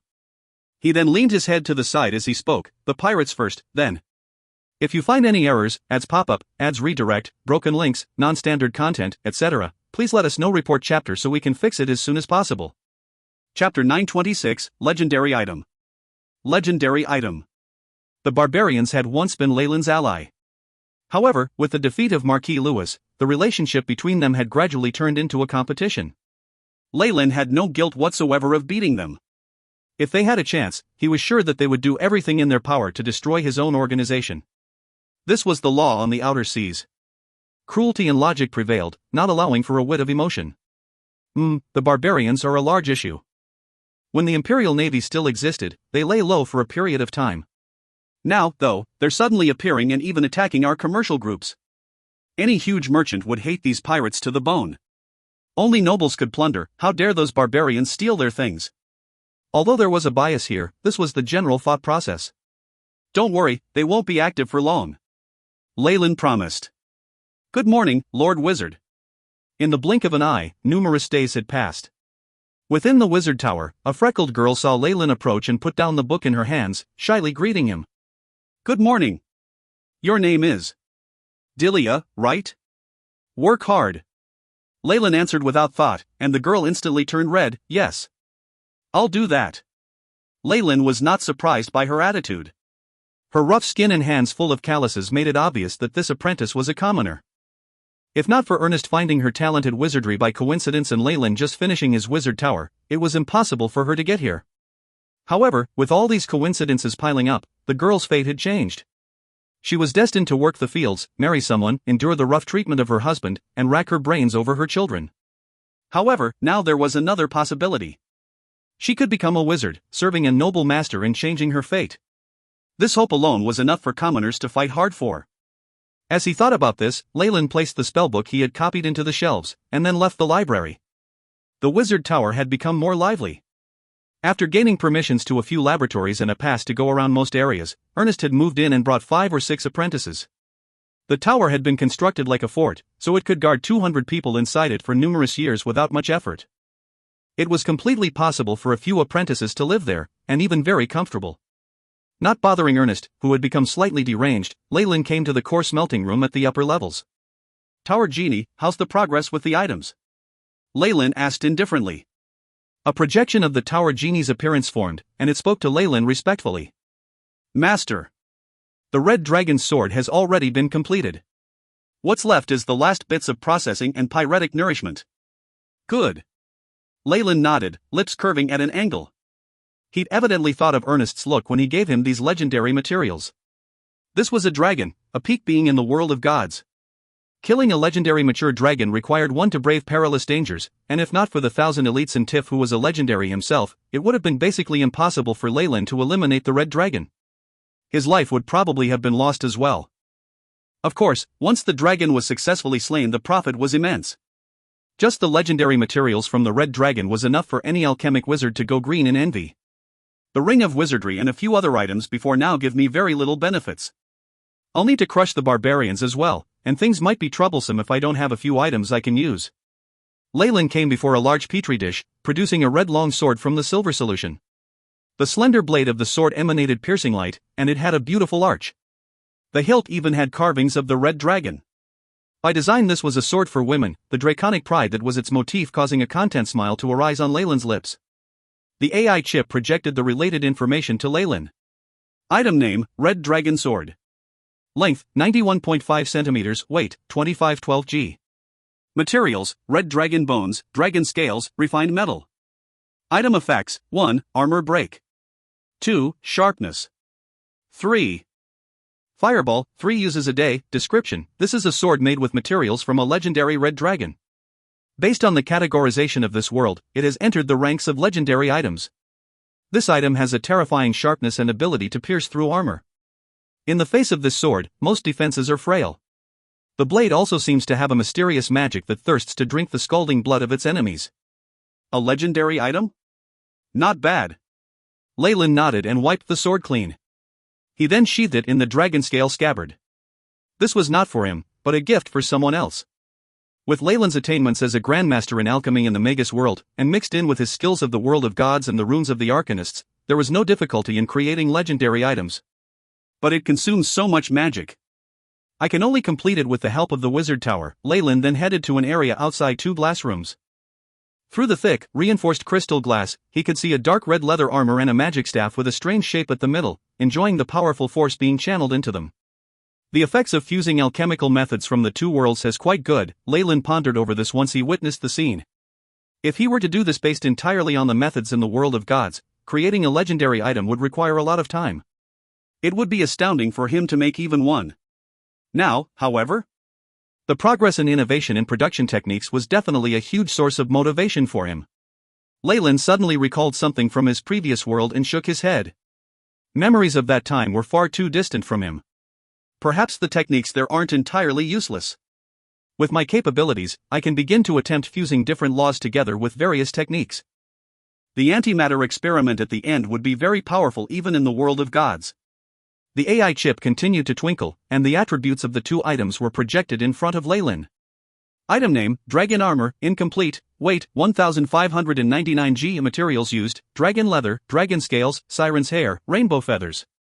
Magic effect, can materialize mage armor twice a day. Description, this is a powerful defensive armor. As the leather of a legendary dragon was used in its making, it is immune to most low-rank spells. It can also adapt well to the spells of a wizard. Though a legendary red dragon had a lot of leather, not much of it was the true, essential portion. Lyle had extracted the best parts to make this legendary armor, and the rest of the leather could only be used to make regular exemplary items, even if their defense wouldn't be too bad. Lyle then focused on the staff in the alchemy room, which had a strange structure. It had slender red scales on its body, and at the head was something similar to a dragon's claw that held onto a large red crystal. Within it was the faint image of a red dragon, roars still resounding. Item name, Snarling Red Dragon Staff, incomplete, rank, Legendary 1. Length, 91.5 centimeters, weight, 3500 g. Materials, dragon crystal, dragon soul, dragon bones, dragon blood, dragon scales. Item abilities, 1. Storage. This staff can store spell slots. Currently empty, rank 7, 1, rank 6, 3, rank 5, 5, 2. Spell, can materialize dragon's breath thrice a day. 3. Ability, Dragon Aura Domain. 4. Burning. By extracting the power of the dragon soul, one can create a single-use legendary spirit attack. This will harm the dragon soul. Description, this is a magic staff made entirely with materials from a legendary red dragon.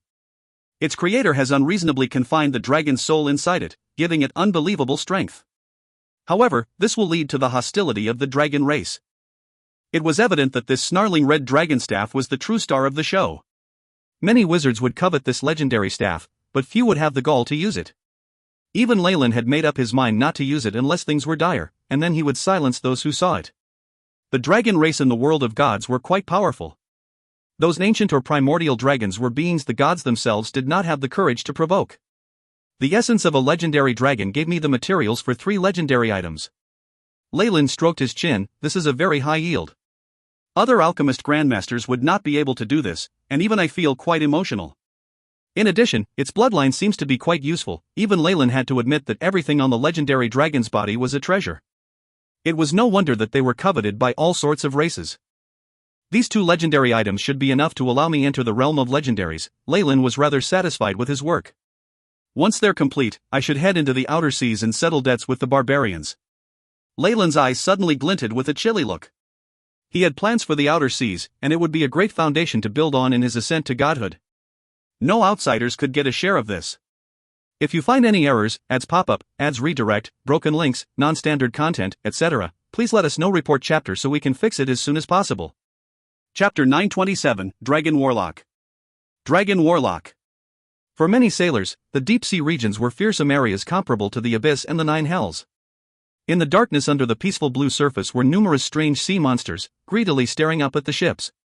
Or rather, at the beings on the surface. If a ship was destroyed and a sea monster were to be around, there was basically no chance of survival. For sailors, those who had conquered the deep seas were the truly strong, worthy of reverence. Night deepened, and the gloomy surface of the sea was like a terrifying monster opening its mouth, waiting for its chance to devour everything. Its peace was broken by a tremendous pirate fleet, cruising along with the might of a conqueror. On the largest magically armored ship was a crimson flag. The flag seemed to be dyed by blood, and had the symbol of a skull and dagger on it. In the Dambrath outer seas, this was a terrifying legend. The Scarlet Tigers. They had wiped out the original Tygus Heart pirates and Black Skeletons, and were a large-scale pirate group that had taken over the outer seas. It was rumored that the leader of the Scarlet Tigers, the Scarlet Witch, was a demon of the abyss. She bathed in the fresh blood of the living, using their pumping hearts to maintain her strength and beauty. At this point, the Scarlet Witch's name had even reached the mainland, terrifying little kids into tears at night. This Scarlet Witch, whose fearful name had spread far and wide, was currently on deck, looking into the distance with a look of anticipation in her eyes. "Long time no see, Cousin Isabel." A dark figure descended from the skies like a night hawk, bringing with him furious winds. Lyle observed his cousin, who seemed to have changed a lot yet not at all. She greeted him with a smile. So you only remember me now? It's been 4 years. 4 whole years. Isabel exclaimed maliciously, though her eyes seemed to be glimmering. Afterwards, she yelled at the pirates who had been alerted, "What did you come out for? This isn't an invasion. Get back, or I'll hang you on the flagpole tomorrow for 3 whole days and then cut off your dick to go with some alcohol." It was evident that Isabel held high prestige here. After the roaring came the sounds of doors and windows closing. "Hee, you haven't changed at all." Leyland rubbed his nose and laughed. Isabel was still the same as she had been years before, though her long golden hair became much shorter, and she was specifically hiding an area on her forehead. "My lord! My lord!" A few other leaders rushed to the deck, looking emotional. Karen, Robin Hood, Ronald. Have you all been well?" Leyland called them by name, one by one. "Gods, everything is going well." Robin Hood had been a soldier of Leyland's family, and was the first to speak. "Good. Let us have a meeting after this." Isabel rudely sent the other leaders away and stared at Leyland, causing some fear. "Where's my gift? This?" Leyland laughed wryly and produced the red dragon sword. "I think it suits you well. I already told you when we talked." Rumble, Isabel didn't even listen till the end. The moment she saw the dragon scale scabbard, her eyes twinkled with a wondrous look. She was almost barbaric as she snatched the sword from Leyland's hands before moving back. Roar, a slight draconic aura burst out, accompanied with the enraged howls and roars of a dragon. Red light flashed on the blade, bringing with it traces of flames. Legendary. A legendary item that has even gone through an excellent enchantment. Isabel had been a pirate for many years, and her judgment was much better than before. She saw through it instantly. "What do you think? Do you like it?" Leyland asked. "It's mine." This question didn't need answering. Just Isabel's expression alone was enough. It's good that you like it. Also, we have some things to discuss. Shall we go to your room?" Leyland suggested, and he saw the flush that rose on her face. He could not help but rub his nose awkwardly, feeling like he had been impudent. However, Isabel still did as Leyland wished and brought him to her bedroom. The pink curtains, the canopy, the crimson carpet, and works of art with varying styles mixed together to form a unique look. These were all the treasures that Isabel had stolen. A pungent incense entered Leyland's nostrils, concealing the smell of the sea. Females were obviously more attentive than males. "Actually, I've come prepared to solve the issues with the barbarians in one go." Odge and Tillin seemed to be stepping out of line lately. Leyland's eyes were trained on Isabel, but by the looks of it, there's something more important that we have to deal with now. He went forward, lightly pushing away her fringe. A few strange scales had already appeared at the edge of the girl's fair forehead. "Has the demonification already come that far?" Leyland frowned slightly. "Don't worry about it. I'm actually feeling the summons from the abyss even more. Who knows, I might just fall at any moment." Isabel had a resolute look on her face. I feel that as well. But this doesn't seem difficult to solve." Leyland stroked his chins, and saw the hope in her eyes. "Well, do you trust me?" Leyland sincerely looked into her eyes. "Who if not you?" Isabel lowered her head. "Good." With a flick of Leyland's finger, a barrier silently appeared. "I need you to cooperate with me fully and do as I tell you to, alright?" He instructed her carefully, a test tube containing golden red blood appearing in his hands. Isabel nodded her head slightly, suddenly blushing a little. The morning sun rose from the east, shining golden ripples looking like fish scales on the sea's surface. "How do you feel?" Leyland looked to be slightly tired, though his eyes were still bright. "I feel better than I ever have before." Isabel touched her forehead. The scales had disappeared, and her original short golden hair had turned a dark red like fire. "Thankfully, you didn't choose to sell your soul and were only corrupted by the demonification. That can be concealed and neutralized with a more powerful bloodline," Leyland evaluated. "I never thought you could even transform people into sorcerers." Isabel looked towards Leyland, as if remembering something embarrassing from the night before, and lowered his head. In front of her cousin, she truly no longer had any secrets. Not a sorcerer, but a warlock. A dragon warlock. Leyland corrected her. "Warlock?" Isabel tested out this word. "I've never heard of it before. I've combined the legendary red dragon's blood with your body. From here on, you will control the power of the red dragon, and can even awaken magic abilities." Leyland had no plans to explain further and handed a meditation technique to Isabel. You can try training in this Dragon King's mystic might in the future. It will do you good. Dragon King's mystic might? Do sorcerers, no, warlocks need to train? Isabel expressed her confusion. Of course. Leyland nodded sternly. This Dragon King's mystic might was obviously not the high-grade meditation technique Leyland had gained in Twilight Zone. It was one he'd refined with that as a foundation. Leyland had actually found information on it from the ruins of the Arcanist, and with the AI chips help integrated the two. It could be said that with the meditation technique and bloodline modification, Isabel now had the potential to surpass sorcerers. In addition, the blood of the legendary Red Dragon would be enough to suppress the demonification for a long time. Alright. Let's go meet your cute underlings. Leyland got up to leave, and Isabel followed closely behind. For high-ranked professionals like them, a night without rest was no issue at all. Pulling the door open, they arrived at the deck and saw the dubious smiles on the faces of Robin Hood, Karen, and the others. Evidently, news of Leyland spending a night in her room had spread and given rise to some associations. Unexpectedly, Isabel had not gotten mad but instead rejoiced inside. However, she still glared at them icily. Alright. There's a lot to do, so let's discuss it over breakfast. Leyland had long since passed the age of caring about this, and waved his arms with vigor, bringing everyone to the dining room. Making use of this opportunity, he got more familiar with the leaders under Isabel. He knew some of them very well, but was complete strangers with some others. They must have joined some time after he left. We've been developing well in these few years, especially after the Imperial Navy left. There are no opposing organizations left in the outer seas, Isabel spoke with pride. We now have 20 large warships with over 1,500 men. You did very well. Leyland listened closely and got a better understanding of the recent growth of the Scarlet Tigers. How about the barbarians? At the mention of this, Isabel immediately turned grim.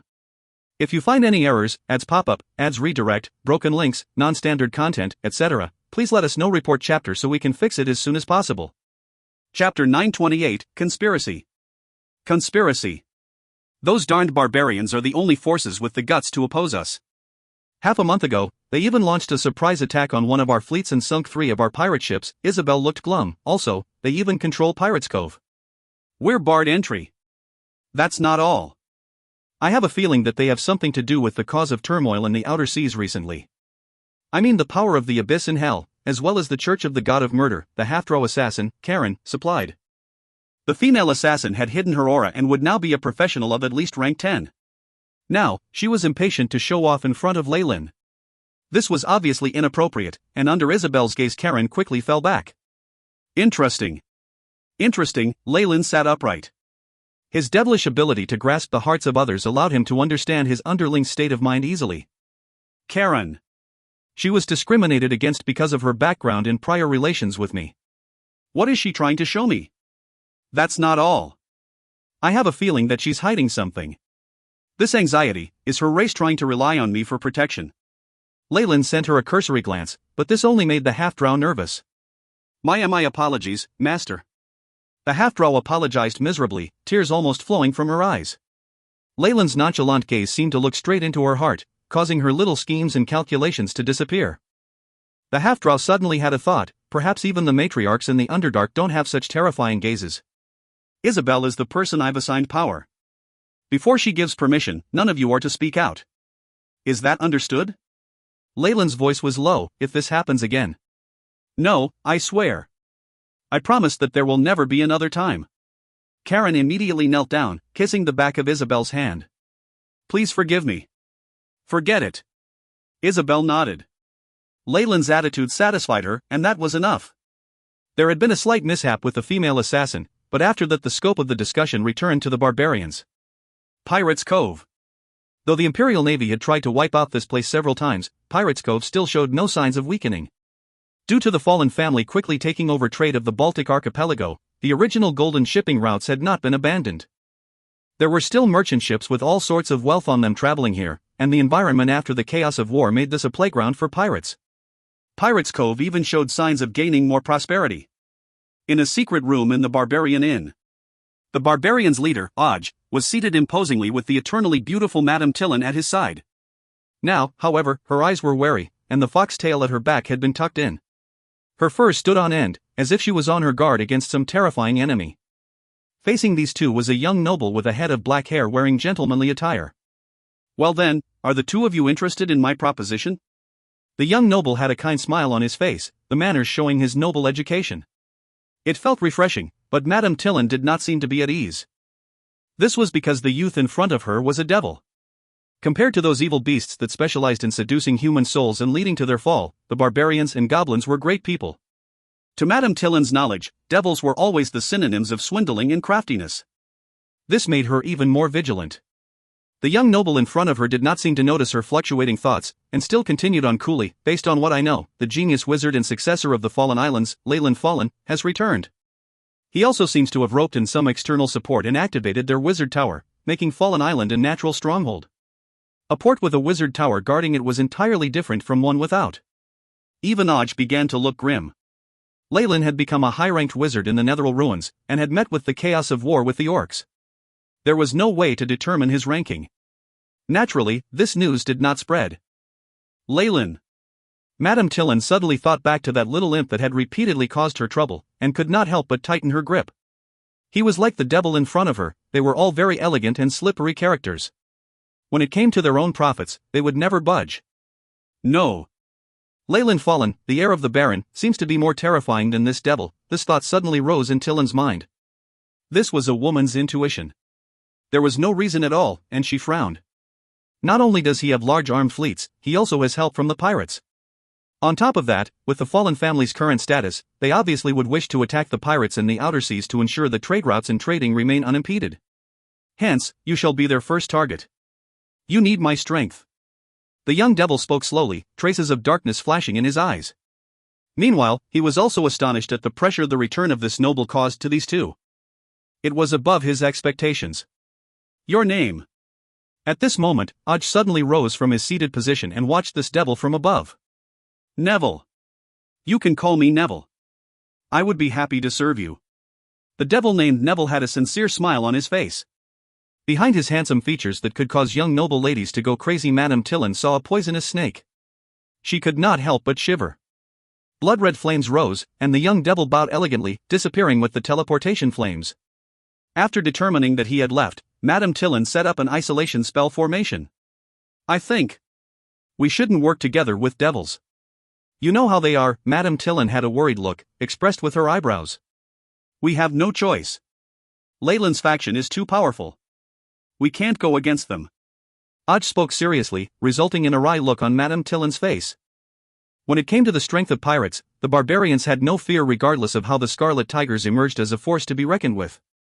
However, the Fallen family was not just about the pirates. With their trade control and immense wealth, they'd rapidly set up terrifying armed fleets surpassing even Lewis's old ones. They were nobles, and in the name of protecting the shipping routes, Leyland could openly expand his forces without restriction. Soon, it would surpass what Pirates Cove could control. In the face of the purge on the surface and in the shadows, the barbarians' might in the outer seas had already begun to plunge. While it wasn't a devastating decline, it wasn't anything good. At the very least, mobilizing another pirates' tide was impossible. The benefits of the barbarians in the outer seas are never to be seized by outsiders. Never! Odge thundered, his gigantic enchanted saber seeming to sense its owner's feelings and beginning to buzz along. Odge was not just the captain of the barbarians. He was also the protector of the barbarian race. The entire barbarian race relied on his protection to survive, which was why he would not fall back now. Dearest, I will help you. Even if it will send me down to hell, I'll go there with you. Madame Tillon had a tender look in her eyes as she hugged Odge's arm. Just as the scene was beginning to get comfortable and soft, Madame Tillon's body suddenly trembled, rays of high-ranked communication spells shining. There's another guest. It's a priest from the God of Murder's church. She quickly rubbed eyes. Let him in. Odge was blunt. Soon enough, they saw the emissary. He was an old friend, the priest Leyland had seen in the Thieves' Guild. I've brought the newest information regarding that devil. It had to be said that when it came to scouting out information, the bunch of people under Cyric had exceptional talent. Speak. Madame Tillon's expression was icy. While we aren't sure what their main body is, we can be certain that Neville comes from an organization in the Third Hell, the priest spoke slowly.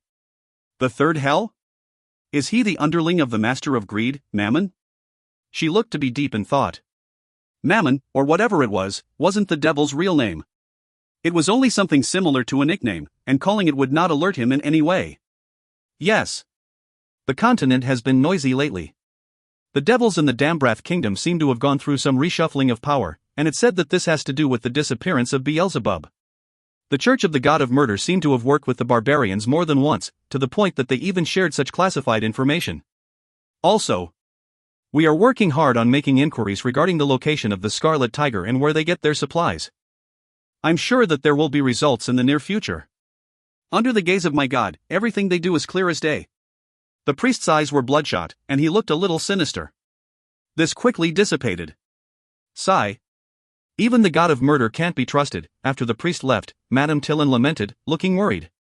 Could it be that powerful greater gods have fallen to the lower planes like in the rumors?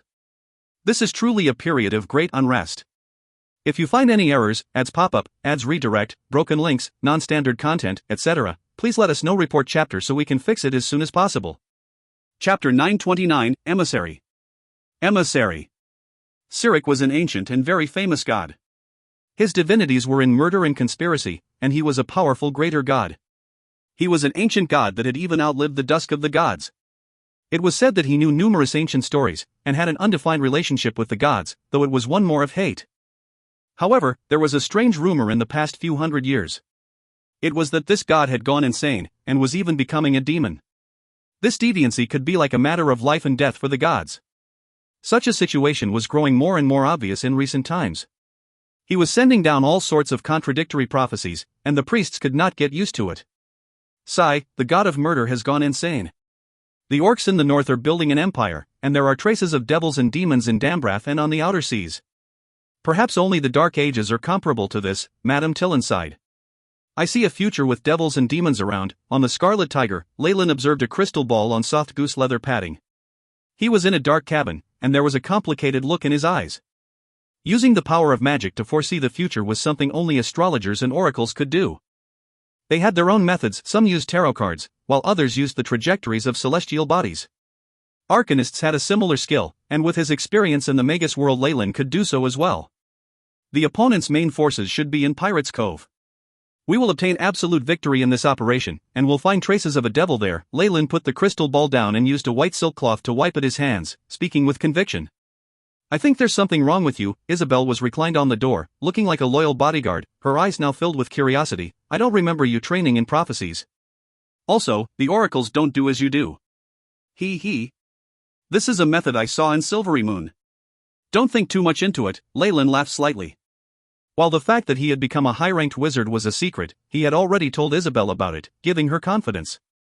Marquis Lewis had been able to do as he wished in the outer seas with just the power of a high-ranked wizard as well. He had also absorbed the Black Skeletons and Tygus Heart pirates, pushing the barbarians to the brink. If not for Leyland's appearance, he would probably have become the sole tyrant of the outer seas. But things are different now. The disaster of the pirates' tide has attracted the attention of too many powerful beings, Leyland sighed. The outer seas had not been developed that much in the past, and the terrain and organizations were very simple. A barbarian tribe was already terrific then. However, in current terms, they were nothing. This was why Leyland was a little uneasy, attempting to predict the future. While the world of gods' ability to screen this type of spells was too powerful, gods and legendary beings could do this easily. Leyland did not believe that the barbarians could do the same. That's good then. Isabel was all smiles as she spoke, before her expression abruptly changed. Rumble, ketchak, a slight noise sounded, along with voices of the pirates' distress. Seems like they found something on the deck. Let's go. Leyland smiled as he followed Isabel to the deck. At this moment, the pirates were circled around two figures. One of the two was Karen, while the other was an assassin dressed in black form-fitting clothing. Sharp blades clashed endlessly, and the winds they produced left the pirates with no courage to go forward. Karen, stop playing around. Leyland tapped his finger, and a terrifying cone of flames blasted forward, accurately hitting one of the figures. The raging flames immediately devoured it. That was just a puppet. Leyland looked towards the mast. Is that right? But who? As expected of the one who established the Scarlet Tigers and defeated Marquis Lewis, Sire Leyland. Laughter that sounded like an owl could suddenly be heard, and a distortion emerged from the side of the mast to form a human figure. We meet again, Lord Leyland. Let me introduce myself. This humble servant is Arfo, a priest of the mighty god of murder. We met once at Pirates Cove. Arfo was currently dressed impeccably like a priest. It was unknown when he had arrived on Leyland's ship. How dare you? Karen had noticed that the figure in the flames had disappeared, revealing the original appearance of a high-ranked illusion, and turned grim. Wait! Just as Karen was about to charge forth, Isabel beamed as she pulled her back. You must be very gutsy, huh? How dare you play tricks on my people? Isabel stared at Arfo, her eyes narrowing dangerously. The great name of the Scarlet Witch has spread in the open seas. I never thought it would be such a beautiful lady. Arfo looked to be somewhat intoxicated. Good, good. Isabel took 2 steps forward, a smile on her face. All of a sudden, she made her move. The red dragon sword was instantly unsheathed, and faint draconic roars sounded out. A tremendous spiritual force field extended and caused all the pirates to back off, while the priest looked alarmed. Dragon aura. The fiery red sword produced a clear cry, flames spilling over in the air. HSS, the priest took several steps backwards, looking terrified at the charred marks on his wrist. Karen is one of mine. It's not up to you to bully her. Isabel looked to have no intentions to kill him and slowly sheathed her sword with a snort. This immediately gave rise to gratitude in Karen's eyes, as well as some shame. I never thought the Scarlet Witch wasn't a demon sorcerer. You're someone who inherited the bloodline of a red dragon, and even have a legendary item. Arfo looked somewhat awkward while pondering over this. Such a huge difference caused him to flare up at the thieves that had collected this information. While there's a similarity between demonification and becoming a red dragon, it shouldn't be to this extent. They should be killed. Just a slight deviation or mistake in intel could cause irreversible consequences. Such a huge change immediately put Arfo on his guard. Who do you represent? Leyland asked while snickering inside. Using Isabel's status as a dragon warlock to hide her demonification had also been one of his plans. After all, red dragon sorcerers also had the ability to manipulate flames and grow scales. This would be enough to confuse people. Demons were beings the churches would always crack down on ruthlessly. It was better not to have dealings with them. Sorcerers, on the other hand, were fine. Most importantly, Leyland had not explained anything himself. Everything had been assumed. I come representing the will of my God. Arfo looked serious as he spoke. Do you have a prophecy from the mighty god of murder? Leyland looked at him, a teasing glint in his eyes. However, that only scared Arfo. No, but our bishop has received intent from my God. When it came to his faith, Arfo naturally did not dare lie as he recalled the order he had received. Have the outer seas descend into chaos? Just for a massacre, you provoke the 2 largest pirate groups? What kind of joke is this? Damn it. Ever since the bishop received God's grace, he's become more irritable and crazy. However, as a subordinate, he had no right to make any suggestions and could only carry out the orders of his superior. Since it's the intention of the church, let's have a listen, shall we? Leyland brought Arfo to a meeting room.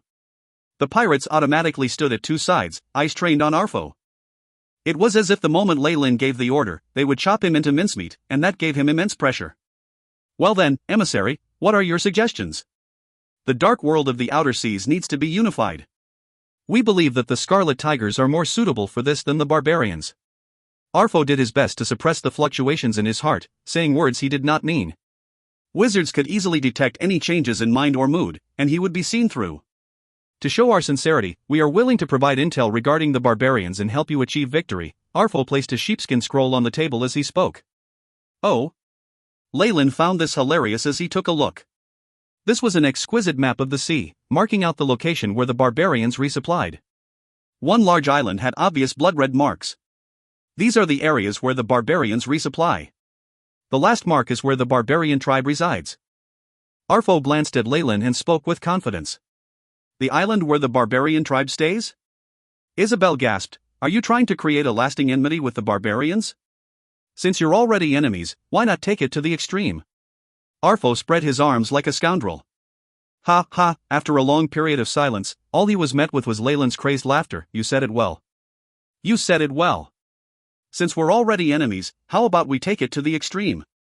Just as a smile bloomed on Afro's face, something happened. If you find any errors, ads pop up, ads redirect, broken links, non-standard content, etc., please let us know. Report chapter so we can fix it as soon as possible. Chapter 930, Island. Island. Kill him, Leyland indifferently waved his arm, as if he were chasing a housefly away. Why? Arfo's expression immediately changed, his body flashing with the undulations of a teleportation scroll. However, the bright light shattered immediately, leaving him in despair. Numerous weapons struck out. One filled with red chi, which was almost on par with a legendary dragon, immediately made mincemeat out of this emissary. Only after they subconsciously acted did the pirates respond, bodies beginning to tremble slightly. Dear gods! They had actually killed the priest of an actual deity. While the pirates were capable of anything evil under the sun, they still held reverence for the gods. Isn't this just a priest? If he's dead, he's dead. There's something more terrifying than this to deal with next. Leyland clapped his hands indifferently. Red flames descended and burnt the body to ashes, causing the pirates to feel as if they were in a dream. So, his information was false? Isabel's attention was on something else. No, the information is true. Leyland shook his head and rolled the map up. Give this to our navigator and have him go on the offensive while we head along this route. Isabel found herself unable to keep up with her cousin's thoughts. While the map is real, he has malicious intent. I have enough strength now, so I have no choice but to kill him. Leyland laughed as he spoke, his eyes cold. He had been too weak during the Pirates' Tide, and had even needed help from the Barbarians and the Thieves' Guild. At that time, he had to tolerate these people's sneaky actions. But things were different now. He was a high-ranked wizard and an arcanist, far exceeding others of the same rank. He had Tiff under him who had legendary strength, and Isabel had become a dragon warlock which allowed her strength to increase rapidly. While her bloodline limited her, it wasn't an issue until she became legendary herself. On top of that, the Fallen family was not the same as before. They might not rule the outer seas, but their power controlled most of the sea's regions. With such strength, Leyland was the king through and through. Was there a need to make compromises? On top of that, if the priests of the god of murder truly were powerful, why would they still scheme and plot to stir up more tension between the two sides and not take over this region themselves? Hence, Leyland was sure that they did not have favorable impressions of neither himself nor the barbarians, and should be making plans to eliminate them all at one go. The god of murder, Leyland used the AI chip and instantly found all the information regarding this greater god. While he is very old, he's known for being temperamental. There have been recent rumors that he's going insane. Given that he's like this, he will probably find it difficult to react quickly even if a branch with a bishop in charge were annihilated. Also, Leyland looked through the description displayed on the AI chip's screen, a look of fear flashing across his face. He once fought with Distorted Shadow and announced that he killed this great rank 8 Magus. Leyland now had a profound understanding of the might of Distorted Shadow. It was impossible for him to fall so easily at this god's hands. Things started changing from that time. Cyric started to become more insane and unreasonable. Leyland stroked his chin, looking to be deep in thought. Was he seriously injured in battle, causing the change in temperament, or was he tricked by distorted shadows and affected by the power of distortion? While the dusk of gods was over, the shadow magi left behind in the world of gods were not easily dispersed. Whatever it is, the claws that the god of murder extended into the outer seas must be cut off. Leyland decided and announced, "Let us set off." The tremendous scarlet tiger thundered, like a deep-sea giant monster advancing to a battlefield. Such a huge movement of the scarlet tigers had naturally attracted the attention of many organizations in the outer seas. The barbarians had also assembled all their warriors in Pirates Cove, and a life-or-death battle was coming up between these groups. This would determine the ruler of the outer seas. Such an enormous change immediately made many people fear the consequences. They knew full well that no matter the winner, this would be doomsday for them. Even more crazed beings were making preparations in the shadows, hoping to get some benefits from the battle. They hoped to wipe out the two large pirate organizations so that they could become the kings of the dark world. He killed my child, Arfo. Rumble, the flame suddenly rose several times in size, reflecting the distorted face of the bishop underground. Why yes, my lord. The thief's voice quivered as he made the report. Ever since the bishop had gotten their god's grace, his personality had also been affected. He had become very stubborn and crazy. For instance, the bishop would definitely not provoke the two pirate groups into a deathmatch to wipe them out together before. Ha, how despicable. I want to kill him. Kill Leyland. In the hidden room was a statue of Cyric. There seemed to be a layer of dark red smoke around it, causing some changes. At times, the bishop looked sinister standing under the statue, and at other times poised. He was basically a madman. He. It's also good that he's dead. Arfo should have gone to hell long ago. He did well, because that saved me a lot of trouble. My lord, I'll take my leave now. Seeing the bishop in this state was also very stressful for the thief. He reported all this with fear, trying to shuffle backwards. Since Arfo is dead, why are you alive? The bishop turned back, glaring at the thief. His gaze was so chilly the thief felt like he'd fallen into a house of ice. No, that's none of my business, my lord. Knowing that things did not spell well for him, the thief turned and ran, but it was too late. The black flames rumbled around and swept through the area, enveloping the thief and causing him to squeal like a dying pig. Seeing the thief gradually disappearing in the flames, a sick smile appeared on the bishop's face. After he was done executing the thief, he knelt before the statue and lowered his head, beginning to pray, "Kiki. Soon, my master. I will sacrifice more flesh and souls to you." The statue gazed at the bishop below coldly, the dark red rays around it becoming more dazzling. It's Fire Slave Island. This is it. It was impractical to get the pirate fleet to completely encircle the island. However, with the help of magic, it was not difficult to seal off a few shipping routes. Leyland gazed at a completely red island through his telescope, one that had a volcano on it. Based on the intel, Aud's barbarian tribe should be staying back and increasing their numbers here. He put the telescope down. All fighters are to leave the boat. We will massacre this place, he ordered. One could be completely unscrupulous in war, but this was still taboo. Leyland would not have the courage to do such a thing in the past. The moment he did, the other party would also head over to Port Venus and attack his family. Now, however, he had the Wizard Tower. Leyland even hoped Aud would take the initiative and seek his own death at Port Venus. The order was sent down quickly. Numerous pirates got on little boats and headed to the shore like ants. Robin Hood, Ronald, Karen. Leyland spoke more slowly. Boss. Robin Hood came to Leyland's side and respectfully waited for instructions. Take the fleet and leave. Only come when I send out the signal, Leyland ordered. He could tell that once news of him attacking this area got out, the barbarians would definitely pounce here like madmen. When the time came, Leyland definitely did not want his pirate fleet to be damaged. It would be too troublesome to attack Pirates Cove, so if he could draw the opponent out here, why not? I can't even imagine the heat and terrible environment here. Why did the barbarians choose this place? Isabel cut apart the vines blocking her way. There were broad green-leaved plants that dropped dew with a pungent smell. It caused her to frown. These barbarians migrated here. The safety of the tribe is of the utmost importance. Since you think they won't like this place, they can do as they wish, Leyland explained. He had nothing to worry about once they were on the large island. As long as he knew the general location, large life force undulations couldn't be hidden from him. Boss. We've encountered resistance on a mountain pass up ahead.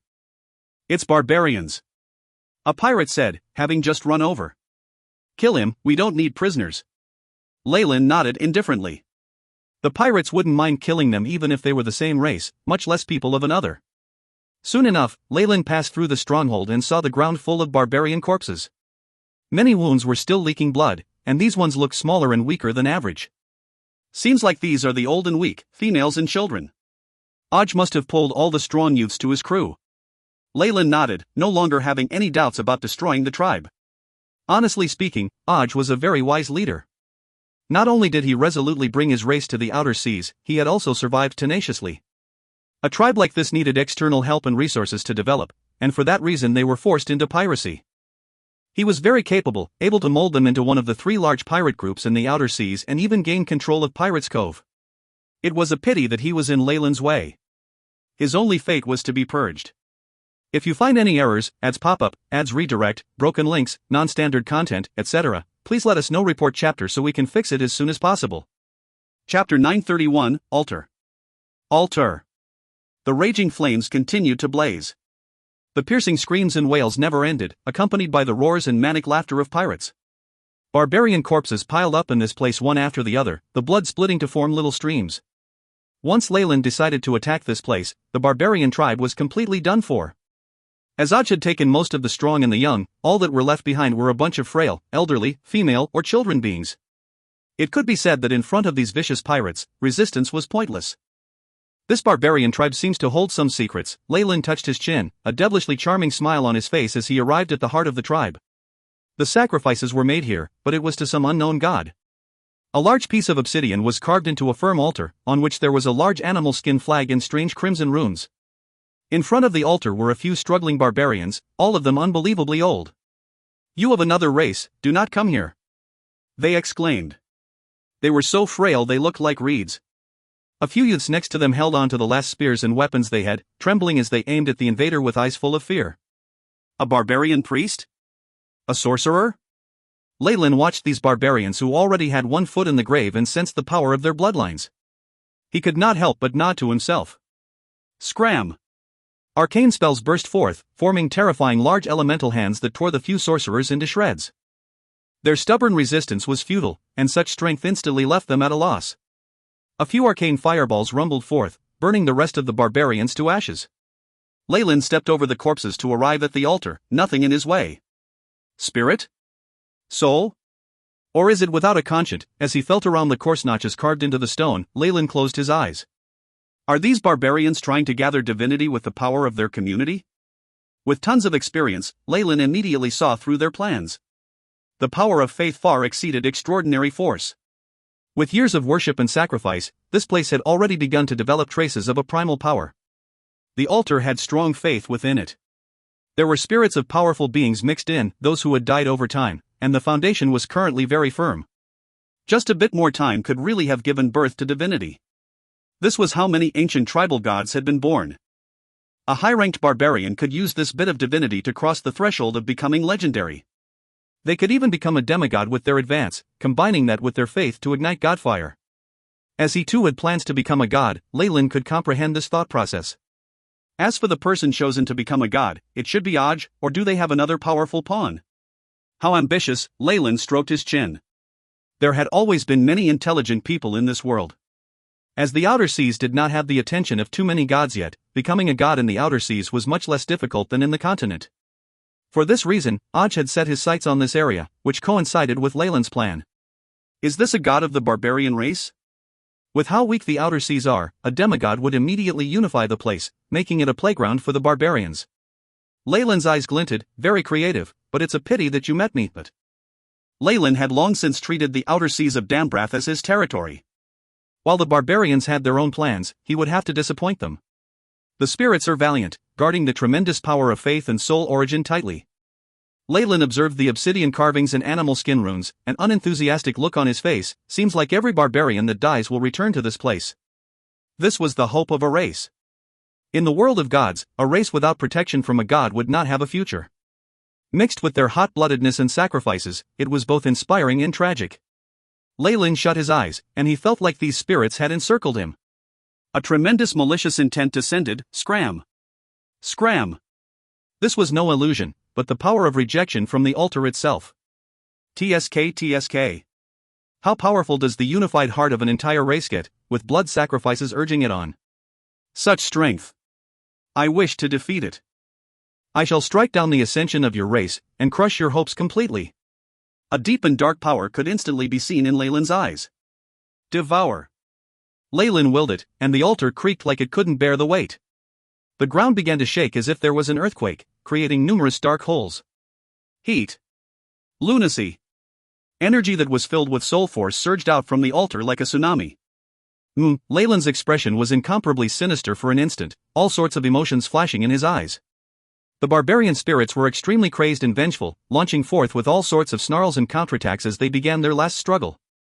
It was a pity that this was a minor issue for Leyland. After all, he was experienced with souls. HSS, the phantom of a Targaryen emerged in Leyland's mind, and in one mouthful devoured the numerous souls and conscience. In the face of Leyland's soul origin, the attack from these valiant souls were as weak as ants. Varied soul force burst forth as they shattered, carrying berserk emotions and numerous memory fragments. A soul is a small matter. The issue is that there's still these berserk emotions within the soul force, Leyland sighed. The basic requirement to absorb divinity was that one was legendary, and this was not without reason. Those who were yet to cross that threshold wouldn't even be able to live through the attacks of these souls. God! I pray that you protect our barbarian race. You must make the barbarians the most powerful race. Please ensure the survival of the barbarians. I want to have meat. I want meat every day. Such chaotic thoughts appeared in Leyland's mind that they could cause a regular person to go mad. Even someone with legendary strength could acquire a mental disorder, the chaotic soul energy causing cracks in their memories. However, Leyland had the AI chip. He also had prior experience in this area, and his own soul origin was near rank 7. He could still take this. HSS. I am the limitless Jormungandr, the master that devours all things. The Targaryen phantom appeared in Leyland's pupils, and the power of devouring appeared, forming spirals that devoured all the chaotic soul origins at one go. After being converted, the strength surged into Leyland's sea of consciousness. The AI chip's prompt sounded at this moment. Beep. Host has taken in a large amount of energy, determined to be soul origin essence. Absorbed. Large amounts of icy streams of air converged in Leyland's mind, allowing his spiritual force to revolve rapidly. Beep. Host has absorbed soul energy. Spirit +1. The accumulations of the barbarian tribe over countless years had made things easy for Leyland, and even allowed him to raise his spiritual force. Leyland looked at his hands and murmured, "My spiritual force has increased a bit. I feel like every small increase in stats past 15 points is a huge advance." The AI chip's prompts continued. Beep. Host spirit has broke through, becoming rank 16 Arcanist. At this moment, his stats were refreshed. Leyland fallen. Age, 22. Race, human, rank 16 Arcanist. Strength, 13. Agility, 11. Vitality, 12. Spirit, 16. Arcane energy, 160 status, healthy. Feats, sturdy, erudite, elementary perfect body. Specialties, arcane energy detection, arcane amplification.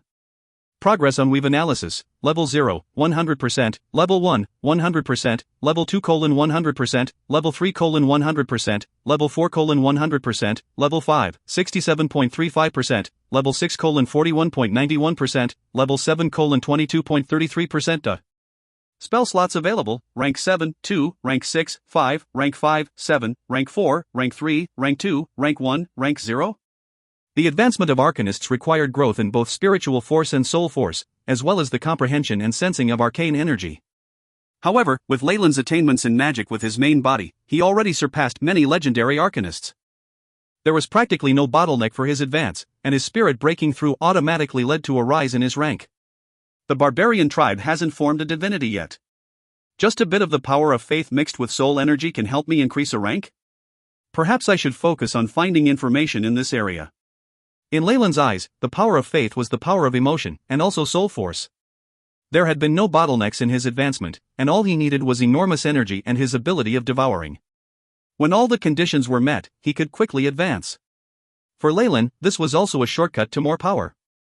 As long as there were barbarian worshippers, it was possible that they had formed great soul energy like this, be it in the outer seas or various other areas in the continent. Of course, if an altar had truly gathered divinity, Leyland would not dare devour it. If not, his own temperament could change, and that was not something trivial. Becoming the patron saint of the barbarians would be even worse than killing himself. If you find any errors, ads pop up, ads redirect, broken links, non-standard content, etc., please let us know. Report chapter so we can fix it as soon as possible. Chapter 932, Mage's Sword. Mage's Sword. Outer Seas, on board the barbarian's ship. Walt suddenly dropped to his knees, roaring in pain. "Dear, what's the matter?" Madame Tillin rushed to his side and helped him up. "My family's sacrificial altar. It's gone." The response has been completely cut off. Walt spat out the words through gritted teeth, and the implications in his statement made Tillin pale in response. "We haven't caught up to them?" After they had received the news, Walt had immediately set off. However, they had to conceal their movements, and the barbarian lands in Firescale Island were very far from Pirates Cove. Originally, this had been done for their own safety. But something like this happening would make it extremely difficult to mount a rescue. "We must avenge them." Tillin bit her lip so hard that a trickle of blood spilled out. Since their sacrificial altar had been destroyed, it was obvious what had befallen the members of their tribe. Her heart dropped. It wasn't just one or two barbarians that had fallen. Everyone in the tribe, be it the elderly, the frail, the women, or the children, had perished. The souls of hundreds of years of the tribe's experts, their sacrifices and devotion, had been completely destroyed. Even if she wasn't a barbarian, Tillin could imagine how this sort of aftermath would lead to the barbarians going berserk. "Ah! In my name as Auj, the king and leader of the barbarians, I vow to the gods that I'll wrench the damned wizard's skull off." Auj roared, slicing his cheek with his dagger. Boiling dark red blood rolled down from the cut, making his boorish face seem even more malevolent and terrifying. "Oh! Kill him! Kill him!" The barbarians below him all saw red, as their family and children had all been at Firescale Island. There was no chance that they had survived. The fox woman Tillin gritted her teeth, but spoke out in the end, "Auj, I believe that now isn't the best time to fight him. He must have prepared a trap for us." After the words left her mouth, she could no longer continue speaking. This was because she saw the expression in Aud's eyes, that look of undying, frightening hatred. After what had happened, forget a trap, Aud would traverse hell and high water without the slightest hesitation. At this moment, even if she had come to advise on the situation, her persuasion would not have the slightest effect. Is this part of his plan? Using the power of hatred to lead these barbarians into a trap, at this moment, Madame Tillin suddenly felt a deep chill in her heart, caused by that noble wizard. Fire Scale Island was within their sights. Dense black smoke continued to pour into the horizon, and the entire island seemed to have descended into hell. Seeing their tribe's land wrapped in a great fire, the barbarians all descended into frantic roaring. Find them! Tear them apart! Aud tightly gripped Madame Tillin's shoulder. Rivulets of blood appeared on her skin. I will! Madame Tillin vowed. After saying this, however, she realized that she did not need to use tracing spells.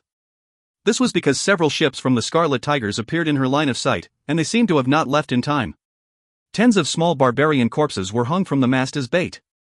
Roar! After seeing those corpses, the barbarians collectively went berserk. Aud brandished his enormous saber and the other sailors rowed with all their might. There was only one wish in the barbarians' hearts, to find those damned robbers and get their revenge, but the barbarians were the only ones allowed to bring death and suffering to other races in these regions of the outer seas. Now, they were suffering the fate that they handed down to others. Madame Tillin's heart suddenly grew sorrowful, and a single tear rolled down her face. She could already see the shadow of her own death, and could not escape from it. The deep sound of a bugle horn could be heard, bringing to one's mind the coming siege. The Scarlet Tiger's elite troops emerged and completely surrounded all of the barbarian ships. They were like an enormous pocket wrapping around its goods. In their fury, these simple-minded barbarians did not sense the danger before them at all, and immediately took the bait. Kill! The boss is giving 5 gold coins for every barbarian's head. Ronald loudly ordered, and the reward was spread widely through the use of signal flags. Boom! Boom! The goblin cannons boomed without end, and near them were the sounds of dwarven artillery firing volleys of gunfire. Under Leyland's command, the Scarlet Tigers had slowly come up with their own style of combat. Roar! Roar! Row after row of barbarians collapsed in a flicker of flames. Even their tough skin could not withstand the combined power of gunpowder and magic. Aud grew even more berserk at this presentation. After the long-range battle had ended, it was time for the traditional methods of jumping and boarding ships. Aud immediately ignored the charge of a pirate towards him, lifting the fellow up by his head. KRRCH. The human pirate's complexion twisted, and rivulets of blood flowed down from his forehead. Crazed roars sounded as this unfortunate pirate's skill burst like a watermelon in Aud's palm. Blazing hot white light flashed past, and the surrounding pirates were directly slashed into 2 halves by the saber's chi. As the strongest in the barbarian tribe, Aud was a high-ranked warrior. His barbarian bloodline and the support of magic items allowed very few below the realm of legendaries to rival him. It was a pity that all of this was as negligible as a grain of sand in the face of the Scarlet Tigers. A scarlet-red figure suddenly flew from the opposing ship, letting out a powerful clear cry in midair. Roar! A domain of intimidating draconic power extended from the ship. This oppressive power stemming from a bloodline made Madame Tillin take a few steps back in fright. After, she saw a winged half-dragon creature swoop down at great speed, a long sword burning with raging flames intercepting Aud's saber. An enormous crack appeared on his blade. A human demi-dragon? No, it's a dragon's disciple. This power, Madame Tillin dumbly looked on at Isabel, who was covered in red scales, with a despondent expression on her face. Is this the bloodline of a legendary dragon? But how is this possible? Wasn't she corrupted by demons? Madame Tillin did not know what power a successor of a legendary dragon's bloodline could wield, but now it was made clear to her. The Scarlet Witch? Aud looked at the crack on his enchanted saber with a pained expression on his face. This was the weapon he used most after all, and it had helped him cut off the heads of many troublesome enemies. Now, however, a crack had appeared on the enchanted saber after just one clash with the witch. A legendary item. Aud looked at the blazing red longsword in Isabel's grasp with an increasingly ugly expression. He sensed an unknown danger coming from that weapon. Don't let her weapon touch you, and be careful of her dragon breath attack. I'll help you. Madame Tillin's expression was very anxious, and she readied several amplification spells in her hand and was about to cast them. I am your opponent. We meet again, beautiful lady. Rumble! The raging flames of a fireball engulfed them, blocking Madame Tillin's way. The entire area was thrown into chaos, with barbarians and pirates fighting wildly. One of the barbarians fell on occasion, and their head would be chopped off immediately. Blood stained the ground, but even in this hellish scene Leyland had nary a speck of dust on him. He even greeted Madame Tillin in a refined and courteous manner, as if he was the most respectable noble. Leyland fallen, Madame Tillin called out the wizard's name through gritted teeth, her eyes slowly filling with fear. That man's grasp of human nature was even more terrifying than the devil's. It had not been long since she had seen a true devil in Neville, but the feeling that he gave her was not as evil and as profound as what she felt in Leyland's presence. It has been 4 or 5 years since we last met, hasn't it? Madame is still as beautiful as before. A sincere smile broke out on the noble baron's face, and Tillin felt that if she gave him her hand, he would have kissed it in greeting without the slightest hesitation. However, the eyes of the wizard who stood across from her were ice-cold, and he looked at her with a face utterly devoid of emotion. "I apologize, my beautiful lady. I don't have much time left, so can I ask you to hurry up and die for me?" In a single second, the light and breezy conversation turned dangerous. Wind howled, and Leyland smiled slightly as powerful magic converged. An earth-shattering attack was cast resolutely, ignoring all the beauty that Madame Tillin possessed and indifferently sending her to her death. This sorrowful feeling made Madame Tillin's heart feel depressed. Her feelings lasted only for a moment though, and afterwards she no longer had the capacity to reflect on it. Berserk energy particles converged into a splendidly brilliant longsword. The sword point had a spiritual quality to it, and it was directly thrust at Tillin. A strong wind seemed to directly slice at the skin on her face. Mage's sword. A rank 7 spell. You're already a high-ranked wizard. Trickles of blood dripped down, but Madame Tillin's face was still filled with incredulity. She finally knew how she had lost. A high-ranked wizard could completely crush the barbarians here. But he's only a little older than 21 years old. With this power, he must be a genius that even the gods will envy. Madame Tillin was unable to think anymore after this. The sharp mage's sword pierced through the layers of her defense, directly running through the fox-woman's bosom. Even though she had been a sorcerer and the chief wizard of the barbarians, Tillin's attainments in magic were only on par with Ernest. She had only achieved that through her bloodline power. She was simply unable to endure a single blow from Leyland. If you find any errors, ads pop up, ads redirect, broken links, non-standard content, etc., please let us know. Report chapter so we can fix it as soon as possible. Chapter 933, Kill. Kill. At this moment, the victor of another battle had also been decided. Dragon Breath. Isabel was still in the state of her draconic transformation. The flame-red scales on her body were just like a dazzling armor that looked like freshly cut flowers. She looked like the incarnation of a Valkyrie. After she saw that the fight would drag on, Isabel activated her bloodline abilities without the slightest hesitation. Dragon disciples would inherit the spellcasting abilities of a red dragon.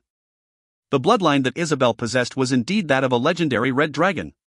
Her spellcasting abilities would gain an extremely powerful boost.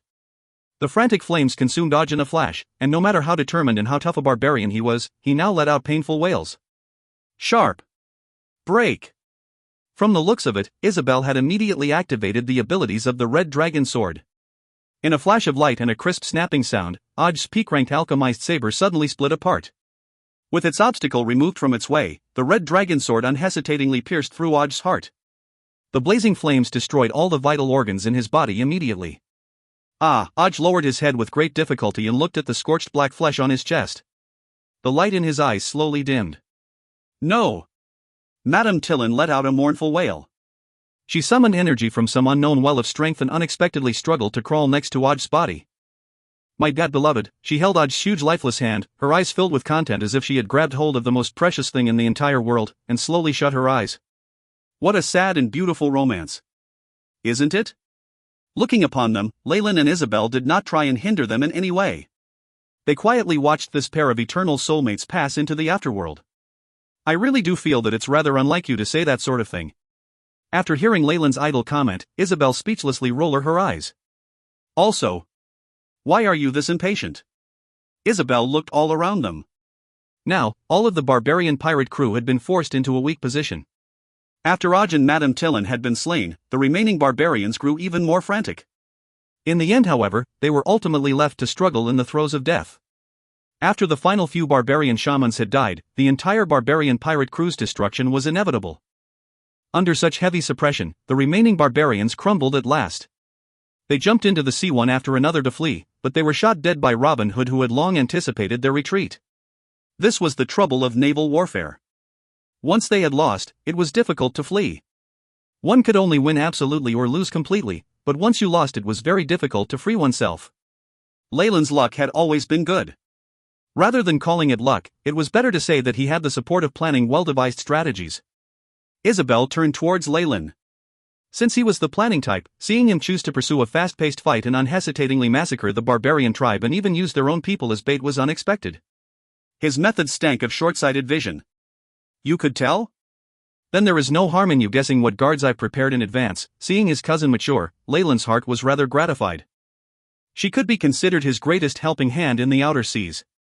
It can't be. The priest and thief from last time. Isabel only needed to think about it for a moment before her eyes flashed in understanding. Leyland nodded, waving his hand carelessly. A translucent wave rose, with a small water screen floating atop it.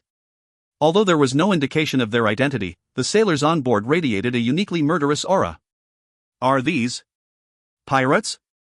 Ones which were groomed by the god of murder? They've always been hiding in Pirates' Cove, I never thought, Isabel breathed in sharply. Until now, she had always believed that the pirate crews in the outer seas now only consisted of the Scarlet Tiger and the barbarian pirate crew. She had neglected those fragmented little pirate crews. In reality, however, these fragmented, small-sized pirate crews were the most important strength of Pirates' Cove.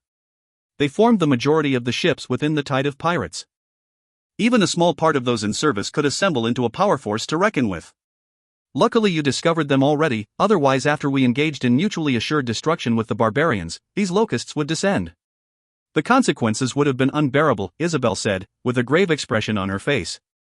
She now no longer had the slightest doubt in her mind that the Church of Murder were not just ordinary fishermen. You're absolutely correct. Leyland agreed with Isabel's point. In reality, the reason why I avoided using Pirates' Cove as the place for this final battle, apart from not wanting the barbarians to have a favorable location, was to avoid these maggots of the dark. The corners of Leyland's lips quirked up into a sneer. However, now that we've discovered their plan and made the preparations after destroying the barbarians, what have we got to worry about? What do you mean? Isabel hesitantly asked. She stood by Leyland and smelt the special scent of bloodthirst. Let's welcome them and kill them all. Leyland's eyes flashed as he made up his mind. Now is the best time. The entire Church of Murder in the outer seas have all assembled here. Once they're all dead, it will deal a great blow to the church. A blow? Isabel had never thought that Leyland's ambition would grow so large to the point where he would dare to strike down a true God's church. Without getting rid of them, how can I spread my own religion? Leyland smiled coldly to himself. There is a dead calm here in the outer seas, and the dark world's greatest religion is Cyric. Once he is cut off from his lackeys in the secular world, all the faith in the outer seas will belong to me. In reality, this wasn't a question of benefits. Leyland had long taken a fancy to the outer seas as his base, and had prepared to establish it as a base for his followers. Thus, there had been a clash with the existing religion here. The first was Cyric, because he had the biggest influence in the outer seas, and even had quite a few of the pirates as his followers. In addition, this god was an evil god. Publicly fighting him wasn't an issue, and on the contrary it would perhaps earn him favor from the benevolent gods. It was possible to predict that in the future, Leyland would sweep across the outer seas and possibly eliminate all the native religions and evil gods in one fell swoop. Don't worry, cousin. The god of murder's influence isn't that strong in the outer seas, and he is suppressed by many other benevolent gods. Additionally, even the Thieves' Guild is not entirely under his control. Leyland had acquired a lot of inside information on the three great guilds after traveling in the continent. Cyric could only considered a shareholder in the Thieves' Guild and not a chairman. There were still many other gods supporting the organization from the shadows. The Warriors' Guild was the same, and those gods would not permit some true god to monopolize their channels. Even the narrow-minded Wizards' Guild was not monopolized purely by the Weave Goddess, and still had the god of Noah Jogma and others dividing up the goddess believers. Consequently, his fight against Cyric and attacking the Thieves' Guild were two entirely separate matters. So it's like this. After all, he's a powerful true god. Isabel's eyes were full of anxiety. Needless to say, not even a weak god would willingly relinquish his own territory, let alone suffer a big loss to their believers. Even if Cyric's influence in the outer seas was very weak, he wielded great power on the continent. He controlled many high-ranked military powers from the shadow. Dispatching one or two legends over to fight for him was something that was entirely possible. Legends were the ultimate decisive force in the entire prime material plane. Once such a high-ranked expert arrived, Isabel was very aware that there was no one on her side who could offer the least resistance. Ordinary people could not reach the realm of legend. Everything that the fallen family possessed was nothing in the eyes of a legend. Even if a legendary comes to hurt my family, they'll have to step over my dead body first.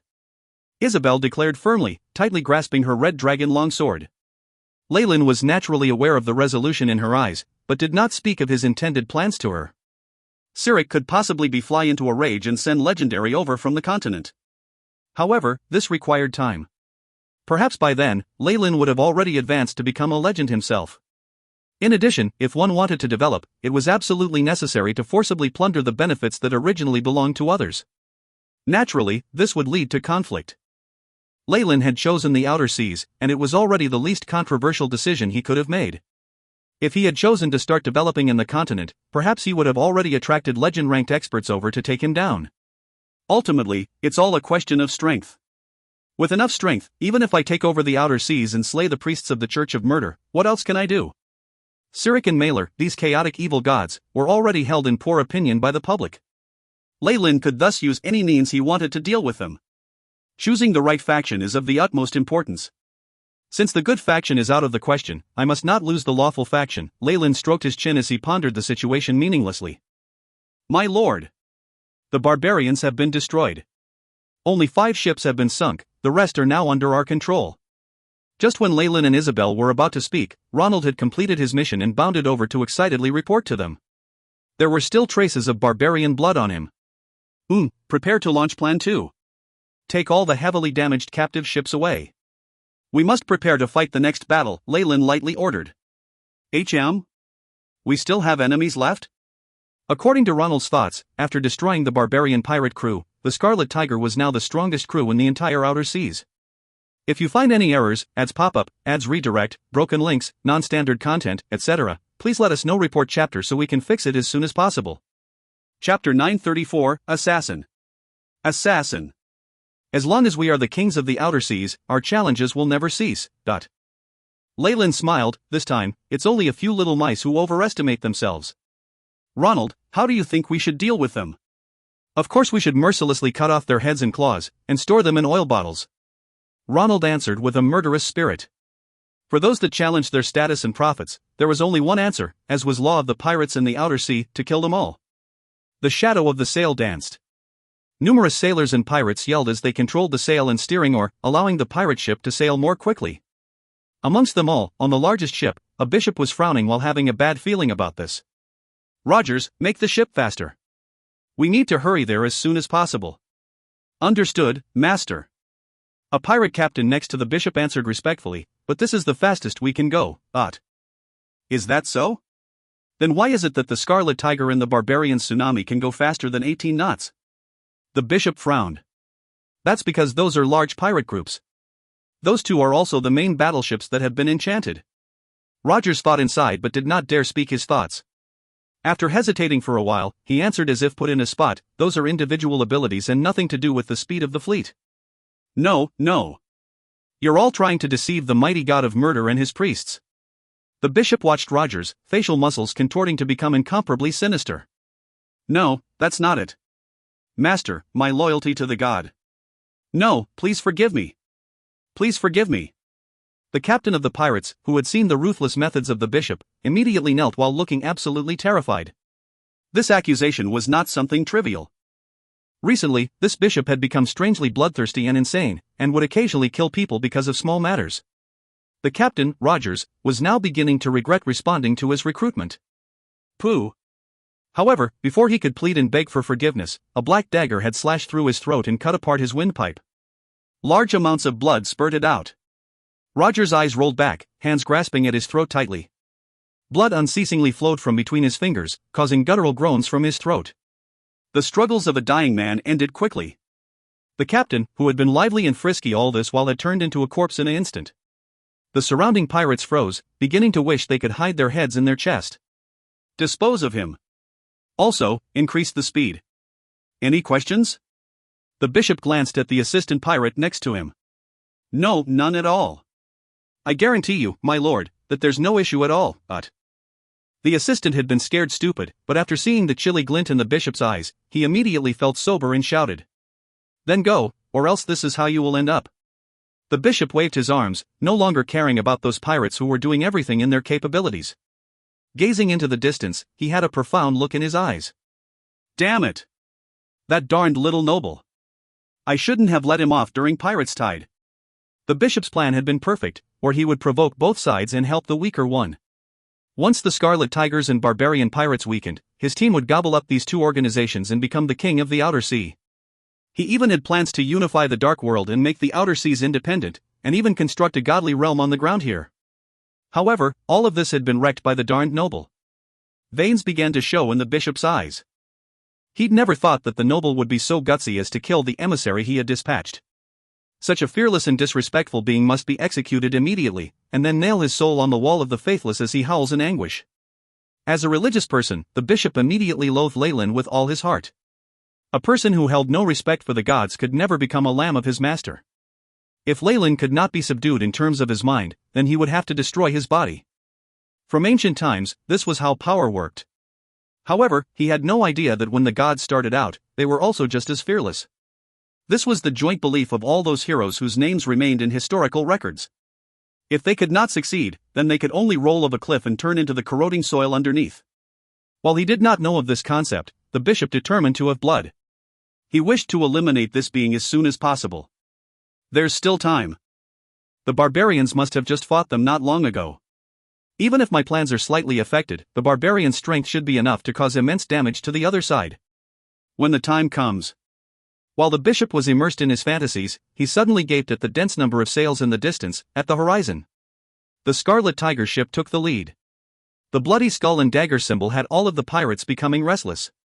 Gods! The Scarlet Tigers was the finest pirate organization in the Outer Seas. He had basically heard them expand and gain reputation, and now that they were going to fight them, it was impossible for him not to feel stressed. Rumble, rumble, rumble. The Scarlet Tigers unhesitatingly opened fire. Like table knives, the many ships cut the huge fleet apart into numerous fragments like butter. Compared to how the pirates at the lowest rung depended on their elite troops and morale, the Scarlet Tigers wanted to leave their opponent far behind. This was an unequaled confidence in themselves from cutting off the heads of countless enemies. Do you see it now? Leyland handed the commanding to Ronald and Robin Hood. After all, he was more proficient in casting spells. From the many years he had not been around, he was also unfamiliar with the group. Knowing one's flaws and doing his best to make up for it was the attitude of those looking to improve themselves. While I'm not suited to some roles, I can choose people who would do better and control them. If not, someone wanted to do everything well would only tire themselves to death. Seems like Robin Hood and Ronald are doing very well. Leyland said to Isabel next to him while laughing. They are the people you've nurtured. Are you trying to brag about your extraordinary foresight? Isabel was actually very astonished. Leyland seemed to have a pair of special eyes, and he would never go wrong when it came to judging people. However, in order not to make Leyland too cocky, she worded her answer huffily. No. Just as Leyland was preparing to answer, his expression suddenly changed and he abruptly pushed Isabel aside. A translucent figure arrived before him, as if traversing through space. Shadow jump.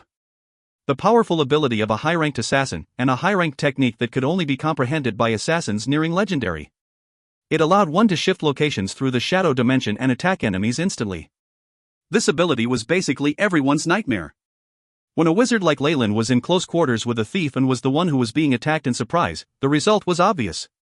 This high-ranked assassin did not have any excess movements, and lacked even the elation of completing a mission successfully. There was only an apathetic and dead look in his eyes.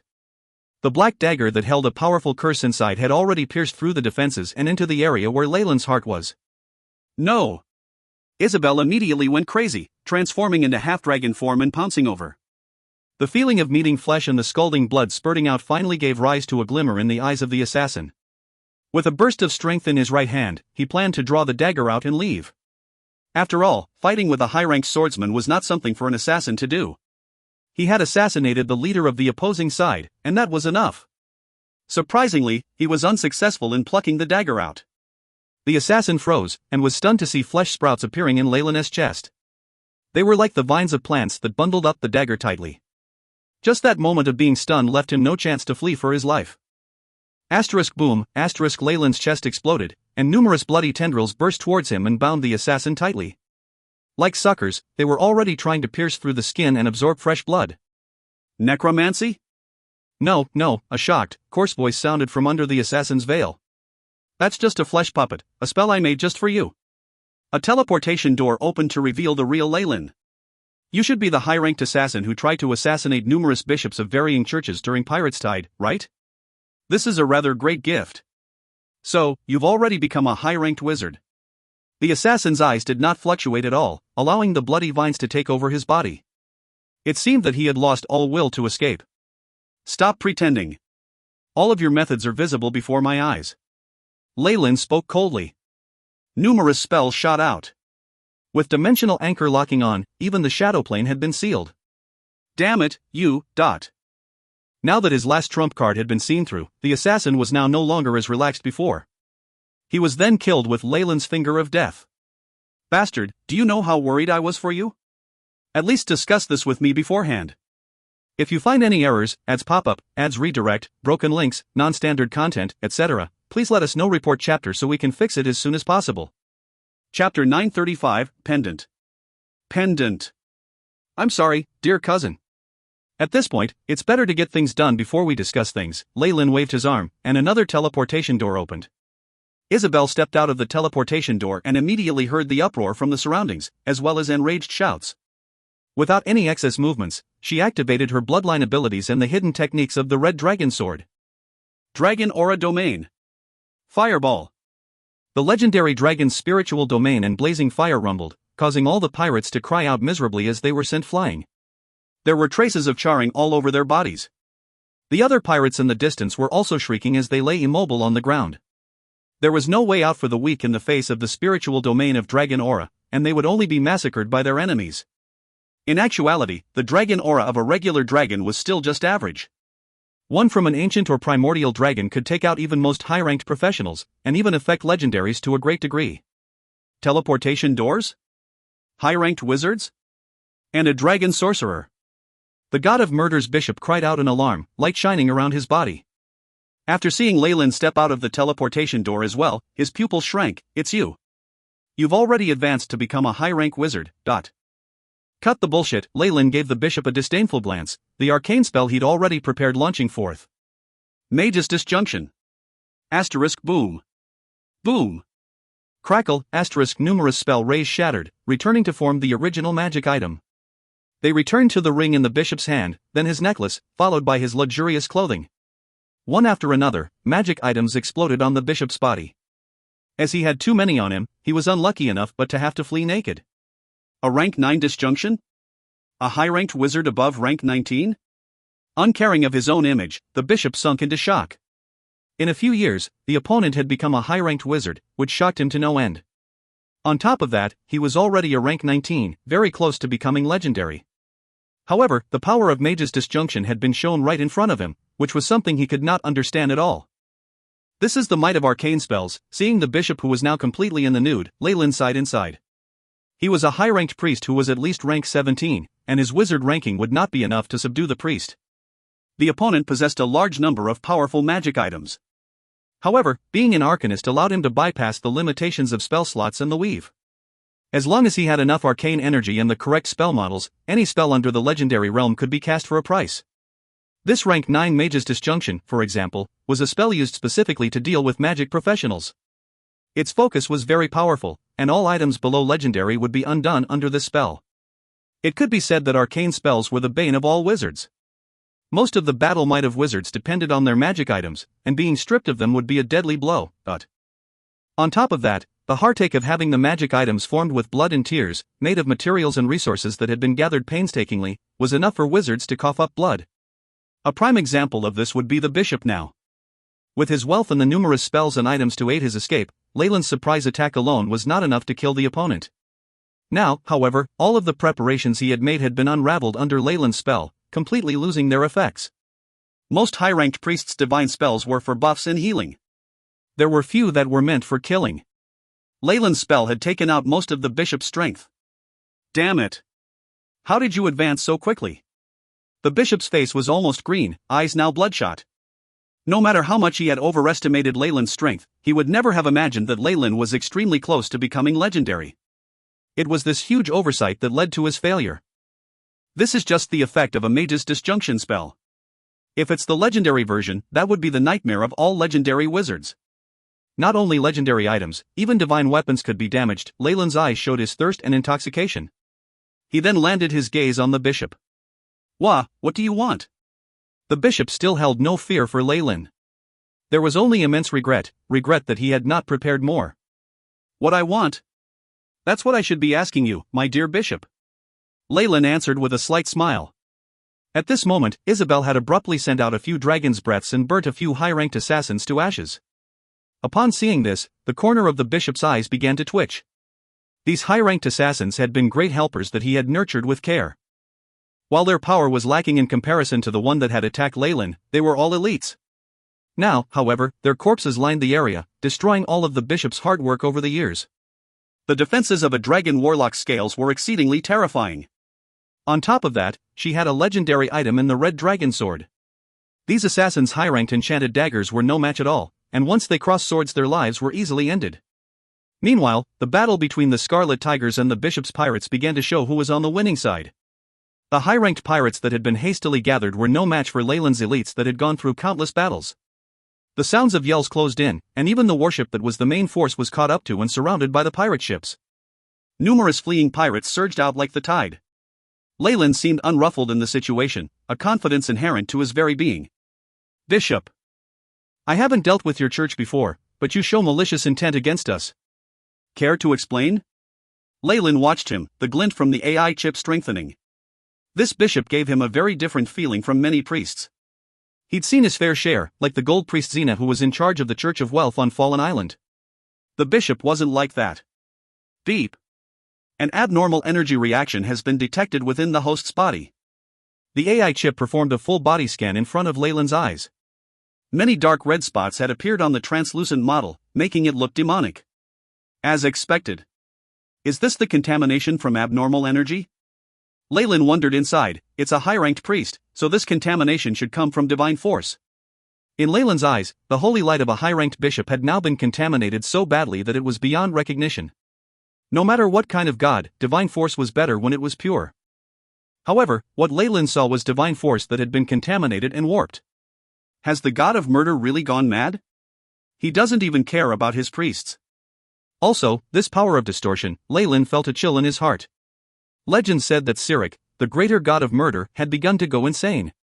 He was even planning to transform into a demon. His divine realm had signs of falling to the abyss, and it looked to be a possibility now. The only being able to influence him that greatly would be Distorted Shadow. As expected of an ancient peak rank 8 magus. Even after falling, he can still cause his opponents so much trouble. Leyland could not help but sigh inside. The bishop's eyes raised slightly. In this situation, Leyland's words sounded like he was amenable to persuasion. I can explain. The bishop immediately gave Leyland a reason. Backing him was a true god, and a greater god at that. It was understandable that Leyland feared him. In the prime material plane, there had never been anyone with the guts to go against a greater god. This was his belief in his god.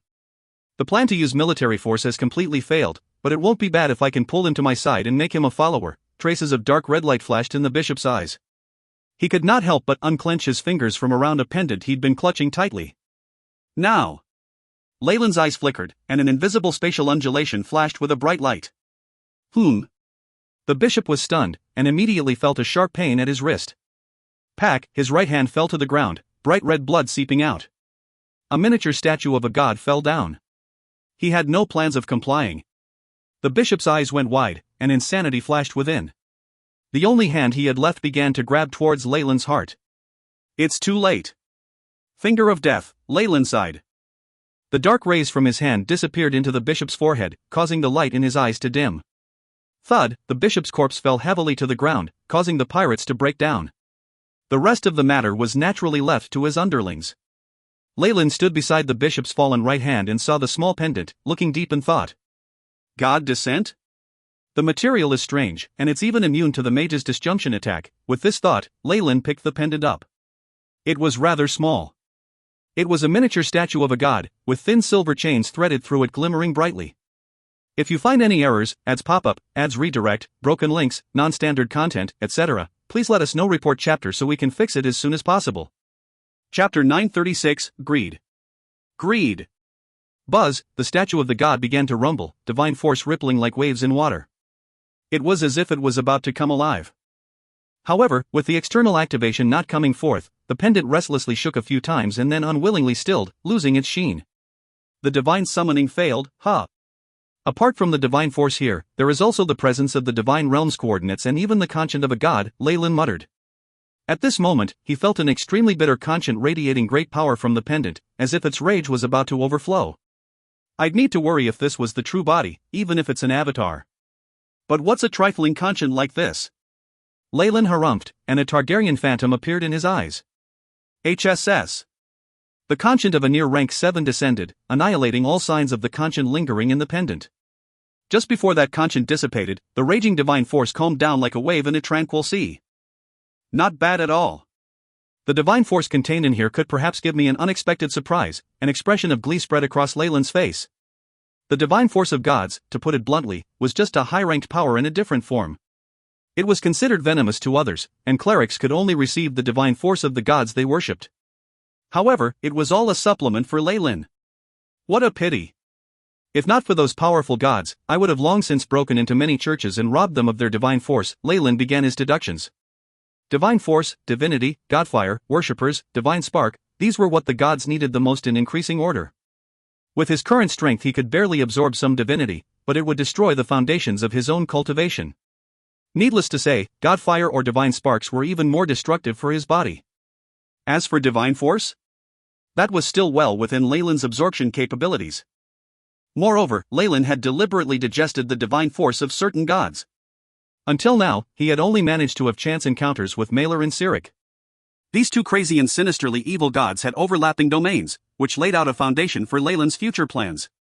Looking at the divine force stored in this pendant, it should be enough to increase my spirit a little, or even balance the other aspects of my stats. Leyland rubbed his chin.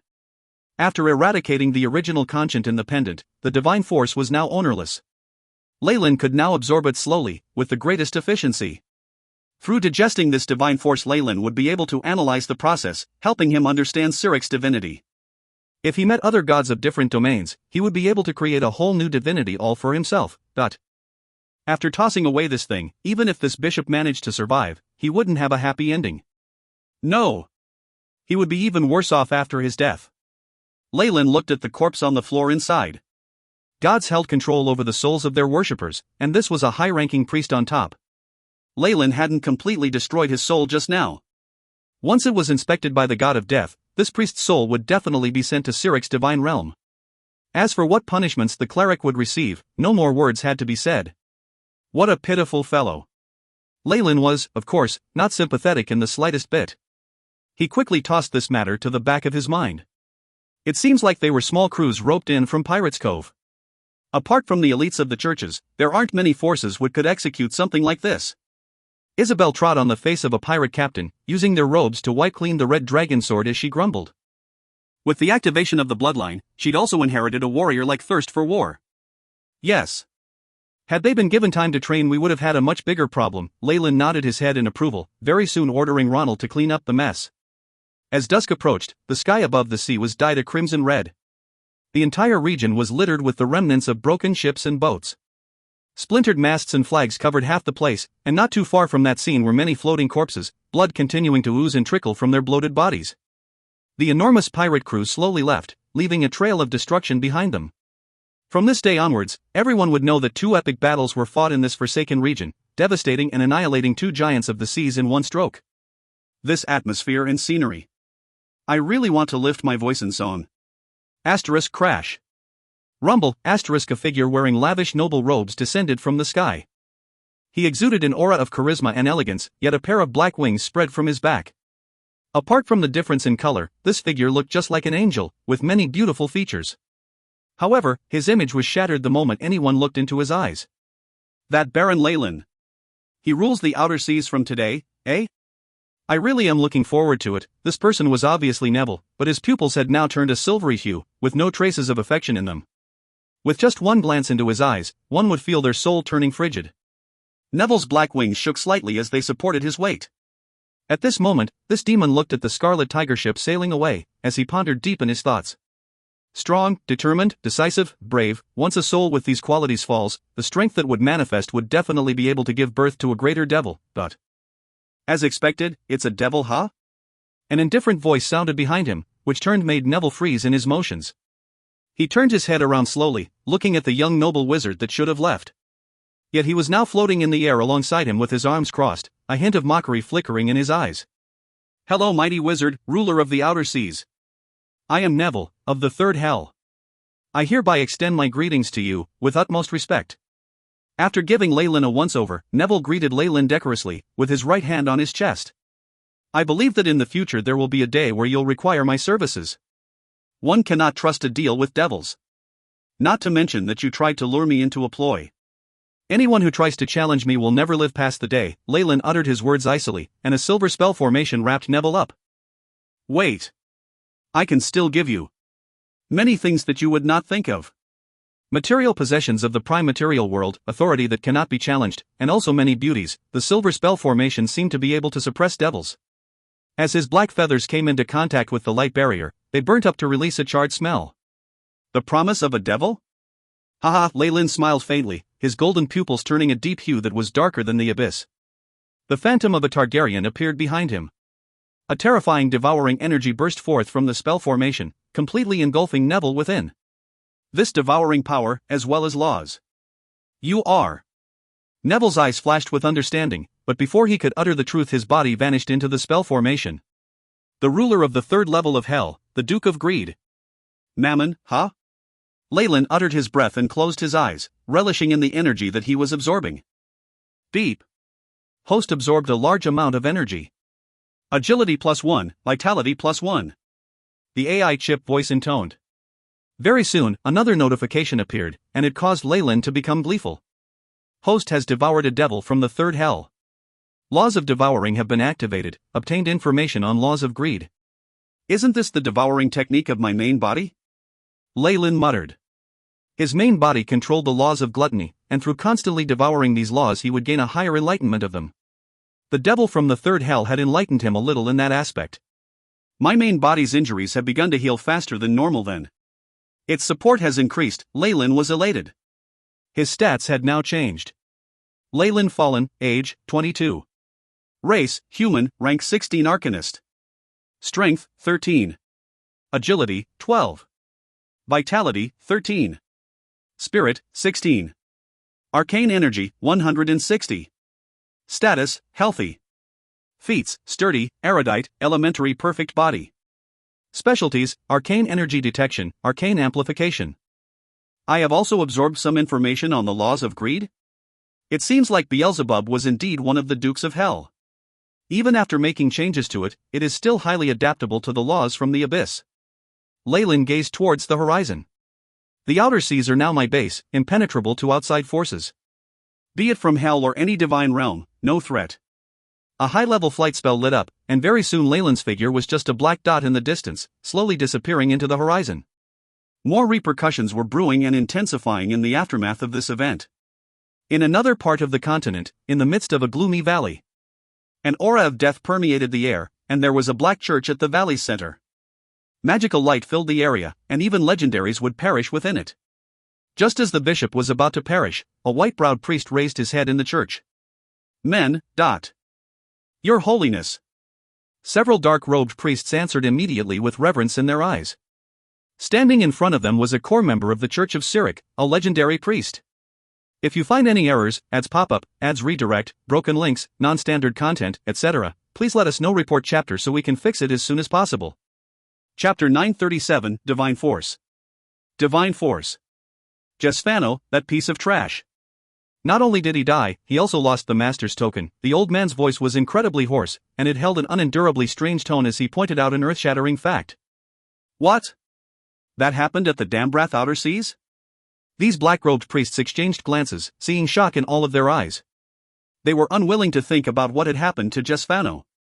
In the Underdark, the druid elves that angered the Spider Empress Lolth would turn into terrifying half-spider monsters. For Jesfano, whose soul was in the hands of his god, he would be in a worse state. Even the black-robed priests felt sorrowful on his behalf, but it didn't last for long. The old man slowly scanned them, the whites of his eyes brightening slightly. Jasfona was already a high-ranked priest. We'll have to dispatch a legendary to be able to find out what happened. Who's free right now? One of the priests muttered to himself, then continued, Lord Shadowmask's whereabouts are unknown now, while Crimson Eye is at the Barren West. It'll be very inconvenient for them. As for my own subordinates, the north is still rather unstable. A few lords have been pursuing Queen Illustrial, and there still haven't been any results, another black-robed priest reported. This was the pain of large organizations. While their influence was spread throughout the prime material plane, it was not so simple to make use of their high-tier forces. How's the cadaver collector doing? Since the old man had ordered this, he must have his own plans. The last one hesitated for a while before speaking. He has yet to complete his experiments. Tell him to rush to the outer seas once he's done. I want him to skin the scalp of the sinner who had the gall to kill my master's priest. The elderly man spoke slowly, and then knelt in front of the idol and began to pray, immovable. He was like the most solid statue himself. The black-robed priests glanced at each other and retreated. Leyland was completely clueless about the matters on the mainland, but he had his own predictions. He had returned to Port Venus undisturbed, and hid in his wizard tower. This serenity should be maintained for a period of time. Even if the God of Murder's church wants to take revenge, the time taken for them to investigate and dispatch men should be enough for me to advance. Leyland was now seated in the core of the wizard tower. There were terrifying isolation runes on the walls around him, and the tower genie was strictly monitoring everything. With its help, Port Venus had become the harbor with the best security. Crime rates were currently very low, which attracted even more merchants into business here. Leyland knew very well that even more trade was coming in. That was the result of eliminating the barbarians. Cousin should know that they can attack Pirates Cove and treat that area as an eternal base. Leyland placed the steaming cup on the table, a ruminating look on his expression. I never thought I would become the source and driving force of chaos in the outer sea. At this thought, Leyland could not help but look at the other item on the table. This was a pendant of a strange make, containing surging strength within. Yet, it had lost its own spiritual nature and turned into an enormous source of energy that anyone could use. Now that I've removed the conchant and sealed it, the God of Murder shouldn't be able to sense it anymore, no? Leyland did not mention Cyric's name. This was cautiousness on a fundamental level. Just mentioning a god's name would allow them to sense things. The information in the Wizards Guild stated that greater gods can obtain 15 to 18 words of information on the ones who call their true names, regardless of where they are. Leyland stroked his chin. This ability was somewhat similar to a part of the abilities of great rank 9 magi, who were capable of everything and knew everything. It was a pity that this was just a part of it, and was a unique law that had been generated specific to the world of gods. There were far too many ways to evade it. Also, such a tremendous divine force. What a huge gift! Leyland spread his fingers and began to rub on the surface of the pendant. Threads of chaotic energy had been transformed by his devouring power, becoming the purest dark gold. Leyland absorbed it unceasingly. Leyland now had given up the vulgar method of devouring everything at one go, and had switched his method to making fine adjustments and changes continuously. While the divine force of the God of Murder was powerful, it seemed too impure, and the power of the distorted shadow was continuously seeping in from it. What Leyland needed was to refine the purest divine force and use it on himself. As the divine force was poured into himself, a golden mist formed around Leyland, like he was a god cast of gold. The AI chip's prompts kept sounding out. Beep. Host has absorbed large amounts of energy essence. Determined to be a greater god's divine force. Effect similar to eternal grace from the god. Host stats have increased, strength +1. Agility +1. Vitality +1. As the AI chip's robotic voice sounded, Leyland felt like his body had been enhanced. Terrifying strength burst forth from all his cells. As expected of a greater god's divine force, Leyland sighed with satisfaction. AI chip, assess the value of all the divine force. He commanded. Beep. Mission established. Constructing model of host's body. Beginning simulations, the AI chip loyally carried out Leyland's orders. Within seconds, it had a comprehensive conclusion. Beep. Preliminary results show that the pendant will be used up completely in 145 hours 12 minutes. Host's average stats estimated to reach 15, will advance 1 rank as an Arcanist. Is that so? That's not bad. On top of that, Leyland saw the AI chip's prompt below. Beep. Analysis of level 5 weave at 100%. Host has obtained all rank 5 spell models, is now immune to forgetting spells. No materials needed to cast rank 5 spells. There was a new change to the AI chip's interface, in the portion related to the progress on the weave. Analysis of weave, Level 0, 100%, Level 1, 100%, Level 2, 100%, Level 3, 100%, Level 4, 100%, Level 5, 100%, Level 6, 53. 33%, Level 7, 34.97%. So divine force is also effective at deciphering the weave, Leyland nodded. It also seems to have something to do with me becoming an arcanist. Now that I've somewhat broken away from it, the analysis has quickened quite a bit. Becoming an arcanist was a huge advancement for Leyland. It wasn't just a change in combat ability, he could now completely break through the weave that limited wizards. With the restrictions of the weave, high-ranked wizards after rank 15 would find advancing extremely difficult. Becoming a legendary was also incomparably harsh. It was easier for legendary warriors. Becoming a legendary wizard before turning 300 would already make one extremely young. Leyland had a feeling that, after experiencing the dusk of the gods and the rise of the Netheril Empire, the gods had consciously limited the abilities of the spellcasters and prevented them from improving and growing. However, this did not apply to arcanists.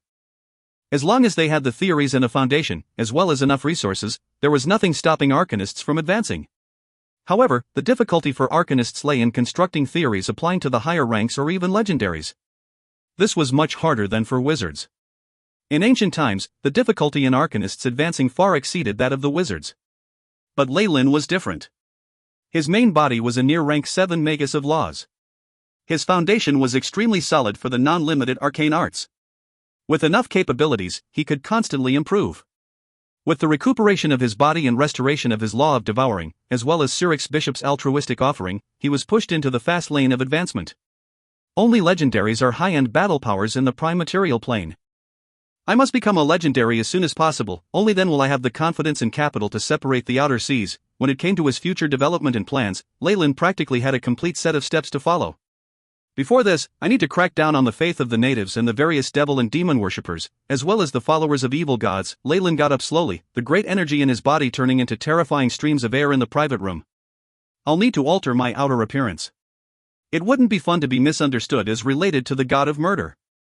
With a thought, all of Leyland's divine force was converted into the purest energy. The faint golden light on his skin completely disappeared. Master, the guests have arrived outside the tower. The tower genie spoke respectfully, her little face appearing at this moment. I'll greet them myself. Leyland nodded. He headed outside the wizard tower and saw the figure of gold priest Xena. Beside her were the priests of a few other churches, though they were only around rank 10. Bishop Xena, everyone else, welcome to my wizard tower. Leyland had a cordial smile on his face. In that moment, it was as if spring had arrived and all sorts of beautiful flowers were blooming. This power of influence. How terrifying. What state is his spiritual force in now? While having shock in her eyes, Xena similarly revealed a smile. Lord Baron, you're too courteous. As guests, our gifts are lacking. This isn't good manners. If you find any errors, ads pop-up, ads redirect, broken links, non-standard content, etc., please let us know. Report chapter so we can fix it as soon as possible. Chapter 938, Meeting. After giving them a tour of the tower, Leyland brought the priests to the drawing room. The metallic golems arrived quickly, presenting tea and snacks in elven porcelain. May I know why Lord Baron invited us here? Xena took a look at these golems that were about as strong as rank 10 professionals, and increased Leyland's rating in her mind. Beside her as a representative of the goddess of wealth's church, there were also priests from the gods of knowledge and suffering. However, Xena was the highest ranked, and the influence of the goddess of wealth was the greatest here. It allowed her to act on behalf of the other two. Before all that, I'd first like to give you 2 gifts. Leyland clapped, and another golem came forward, placing 2 boxes in front of them. Once they were opened, a pungent smell wafted out with large amounts of lime powder. It caused Xena to furrow her brows. She slowly drew closer. She suddenly took several steps backwards after seeing what was inside. It's actually. If Xena had reacted that way, the other 2 priests had even larger reactions. Lord Leyland, are you using this to scare us? Xena's tone was of dissatisfaction, as the box contained 2 sinister heads. Showing heads to these priests was no sign of goodwill. I'm obviously not offending you. Please take a closer look. Leyland had an easy smile on his face. After confirming that Leyland would not fall out with the Church of Wealth, Xena endured the nausea and discomfort and began to observe the sinister faces in the box. After taking a closer look, she found something was wrong. This. The two other priests also seemed to have noticed something as well, delight showing on their expressions. Lord Leyland, this is, the priest of the god of suffering, Avdonia, began sounding unsure. Indeed, this is the high-ranked assassin that killed numerous men of the clergy during the pirates' tide. Leyland pointed at the box on the left. As for the one next to him, it is the bishop of the god of murder hidden in the outer seas, Jesfano, but... Ha! On behalf of all my comrades that met harm, I thank you. Xena covered the boxes inside. The two other priests also thanked him happily. During the pirates' tide, the god of murder had dispatched his subordinates to assassinate those of godly duties without regard. This had resulted in massive losses on the god's end. The churches that the three priests in front of Leyland represented were also included in the scope of the attacks, so it could be said that they had a feud with these two people. The fact that Leyland had given them these two heads as gifts made them rather pleased. Well then. What does Lord Leyland wish to speak about? The priest that had come in the bishop of the god of knowledge's stead was one that looked like an elderly scholar. The man called Silas questioned Leyland with an intelligent glint in his eyes. After hearing his words, Xena and Avdonia focused on Leyland. Actually, these two heads were surprises that I obtained when exterminating the notorious barbarians, Leyland explained slightly. The barbarians? You mean the culprit that started the pirates' tide causing heavy casualties in the outer seas? They've been wiped out? Xena was rather surprised, while Leyland snickered inside. By defaming the barbarians over the long term, especially with the king's announcement, the barbarians were now complete criminals. There was no way to absolve themselves of this reputation. They weren't just pirates, they were connected with the god of murder's church. Leyland declared, which then earned him flattery reserved for young heroes from Silas. But, when Leyland continued however, his tone completely changed, which made the three priests aware that Leyland was about to come to the main point. I believe that the outer seas as they are right now are in urgent need of a purge of faith in evil gods. This applies especially to those pirates and natives. Leyland spoke in a low voice, his true intentions now revealed. A purge of faith? The three of them exchanged glances in their surprise. Yes, a purge. Leyland nodded resolutely. While he treated the outer seas as his trump card, he could not offend all of the gods. Cyric and Maler's reputations were rotten to the core, so that didn't matter, but the few churches on Fallen Island needed to be roped into his side. They could be considered as the fallen family's natural allies.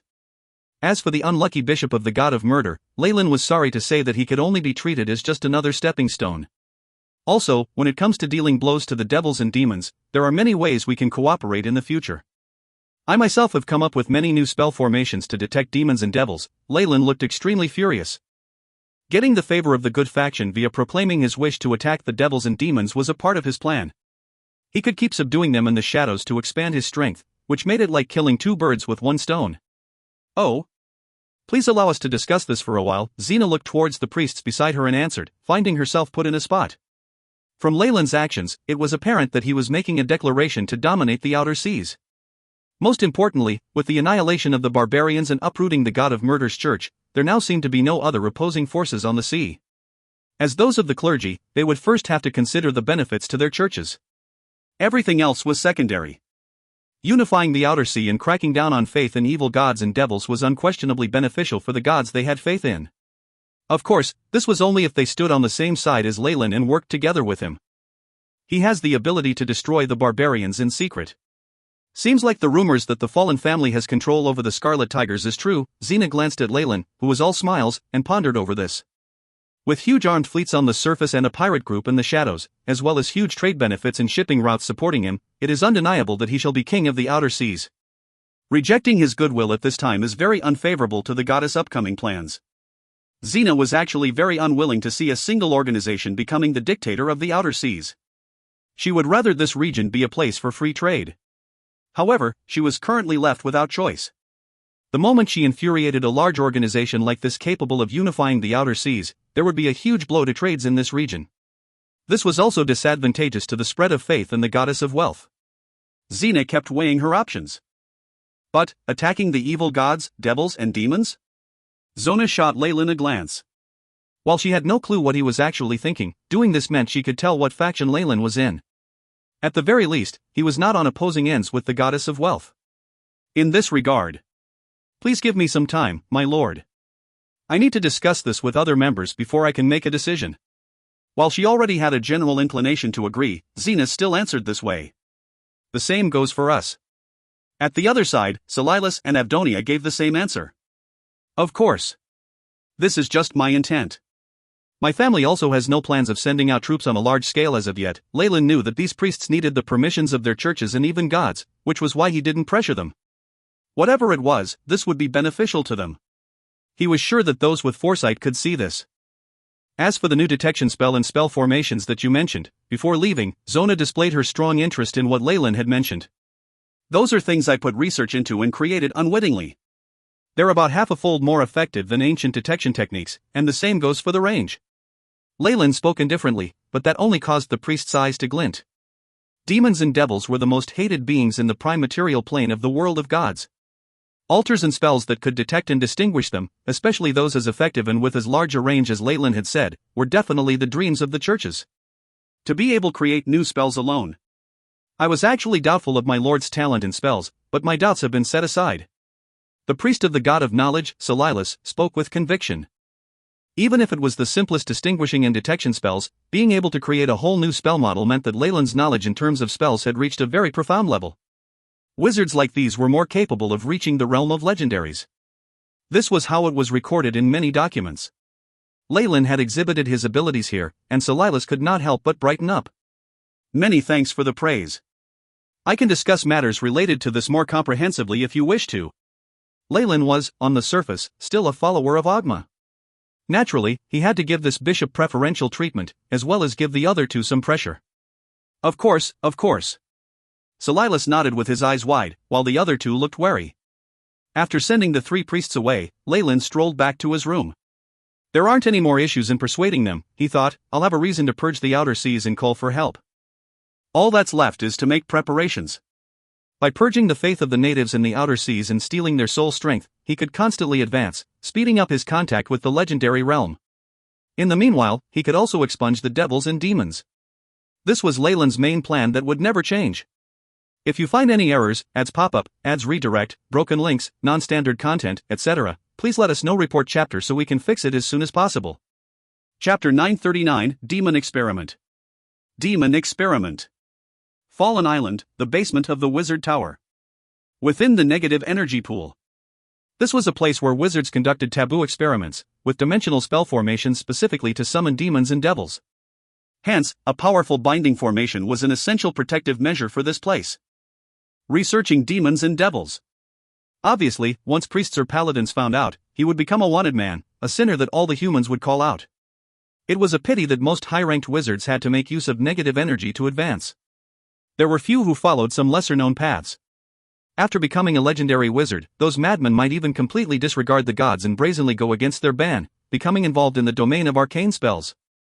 In the eyes of those strictly forbidden scholars, the gods were merely a group of powerful wizards. Who exactly was up there was a function of luck in one's birth.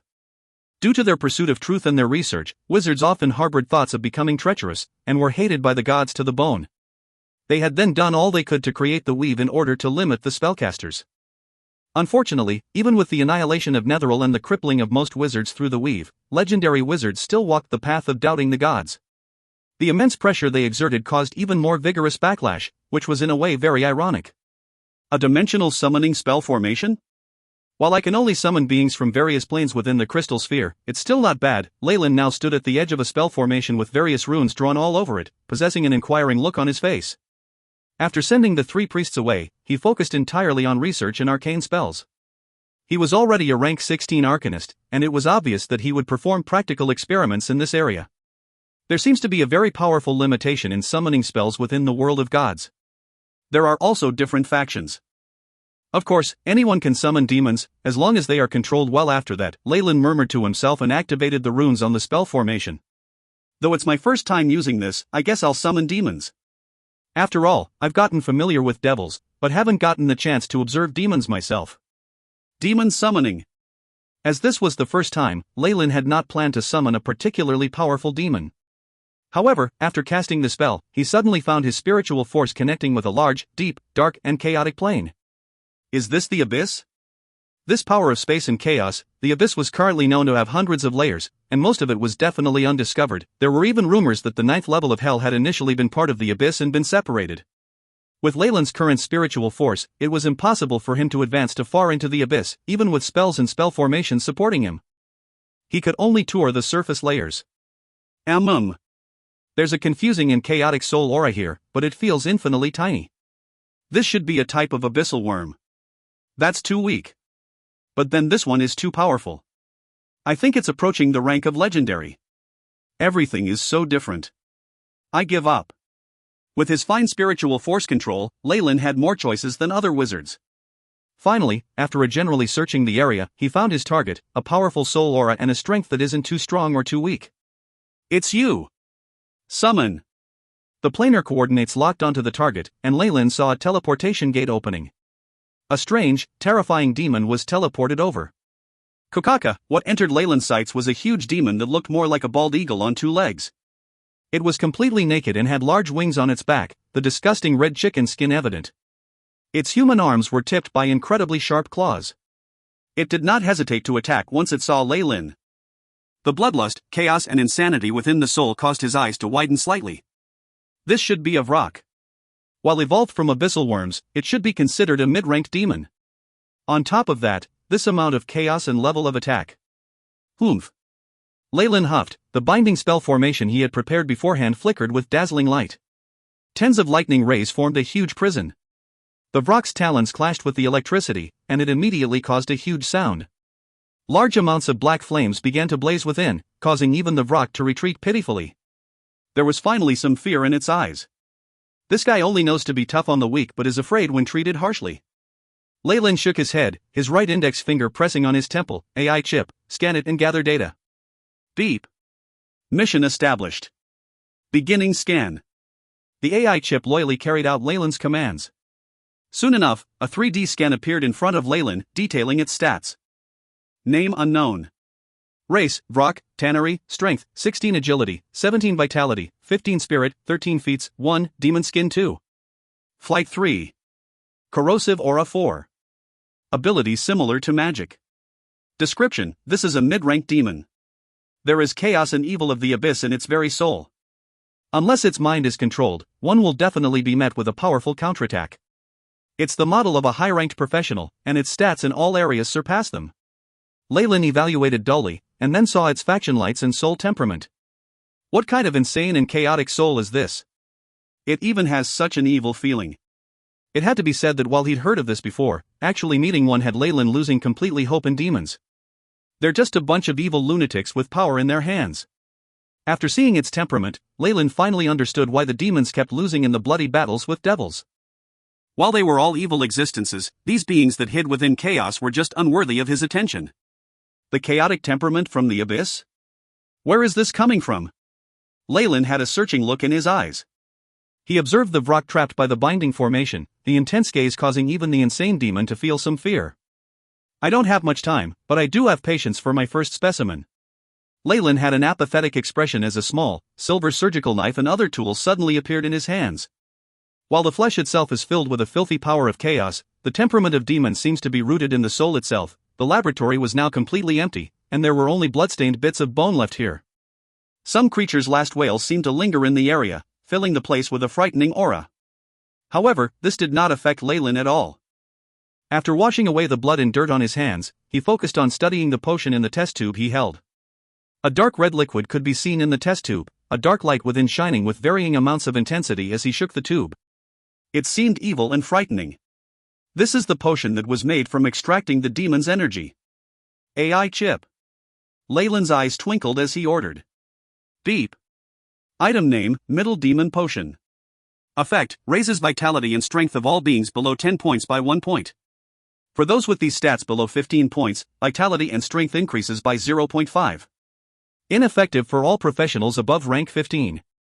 Description, this is a potion with powerful demonic energy. Drink it if strength is desired, although be fearless of the corruption to your soul. You might fall to the abyss forever. Not a bad result. What a pity, Leyland sighed. While this potion was pretty good at boosting his underling's strength, the demonic corruption that would result was a huge issue. If he wanted to continue working in the prime material plane, then his underlings could not be a group of demons. However, his underlings could not be too weak either. He was preparing to nurture talents for the church he would build. What a bother. While I'm unafraid of such corruption, it won't be the same for others, Leyland muttered. I need to adjust the soul to remove the corruption, which would increase the costs too much. This can only be used as a reward, and not an ordinary potion to be passed down. And, the abyss? Leyland stroked his chin, recalling that mighty surge of chaos he had felt before. Chaos is a rather powerful law. After grasping it, I might even be able to command strength even more powerful than greater gods and work together with the abyss. Unfortunately, it doesn't suit me at all. I should head to the abyss and hell after becoming legendary to take a look. With Leyland's abilities, the abyss and hell were good choices to reincarnate in. However, Leyland had pondered over this and then given up. Compared to the prime material plane, these two areas were far too dangerous. There were battles everywhere and basically no peace whatsoever. Right after reincarnating, Leyland would be at his weakest. How could he gamble on this? Even if I wanted to try my luck, would I, an invader, still be cared for by the world will? Leyland had a feeling that even while the world will was in a deep sleep, its malicious intent towards Magi would not disappear so easily. However, with his law of devouring, he would certainly be able to let his talents shine if he were to enter the abyss in hell. Leyland had no hesitations when it came to that. If you find any errors, ads pop up, ads redirect, broken links, non-standard content, etc., please let us know. Report chapter so we can fix it as soon as possible. Chapter 940, Mid-Rank Perfect Body. Mid-Rank Perfect Body. Within a dim room, powerful golden divine force was raging like stormy waves as it gushed out of a small statue. It was then absorbed by a huge black vortex in mid-air. Completely transformed, a pure energy gathered at the body of a quiet figure sitting there.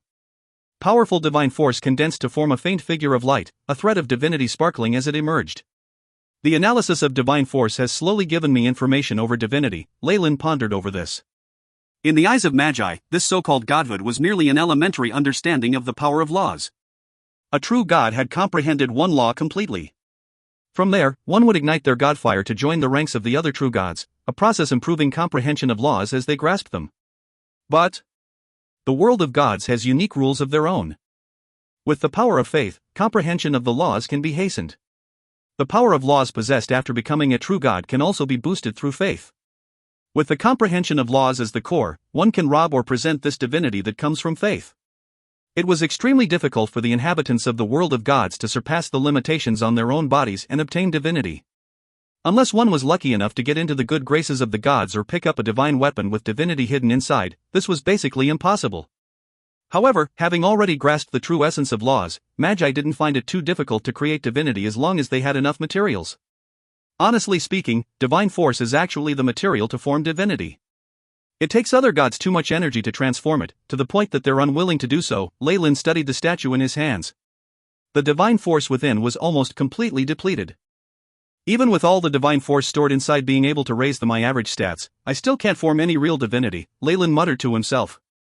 After absorbing all the divine force within the statue, his strength had improved just a bit. He now had a better understanding of Siric's godly duties and domain, but he still could not condense divinity. This was not an issue in technique, but just that there weren't enough pure ingredients. By his estimation, he would require all the divine force from a god's avatar to condense the divinity he needed. Eliminating an avatar? Leyland stroked his chin, beginning to ponder over the feasibility of this matter. It wasn't possible for a god to descend on the prime material plane in their true body. Their personifications were at most high-ranked legendaries and saints, about as strong as rank 5 or 6 magi. They would also lose their holiness, and could therefore be killed. Of course, even the avatar wasn't someone Leyland could deal with easily.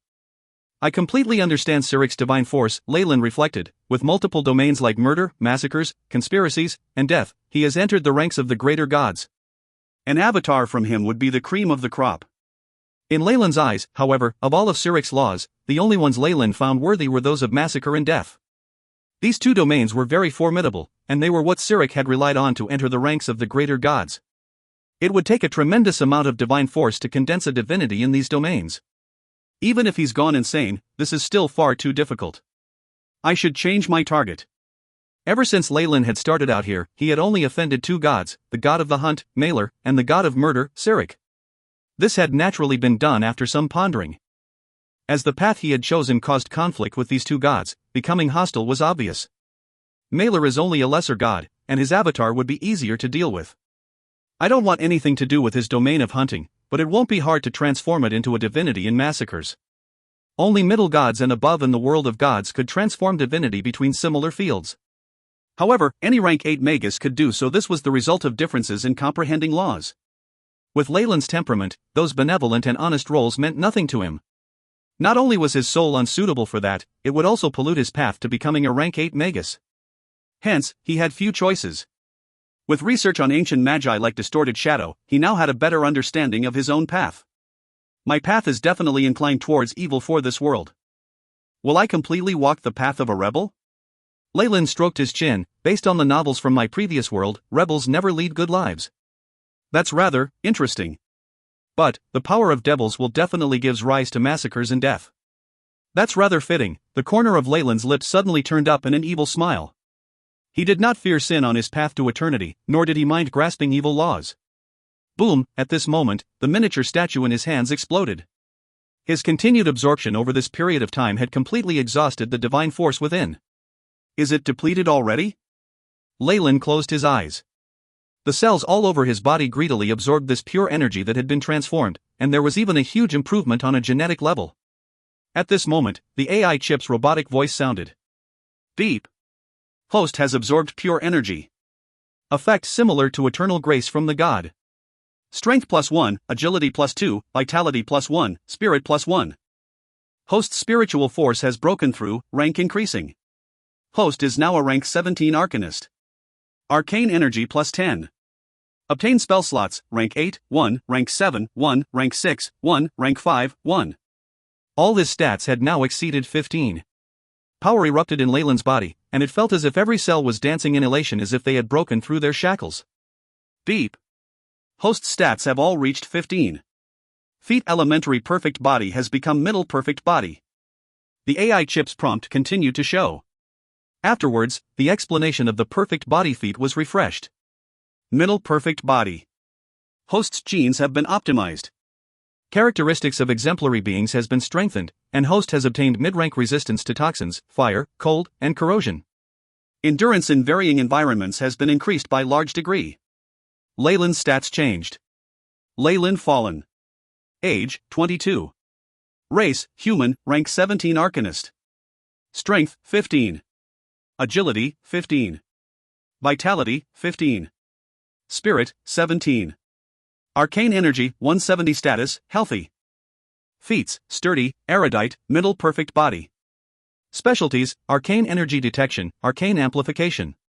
Spell slots possessed, rank 8, 1, rank 7, 3, rank 6, 6, rank 5, rank 4, rank 3, rank 2, rank 1, rank 0.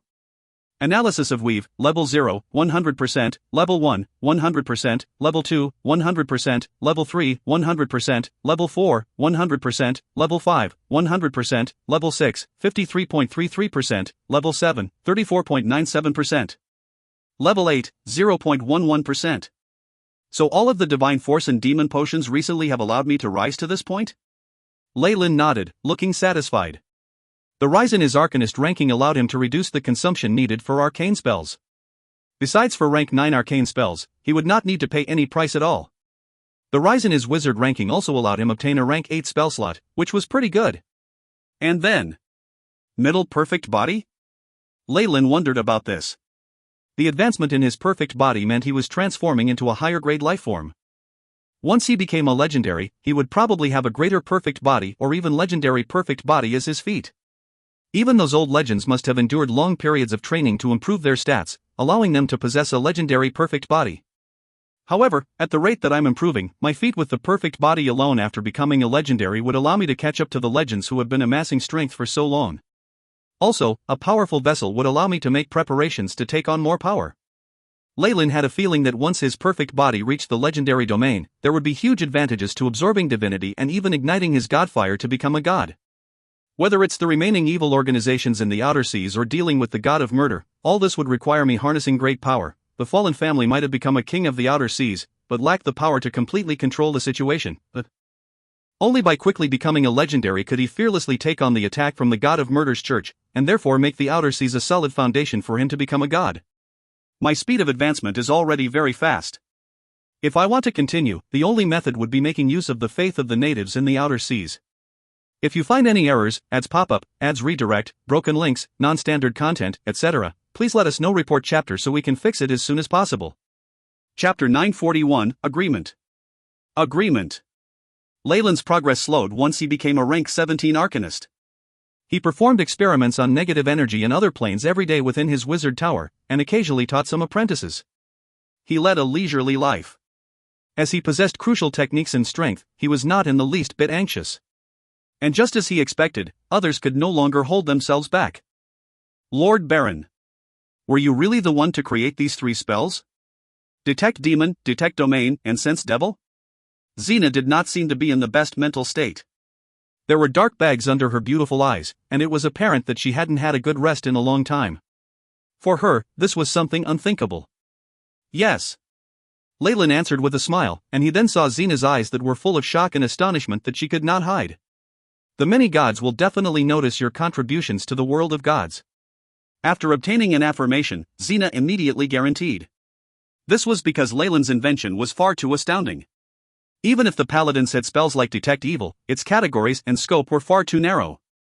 After personal testing, Xena found that the spell models that Leyland provided far exceeded the detection methods from before, whether in terms of accuracy or scope. The effect it would have on the operation of dealing with demons and devils was obvious. Xena's eyes were now full of fervor as she watched Leyland. If she could offer up these techniques to her goddess church, she might even have the confidence to compete the next Holy Coin Church election. I've always had zero tolerance for evil organizations. Leyland's experiment showed how righteous he was, but he was snorting away inside. He himself was half an archdevil, so making a few techniques to detect devils was far too easy. Having met a high-ranked person from their faction, being betrayed and sold out was just the devils and demons being down on their luck. With this, Leyland could also show his resolution in his faction. Of course, as the person who created these detection techniques, Leyland had long since come up with their respective defenses and counterspells. Of course, he had given all those to his own devil underlings. It's wonderful to use another's strength to eliminate your enemies, Leyland assessed to himself. If these spells grow widespread, then all the devils and demons hiding in the mainland will face heavy losses. It'll be a chance for my worshippers of gluttony. Thankfully, Xena had no idea of what Leyland was thinking, or else she'd definitely attack him. But I can only sell the spell scrolls and alchemic items related to this to you. The basic spell model has to be kept a secret. At the moment, I will only be selling them to you 3 in your churches. Leyland's next words caused Xena's expression to change. After all, my fallen family is merely a small power that's unable to go against the devil and demon forces of the whole continent. You wouldn't wish for our fallen family to be massacred by violent devils and demons, would you? Leyland watched Xena, looking helpless. While this gold bishop's expression changed, she still had no choice but to acknowledge this. Even Xena had no confidence to say that the Church of Wealth would definitely protect the fallen family, because this was impossible. Those devils and demons definitely did not care for the goddess of wealth. Alright. You will also need to swear that you will never leak news that I am the seller.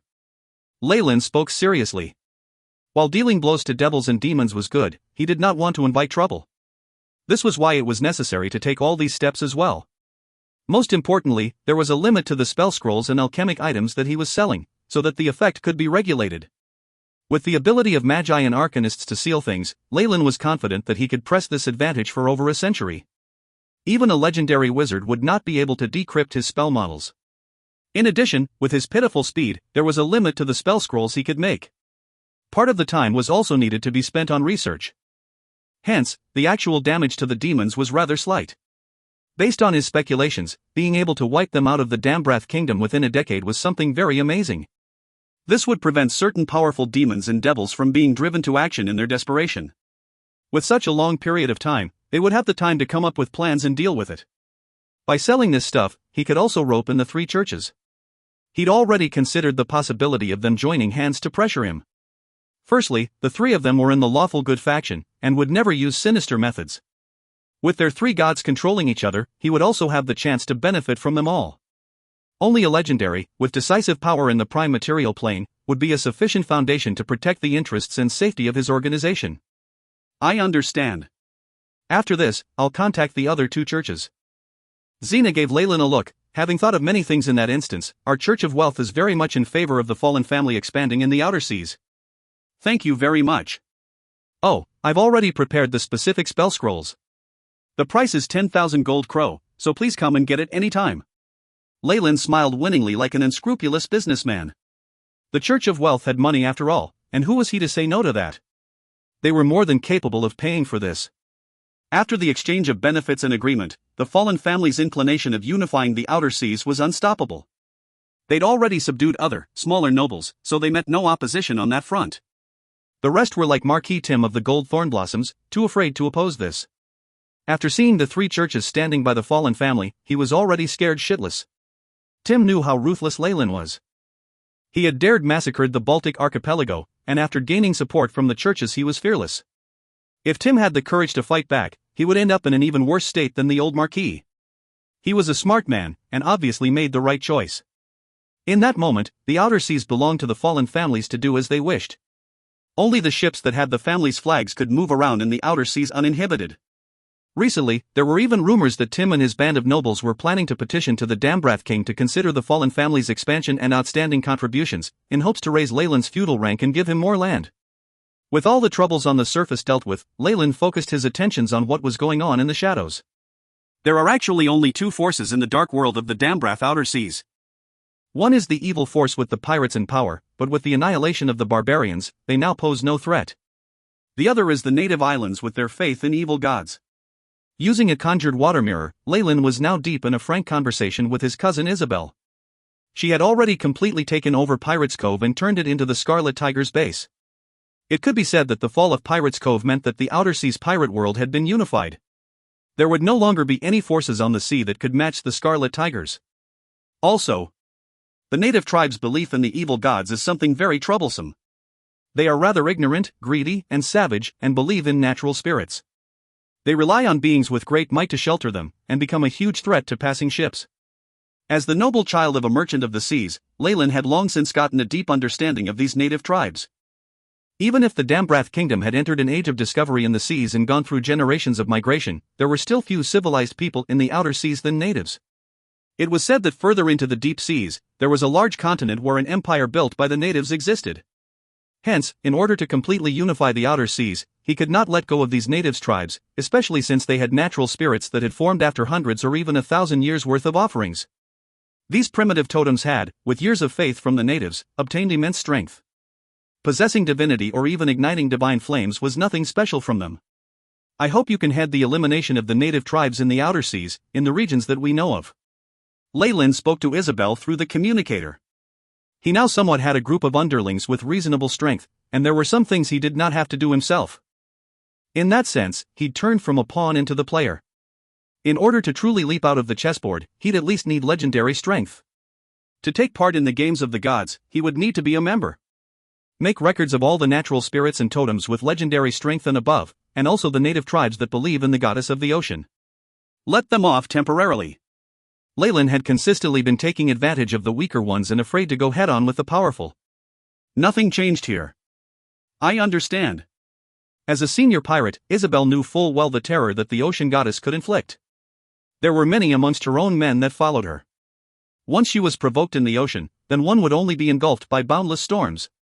Isabel could even imagine that once she ordered those pirates to attack the ocean goddess church or altar, those pieces of trash would collapse in their fear.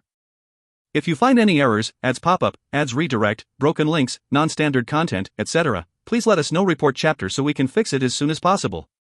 Chapter 942, Mishap. Mishap.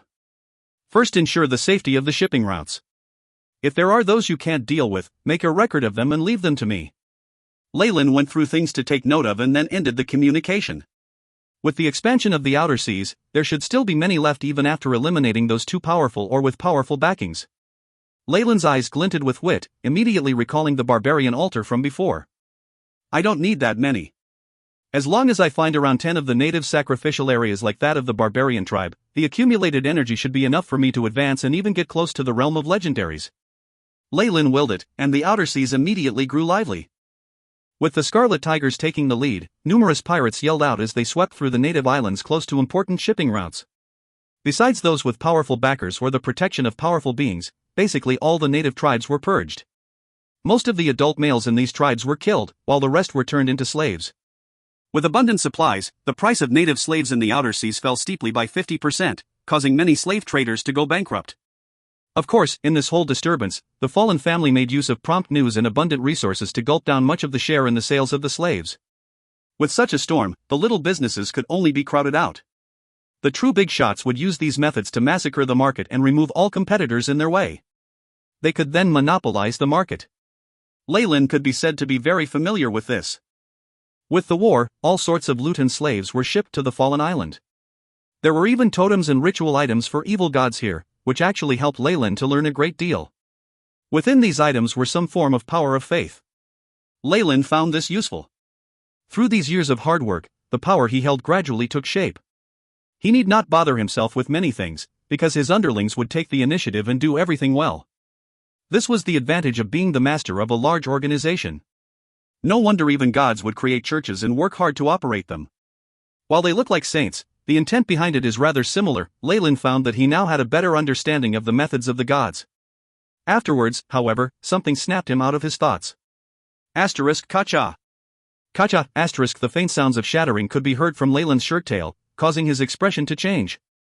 Leyland reached down and came up with several fragments from a crescent-shaped ruin. This was supposed to be a complete crystal, but had now shattered into numerous tiny pieces. The luster on it dimmed in an instant. Is there trouble? Leyland's eyes did not waver as he mumbled. This was a communication rune he had made especially for his cousin, which could bypass most spatial separation. This sudden alert meant that Isabel had met with a very problematic issue on the outer seas. She had no choice but to cut off all communications, a desperate step. Send down the message that I'll be leaving for a period of time, Leyland told the tower genie dully. The intellectual core quickly understood Leyland and carried out his order. Ernest headed to his drawing room directly. Why are you leaving now? Don't you know that our experiment has reached a crucial stage? Oh.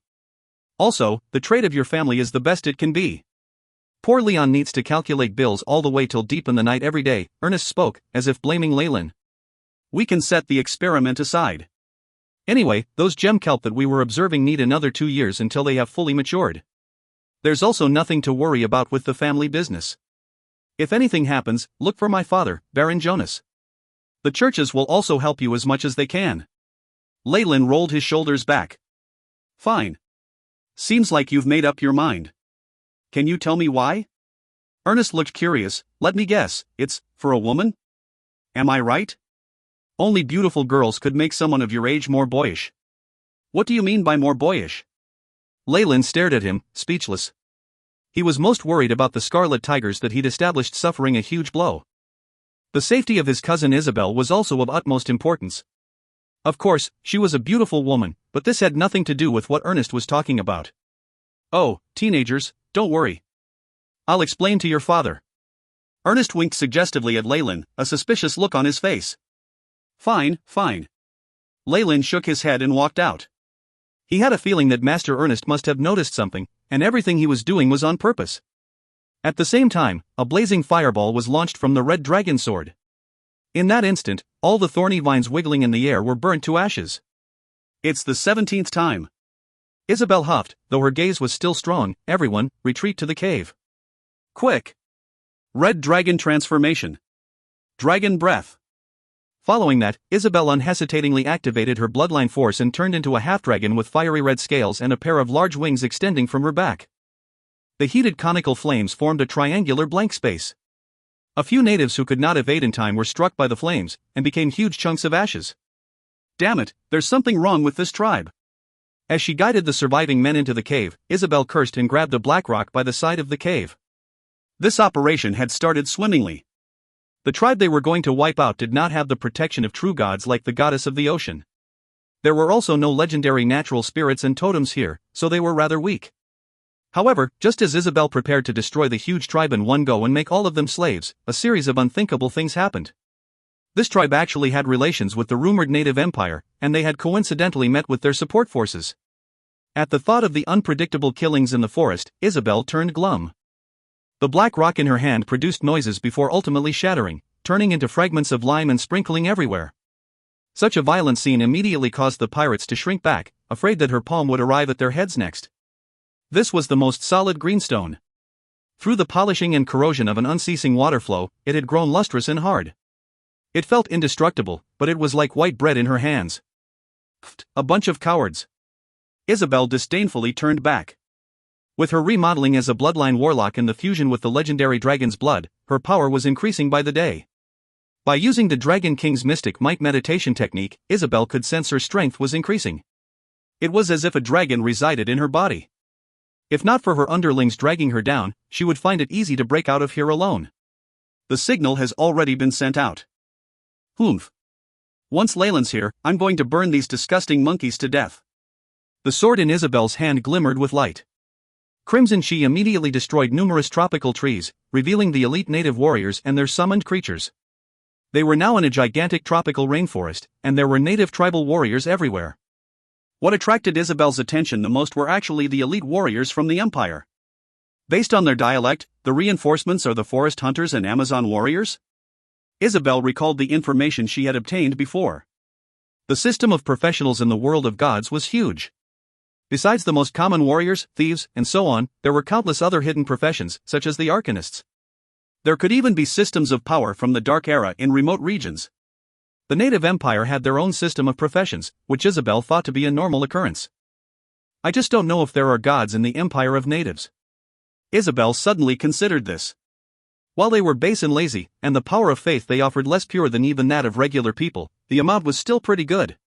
If they could find a new continent with the native empire with no gods, then even a god would go green in envy. Russell, the natives that had been scared off by Isabel's attack shrank back, while Isabel looked on every corner of the battlefield. A slender figure soon appeared behind a broadleaf tree. How is it, Karen? Have you found their commander? Isabel asked without hesitation. No. This was the pirate scouting captain, the half-drow Karen. She was shaking her head regretfully. The leader is very vigilant and seems to have great anti-detection abilities. I can't find their core. Damn it. We can only wait for reinforcements, Isabel sighed. She began to feel deeply uncomfortable at the thought of being unable to complete Leyland's mission, though she couldn't quite tell why. If you find any errors, ads pop-up, ads redirect, broken links, non-standard content, etc., please let us know. Report chapter so we can fix it as soon as possible. Chapter 943, Trap. Trap. Numerous elite natives formed a heavily guarded defensive line within the tropical rainforest. Behind them were several crudely constructed tents. Based on the traditions of the natives, these tents were adorned with colorful feathered decorations on the surface, as well as some runes smeared on with fresh blood.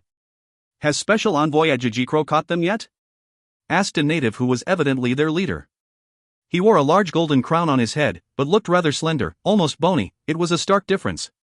This man was currently watching another white-browed native.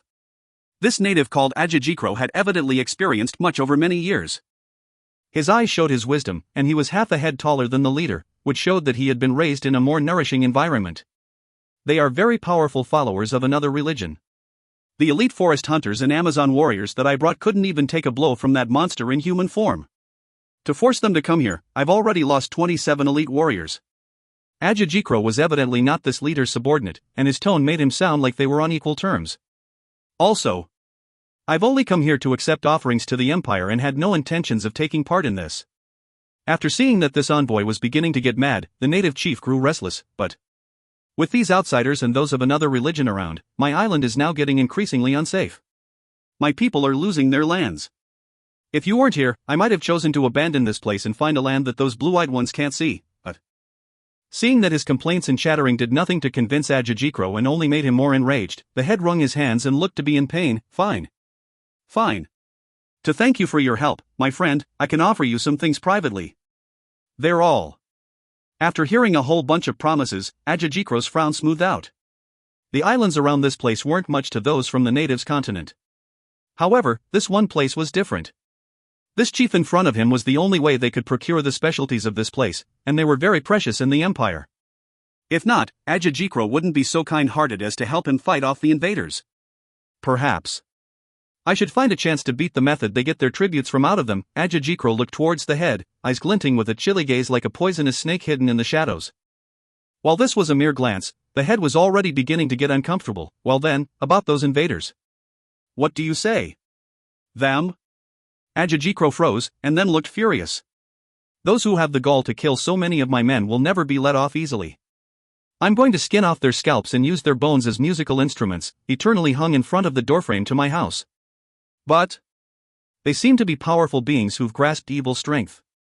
If we go in with dull strength, we'll also have casualties.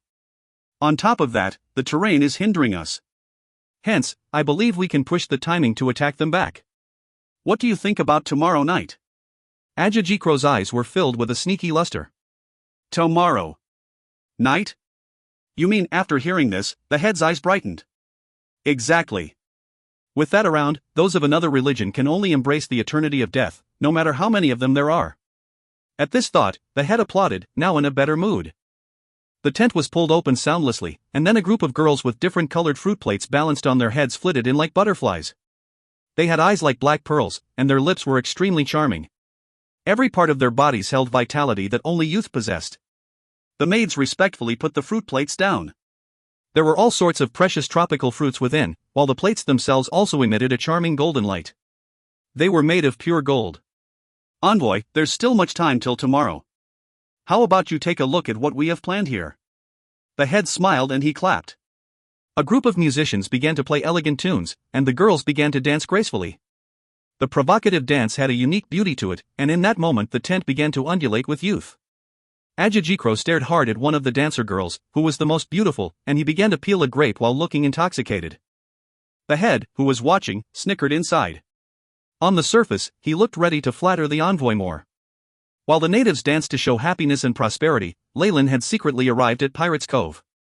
This place had now turned into the Scarlet Tiger's main base, and any barbarians or organizations related to the Church of Murder had been uprooted. The Scarlet Tigers had conducted a purge after occupying this place.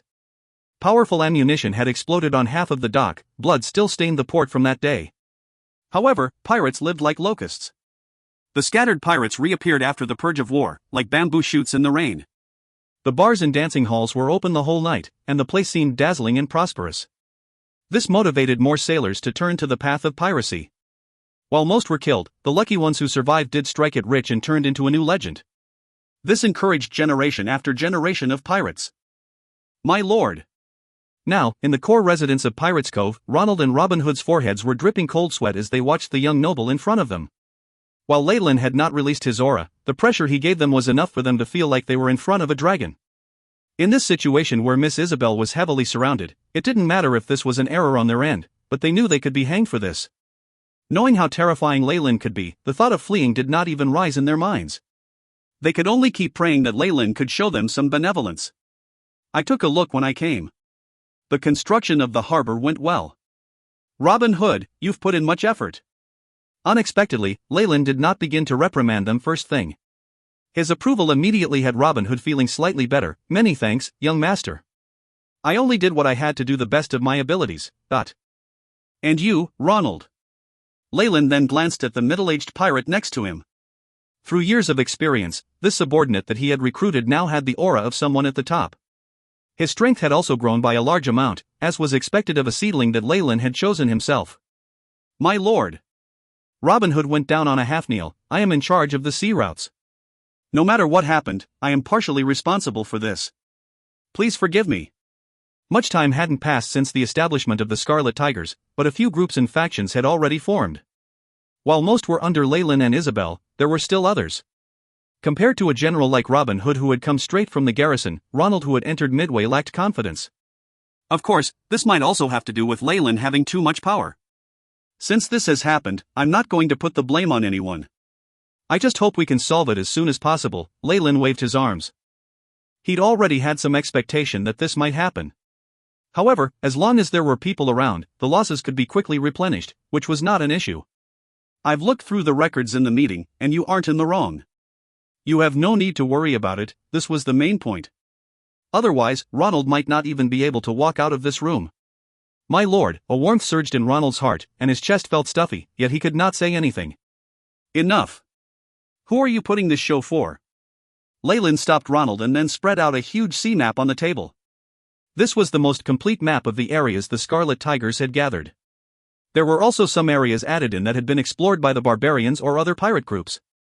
At a glance, the entire Dambrath outer seas could be seen vividly in his mind. This was a priceless treasure. Come, Ronald. Mark the route that Isabel has taken this time. Leyland took a vernier caliper and moved it around, and then passed a red marker to Ronald. Yes, my lord. Ronald took a deep breath and calmed himself down. Meanwhile, after recalling some memories, he drew a crooked red line on the map. As most of the Outer Sea native tribes have been wiped out, Lord Isabel's hunting targets are now closer to the deep sea. In the previous sail, we communicated. Things had been normal up till this point. The Red Coral Sea? That's rather close to the outer regions. Leyland glanced at the area Ronald had marked out on the map. The red marking was the most southern part of the map, and extremely close to the boundaries of the outer seas. With a few days of sailing, she could sail away from the scope on the map. My cousin. I already reminded her not to go too far. Leyland sighed as he shook his head. There are far too many native tribes in the south, and things are complicated. There are even rumors of the native empire there. She was trying to wipe them out with just one pirate fleet. Sigh. If you find any errors, ads pop-up, ads redirect, broken links, non-standard content, etc., please let us know. Report chapter so we can fix it as soon as possible. Chapter 944, Ritual. Ritual. Ready a ship and men. I'm going to leave immediately. Since he had confirmed the location, Leyland would obviously go on a rescue mission immediately. Robin Hood and Ronald listened respectfully. Not long after, they had everything prepared. A day later. Isabel had just met her life's largest crisis in the rainforest. What the heck is this? A powerful draconic aura spread out, and a few black monsters were burned to ashes. These black monsters had a strong, dark red fog around them. They were shaped weirdly, as if formed of soil. Russell. Even if it was burnt off by the flames, the dark red gas gathered once more to spawn more monsters. Damn it! They can't die? Karen used her dagger and pierced into a monster with 3 human heads, one each belonging to an elderly, a middle-aged man and a youth. However, the injuries quickly recovered and even swallowed her dagger. Sensing the immense danger, Karen could only abandon her weapon and leave. Only powerful attack spells or the explosion of chi from a high-ranked professional can truly hurt them. Isabel was now in her half-dragon form. Those fog creatures quickly evaded a powerful dragon breath, and that finally gave the two a path to retreat. I never thought that there would be such strange things in the forest. Isabel gazed at the moon on the horizon. The moonlight, which should be bright, was now stained with a layer of purplish red and looked incomparably evil. Things had originally been going smoothly. After withdrawing from the rainforest, the attacks and searches of the natives had weakened, and she was even considering escape routes. But the night held a huge surprise for them. It's like the whole forest turned into a ghost region. Isabel looked alert. The danger here far exceeded her expectations. Play with me. The forest seemed to change under the purplish-red moonlight, dark red fog filling the area.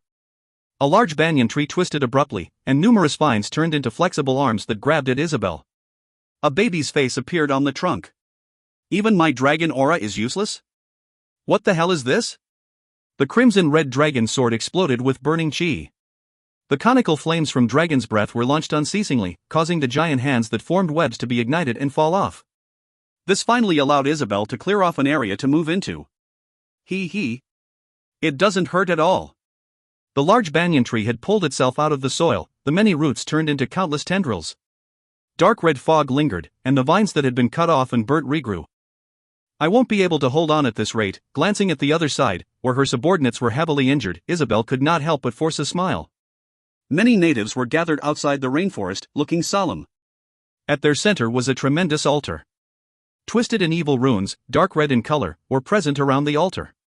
Blood plasma was smeared on it, and the droplets of blood that rolled downwards along the cracks of the stone made it look exceedingly terrifying. Many of the natives now wore fancy feathers and hide.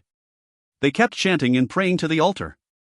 On the altar was the face of a young female native who seemed pure and holy. However, her eyes had lost all signs of life, and there was a large wound on her wrist. Evidently, an extremely evil sacrifice was being done here, and the target was no known god, devil, or demon. The chief looked like a worthless person in imposing clothing to Special Envoy Ajikikro. He glanced at the man and suddenly asked, I never thought the enemy would enter this forest. That's a great help for us. I wonder if this will affect us from getting our offerings.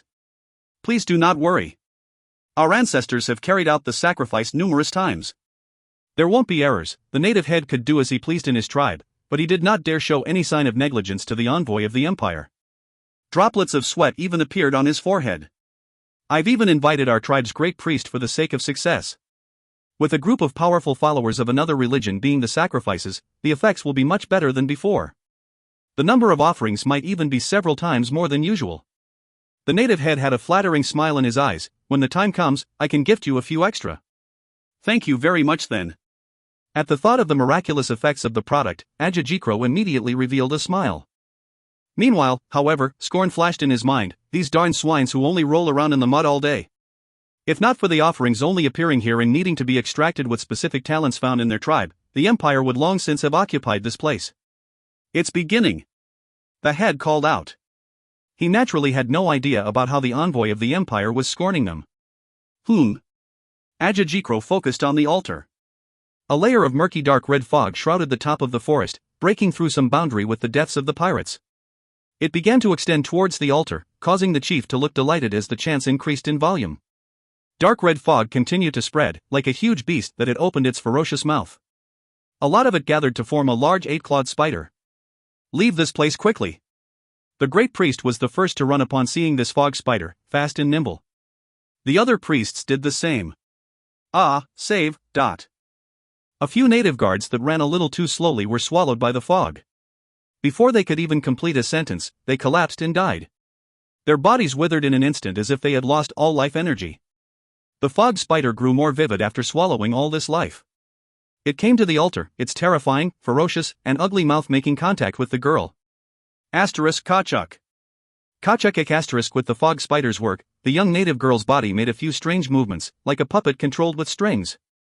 Upon noticing this, the great priest halted and that focused his attention on the altar unblinkingly. Alright. The mighty Balyalukulu has already taken in enough lives. It will no longer be dangerous. The purplish-red moon was at its most dazzling, practically a little sun. The fog spider seemed to have met its goal, and it dove into the orifices of the native girl. Gulu. The girl's flat and smooth stomach strangely began to expand, and numerous warts began to move, as if a colony of mice was living under her skin. It's a success. The great priest cheered, and brought the other priests to the side of the altar. They flipped the girl over to reveal her stomach. She looked like a woman who was 10 months pregnant, with a dark red tattoo in the shape of a spider on her fair back. It was like a living image, and very vivid. The grace of Balyalukulu. The great priest looked solemn as he took an obsidian knife from an apprentice and began some chants. After cutting his own forehead and thumb and smearing a few markings with blood, he placed the black blade at the swollen stomach of the girl. There was a cold glint in his eyes as blood spurted everywhere. Is this the sacrificial ceremony here? As heard from rumors, it's very unusual. After seeing something so bloody, Ajajikro could still converse with the head next to him at ease. This is the best method that my ancestors found after thousands of tries. The head now had a prideful expression on his face. Well then, envoy. Please accept my gift. With the chief's nod, a priest took a golden circular plate and brought it over. On it were a few blood-red crystals the size of chicken eggs, still stained with blood and pus on the surface. Balyalukulu's crystals. Ajajikro's eyes were fixed on the item on the plate, and he looked intoxicated. This crystal was a specialty of the natives, only found on this island. If someone strong swallowed this, they would gain extraordinary strength provided they survived the aftereffects. That was not all. The higher classes in the native empire had even found that burning these crystals produced a unique gas. It would give rise to an incomparable ecstasy, and was a luxurious item that the higher class enjoyed. It was extremely expensive. Being able to obtain this on this trip makes it worth it. Ajajikro looked impatient and nodded to a warrior to take the golden plate. At this moment, however, an abrupt voice interrupted them. This really is good stuff. Can I take a look? It was as if an invisible force pulled at things in the air. The blood-red crystals flew from the golden plate, entering the hands of a noble youth. Who is it? Take him down. Having had such an important item stolen, Ajajikro roared hysterically. Immediately after, many native warriors pounced forward. If you find any errors, ads pop up, ads redirect, broken links, non-standard content, etc., please let us know. Report chapter so we can fix it as soon as possible. Chapter 945, Nightmare Island. Nightmare Island. As a special envoy from the native kingdom, Ajajikro had also brought a batch elite fighters with him. This included the forest hunters and Amazon warriors. They were the ones who had attacked and held Isabel as well as her underlings back, and forced them into the dangerous forest. Now, however, a youth had suddenly broken through all these people's defenses and arrived at the core circle. He was even threatening the safety of the two leaders here, so how could they not be furious and terrified? Along with Ajajikro's enraged yell, countless forest hunters brandished the lances in their hands and, alongside the Amazon warriors with strange tattoos on their bodies, immediately surrounded Leyland. The sharp weapons even formed a storm that aimed to tear Leyland to shreds. However, Leyland's expression was rather interesting. He cared little for these enemies and instead stared unblinkingly at the crystal in his hands, as if it was the only thing that mattered. When I got onto the island, I already had a feeling that something was off. My instincts shouldn't be wrong. This power, Leyland's eyes glinted with wisdom. Kill him. At this moment, numerous natives roared as they pounced forward. Die, you weaklings. Leyland, who was immersed in studying the crystals, waved his hand in annoyance. Arcane spell, Missile Storm. Explosive cloud kill. With immense penetrative force, the arcane missile ruthlessly went through the neck of an Amazon warrior, and then opened a gaping wound on one forest hunter's chest. Numerous spells were launched, giving rise to waves and waves of blood being spilt. After the cloud kill spell, it converged to form a black tornado that disintegrated all the natives that had fallen, and even caused the corpses to begin corroding. In the blink of an eye, the native elite fighters surrounding Leyland turned into one corpse after another. How is it possible? Is he a death god? Or a devil? Or demon? Ajajikro watched Leyland, who was standing within the tornado, muttering in disbelief. He knew the strength of his subordinates very well. The Amazon warriors could use their bare hands and kill a sawtooth tiger, while the forest hunters could wrestle with pythons and alligators in the tropical rainforests. Now, however, they were falling in large numbers like grass being mowed, the speed at which they were going down far exceeding his expectations. Go! Kill them! Now, yells were sounding from all directions. The pirates that Leyland had brought along were beginning to make their move. Get here! Leyland pointed, and Ajajikro as well as the native head was grabbed by a huge stone hand, pushing them till they were before Leyland. Agababa! Klajila, at this moment, Leyland saw a native smeared with oil all over his body and feathers stuck on him. Like someone having epilepsy, he began to twitch while facing him. A spellcaster? Is this a curse? That's so weak. This is just too weak, he pointed lazily, and a ray of light struck the head of the great priest, white and red spilling everywhere. Seeing the honorable great priest's body falling headlessly, all the natives completely crumbled. Leyland, who was standing in front of them, was like an enemy that they would never be able to resist. He was as omnipotent as a god in the sky. The voices of the pirates outside gradually drew closer. In no time, Robin Hood and Ronald arrived before him. Boss. There are approximately a few thousand people in this tribe, but those here should be their military. They've been defeated. Robin Hood reported. Those who had come from Pirates' Cove could be said to be the best of the best, and there were already 1,000 powerful pirates. Compared to the natives, they had an absolute advantage. Clean things up here. Try to catch them alive if possible. I have uses for them. Afterwards, he sized up his own prisoners and the blood-red crystal in his hand. The crystal now emanated dazzling rays that gave rise to a look of intoxication in Leyland's eyes. My instincts can't be wrong. This is Dream Force. While there are slight differences, this is power that belongs to Dreamscape. From the moment Leyland had gotten onto the island, he had sensed that the native island was enveloped by a layer of strange power. After seeing the dark red fog forest and the natives' offerings, he could confirm that there was actually Dreamforce here, a power that hailed from Dreamscape. This discovery immediately aroused his interest. My lord, please forgive me. I am an envoy of the Empire. You can't. At this moment, Ajajikro, who was being grabbed by the large hand, suddenly spoke in the language of the continent. While he stammered, Leyland could somehow understand him. Leyland came before Ajajikro, and as if seeing hope, he began to speak with as much energy he could muster. Let me go. I can pay the price of ransom. Seems like there really is a native empire. Leyland's palm landed on Ajajikro's forehead. If it were me in the past, I might be very interested in this, but now, I think I'll do it myself. Memory retrieval. Leyland's pupils were shrouded in white in that moment, and Ajajikro looked to be in incomparable pain, as if he was experiencing some torture. Grace of the Balyalukulu? Using this as anesthesia? What a waste. Leyland, who moved his palm away, had a general understanding of what had transpired. Ajajikro, who had experienced magic, had now turned into a drooling idiot. Envoy of the Empire. The skills of the native races, and Nightmare Island. Leyland arrived before the native head and did the same as before. He immediately found the information he wanted. So, that's what it is? The general context appeared in front of Leyland in its entirety. During the dusk of the gods, not only was there the invasion from the Magus world, other powerful beings they had subdued had also entered this area as retinue. Amongst which was a powerful Magus who used Dreamforce. Of course, due to the unique laws of the world of gods and the gods being unexpectedly stronger, the Magi of laws from the Magus world met with huge losses. Even the Magus who was proficient in Dreamforce had fallen here. It might be just a part of his body or some item he brought with him in battle that fell into the prime material plane. Coincidentally, it fell onto the island, causing such a unique environment here. The powerful radiation from high-ranked Magi could easily modify an island. When it was the night of a full moon, the forest in the island would usually see strange events. The first to notice this were the native tribes.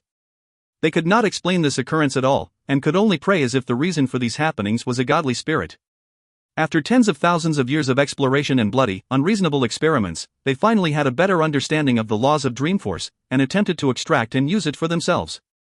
Perhaps it was because of the contamination from staying here long-term, but only the natives in the tribe had the ability to extract the Dreamforce crystals. Of course, they called this grace from Balyalukulu and tried to eat them in order to gain strength. They say the ignorant have no fear. So true. Leyland stared at the crystal in his hand. In his eyes, this refined item was still full of many impurities. If swallowed directly, there was a 90% chance of death, while the survivors would obtain some specific ability after incitement from Dreamforce. This efficiency was far too low. As for the ecstasy from burning the crystals? Dreamforce definitely can give people great mental joy, but that will also lead to contamination. The upper class in the native empire must be in a terrible state. Leyland shook his head, and began to use the AI chip and scan the crystals. Beep. Mission established. Beginning scan, a ray of blue light shot out from Leyland's eyes, not letting off any corner of the crystal. Soon enough, the AI chip gave an answer. Beep. Scan completed. Determined to be Dreamscape Origin Force crystals. Similarity to that in database at 98.77%. Discovered unknown mutated composition. Mutual complementation? That's not a surprise. For the world of gods, Dreamforce is the most adaptable force. Regardless of where a being is, Dreamscape can exist as long as they have intelligence. Hence, there's a very high compatibility. Leyland observed the mutated composition chart that the AI chip and sank into deep thought. If it was some force from the Magus world, the world of gods would definitely expel it. However, Dreamforce compatibility was rather high, and after modifying a portion, it could still live on here tenaciously. Just from this, it's obvious that the Magus who had control over Dreamforce had attained great power and was at least rank 8. He had probably even found his own path, and was a peak rank 8 existence that had already fused laws. This discovery had Leyland sighing in awe. The ancient times was truly the Magus world's golden period. Any Magus was incomparably powerful. There had been the peak rank 8 distorted shadow, and now he'd discovered another powerful Magus who grasped Dreamforce. Dreamforce is powerful. If I can tell the rhythm at which it weakens, then it's much more powerful than the average law. In addition, Dreamforce can accommodate time and space, and it's very good choice. After all, in Dreamscape, all time and space could be warped. Using Dreamscape to sustain the power of time and space wouldn't be dangerous. For Leyland, this was like a pillow being presented to him while he was taking a nap. The powerful Magus who could grasp Dreamforce must have known the rhythm at which Dreamforce weakened and made use of it. He found a way to evade that. Leyland's eyes twinkled. If you find any errors, ads pop up, ads redirect, broken links, non-standard content, etc., please let us know. Report chapter so we can fix it as soon as possible. Chapter 946, Fleeing. Fleeing. With how powerful Magi who comprehend laws are, just a fragment should contain a portion of his conscience and memories. There might even be a chance of getting some inheritance, Leyland muttered. I must get that nightmare wizard's inheritance. Dreamforce had always interested Leyland. The AI chip stored the progress on his work, the data from his continued experiments. He'd never given up studying it. Rank 7 Magi needed to grasp powerful laws, while rank 8s needed to find their own path to fuse these laws, using a certain power as the base. Leyland's goal was immortality, and he had definitely considered the future properly. If possible, he definitely wanted to use the origin forces from the Magus world and world of gods to fuse his own laws. It was a pity that this was impossible. He might alarm the two world wills, and on top of that there were other existences that wouldn't allow him to do so. Dreamscape was the next greatest power. It surpassed big worlds like the Purgatory and Icy worlds, and if not for its weakening phase, the two strongest worlds in ancient times would have been joined by a third. Dreamforce at its peak was the most powerful origin force beside those of the Magus world and world of gods. Only a path that fused laws with Dreamforce would stand up to Leyland's ambition. However, to completely analyze Dreamforce and find ways to evade the weakening phase was still a huge and arduous task for him now. Even with help from the AI chip, he estimated that it would require over 10,000 years. Instead, a bright future was right before him. As long as he obtained the legacy of the Nightmare Wizard, then the issue with Dreamforce could be immediately solved. With such a huge temptation, Leyland's inquiring footsteps were unhindered by the great dangers within the forest. "Captain, we've interrogated the prisoners. Miss Isabel was forced into this forest. Every full moon, the forest will be filled with great danger, and nobody has ever survived." Robin Hood was extremely glum, while the knife at Ronald's hip was stained with blood, his expression dark. "I'm going in," Leyland suddenly spoke. "Captain! My lord, let me go." Robin Hood and Ronald immediately persuaded him not to. From their point of view, they had already lost Isabel to a trap, and if Leyland too were to disappear within it, all that awaited them would be the ire of the fallen family. "Don't worry, I'm confident in myself.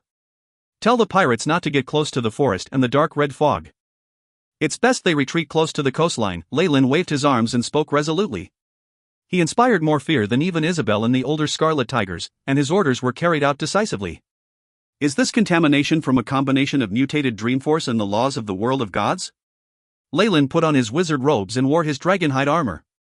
The red dragon staff in hand roared, and the cries of the dragon soul inside could somewhat be heard from the crystal grabbed by the dragon claw. As he had rejected the pleas of Robin Hood and the rest, he was now alone. That meant he could use his strength as he pleased. The pirates would only have been a burden in areas contaminated with Dreamforce. "AI chip, begin transformation." Standing at the side of the forest, Leyland immediately commanded. "Beep. Transferring Dreamscape spell model, fusing with arcane spell information. Begin creation of arcane Dreamforce spell model." The AI chip loyally carried out Leyland's order. Arcane Dreamforce spell Eternal Light. Leyland pointed his right index finger forward, and a milky white flame flew from the tip of his finger. It grew with the wind, reaching the size of a pumpkin in an instant. The dark red fog dissipated under the pure white flames, revealing the original appearance of the forest. "AI chip, scan for energy undulations." Leyland flipped his palm over, and the shattered alert rune appeared once more. A scan gave him the general direction, and he disappeared into the thick fog. The moment any dark red fog entered his surroundings, it would be engulfed by his eternal light spell. It formed a strange isolated area around him. Leyland's decision to explore the area was naturally because he was confident in himself. He could rely on arcane Dreamforce spells. With his research in the Magus world, he possessed many spell models for Dreamforce spells. Using his Arcanist inheritance, he could easily convert them for use in the world of gods. There was no issue at all given the AI chip's powerful analysis and calculation abilities. Dreamforce spells are the best way to deal with beings contaminated by Dreamforce, Leyland sighed. A dark red fireball immediately burnt a strange ent up ahead to ashes. Unlike Isabel's, his attacks left the monsters with no chance of revival. "I'm close. Over there." All of a sudden, Leyland's brow twitched. A large pair of wings instantly sprouted from his back, allowing him to soar into the sky. Meanwhile, Isabel's crisis had reached its crescendo. Scram! Angered cries and terrifying flames caused a large centipede to take several steps backwards. "Kiki, too weak, too weak." Strange human faces were sticking out of this monster's outer shell. Amongst them were those belonging to the pirates under her, their eyes emitting a red luster as they began to snicker. Her draconic flames left not a trace on the monster's shell, as if it had a defensive power that made it hard to destroy. "Become a part of me." One of the faces opened its mouth, corrosive green liquid spraying out like rainwater. Even the dragon scale defense sputtered upon contact, steam billowing out. The immense pain from the corrosion caused Isabel to frown hard. "Quick, come." Karen appeared at the side, pulling at Isabel's arm and running. "I never thought it would just be the two of us left. I shouldn't have come in." Isabel now looked regretful. "This is not the time to worry about that. Sister Isabel, I've taken a look around. The dark red fog wall seems to show signs of dissipating. As long as we hang on for a while longer, we can exit this place." Karen encouraged her. "Leave, ha." Isabel now looked extremely pathetic, but much of the damage was to her mind.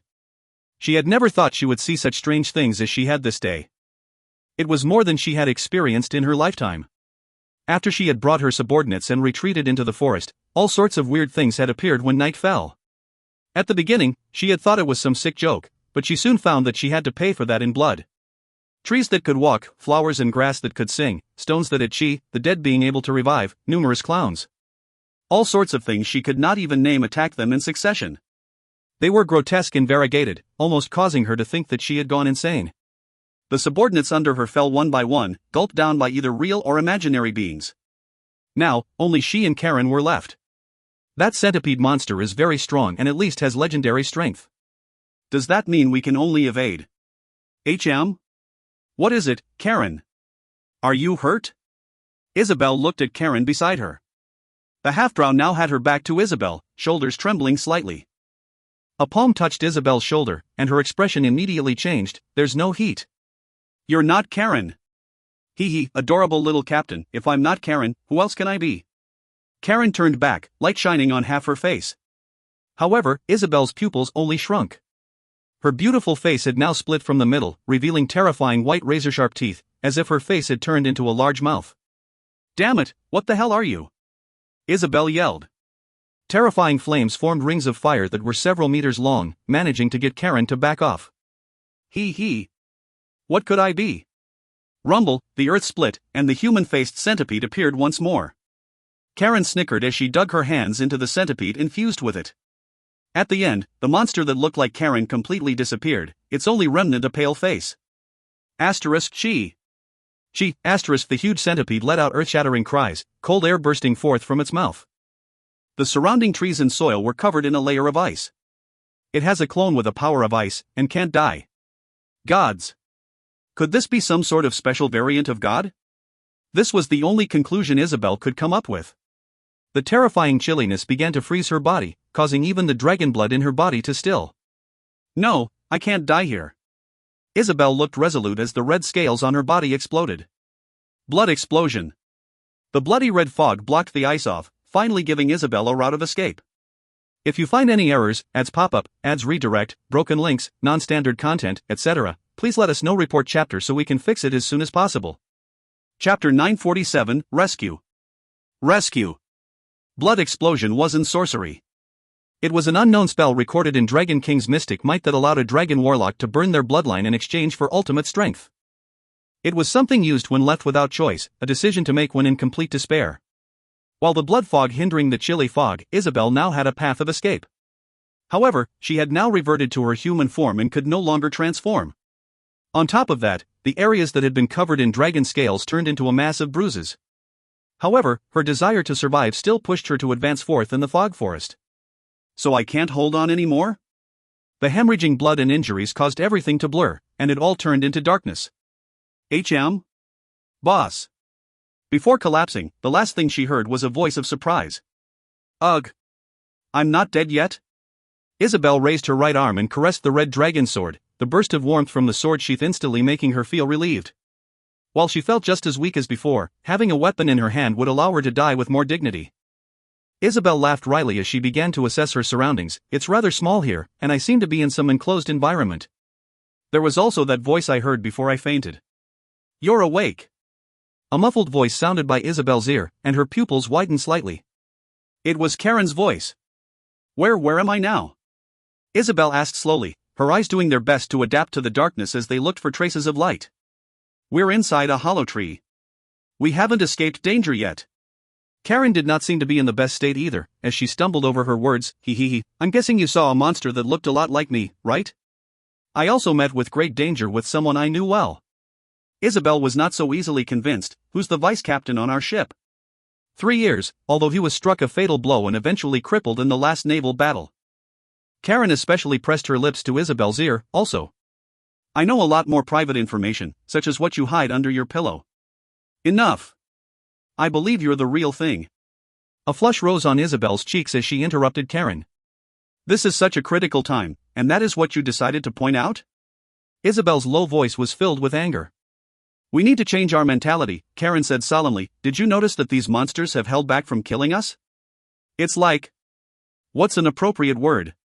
Teasing us. Yes. You mean, Isabel had the same thought.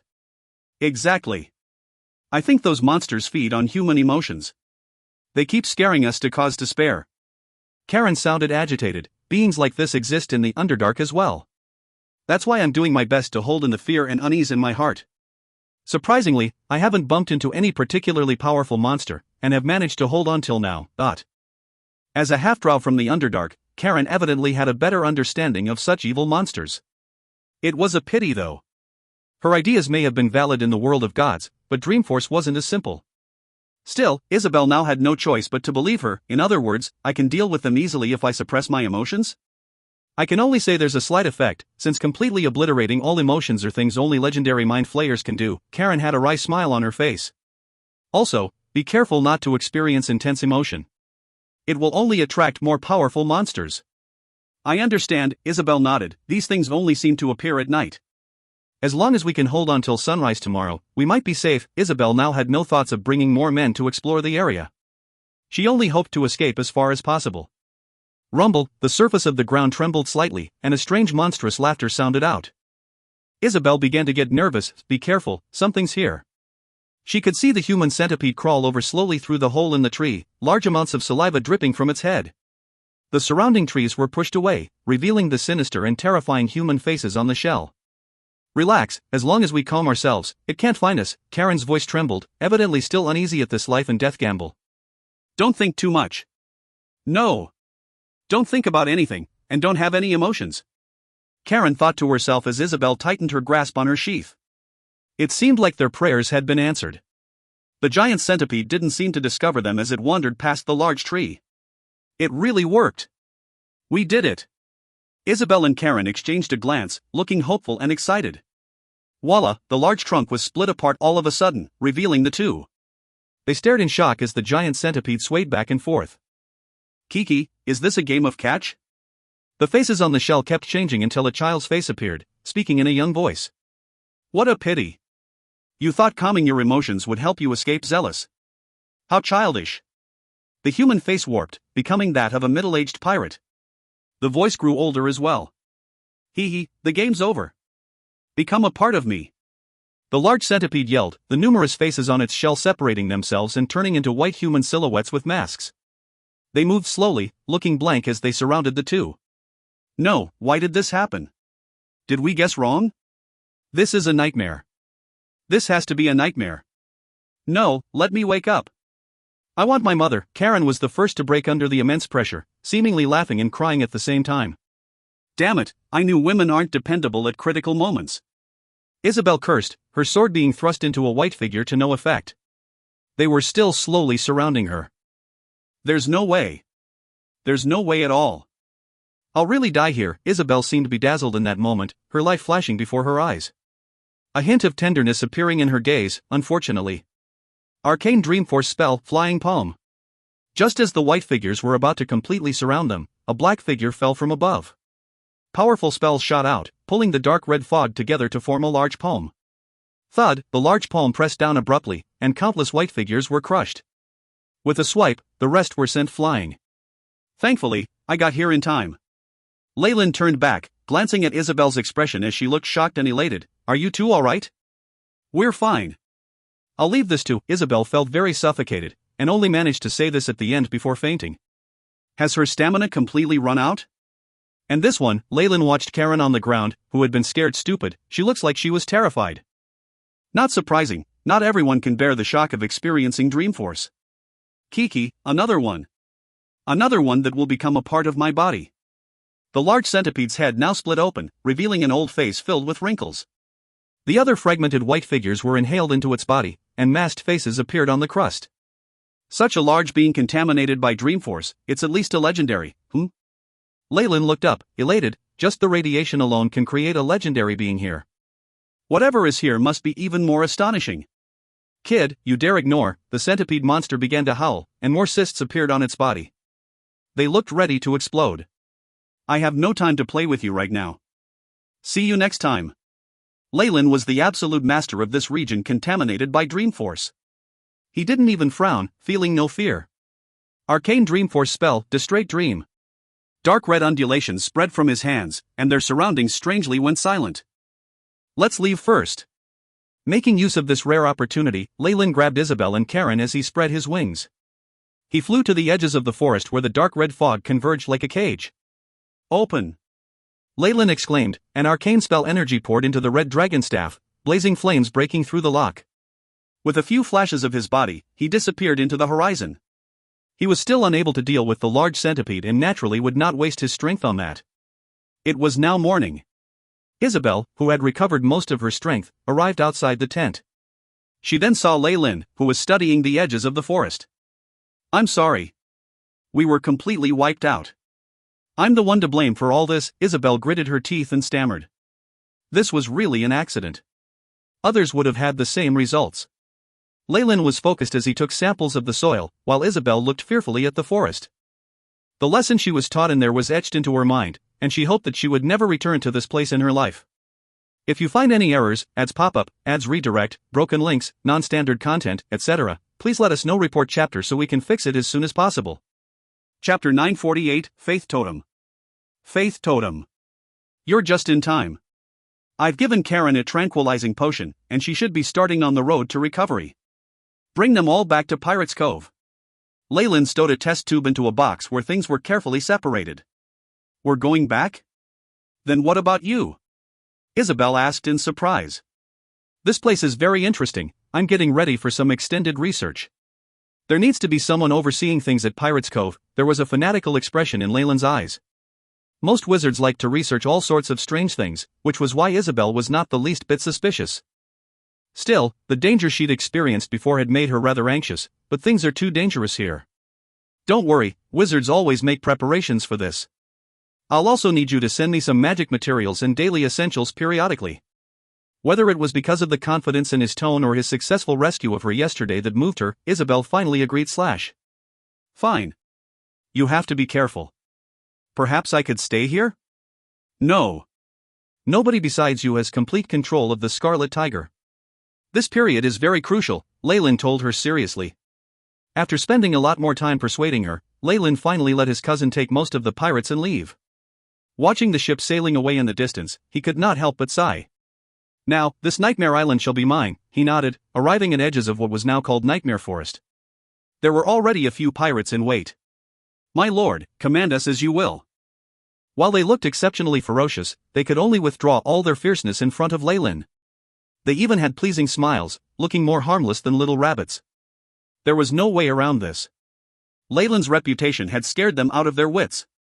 This was their true leader, so how would they dare be careless now? Build me a house here, I'll be staying for a while. Lyle casually pointed at an empty area. No problem, you'll see a villa soon. Ironhook Kalen is very honored to serve you. The pirate at the front bowed respectfully, and after Lyle nodded he brandished the whip at his waist. Heard that? My lord wishes for a villa to be built here. Start work immediately. Pack. It had to be said that the pirates who were now foremen were rather good talents. With their fiendish threats, the rest of the native slaves soon understood what they wanted and began to clear the base and start cutting down wood. Not bad. Lyle nodded in praise.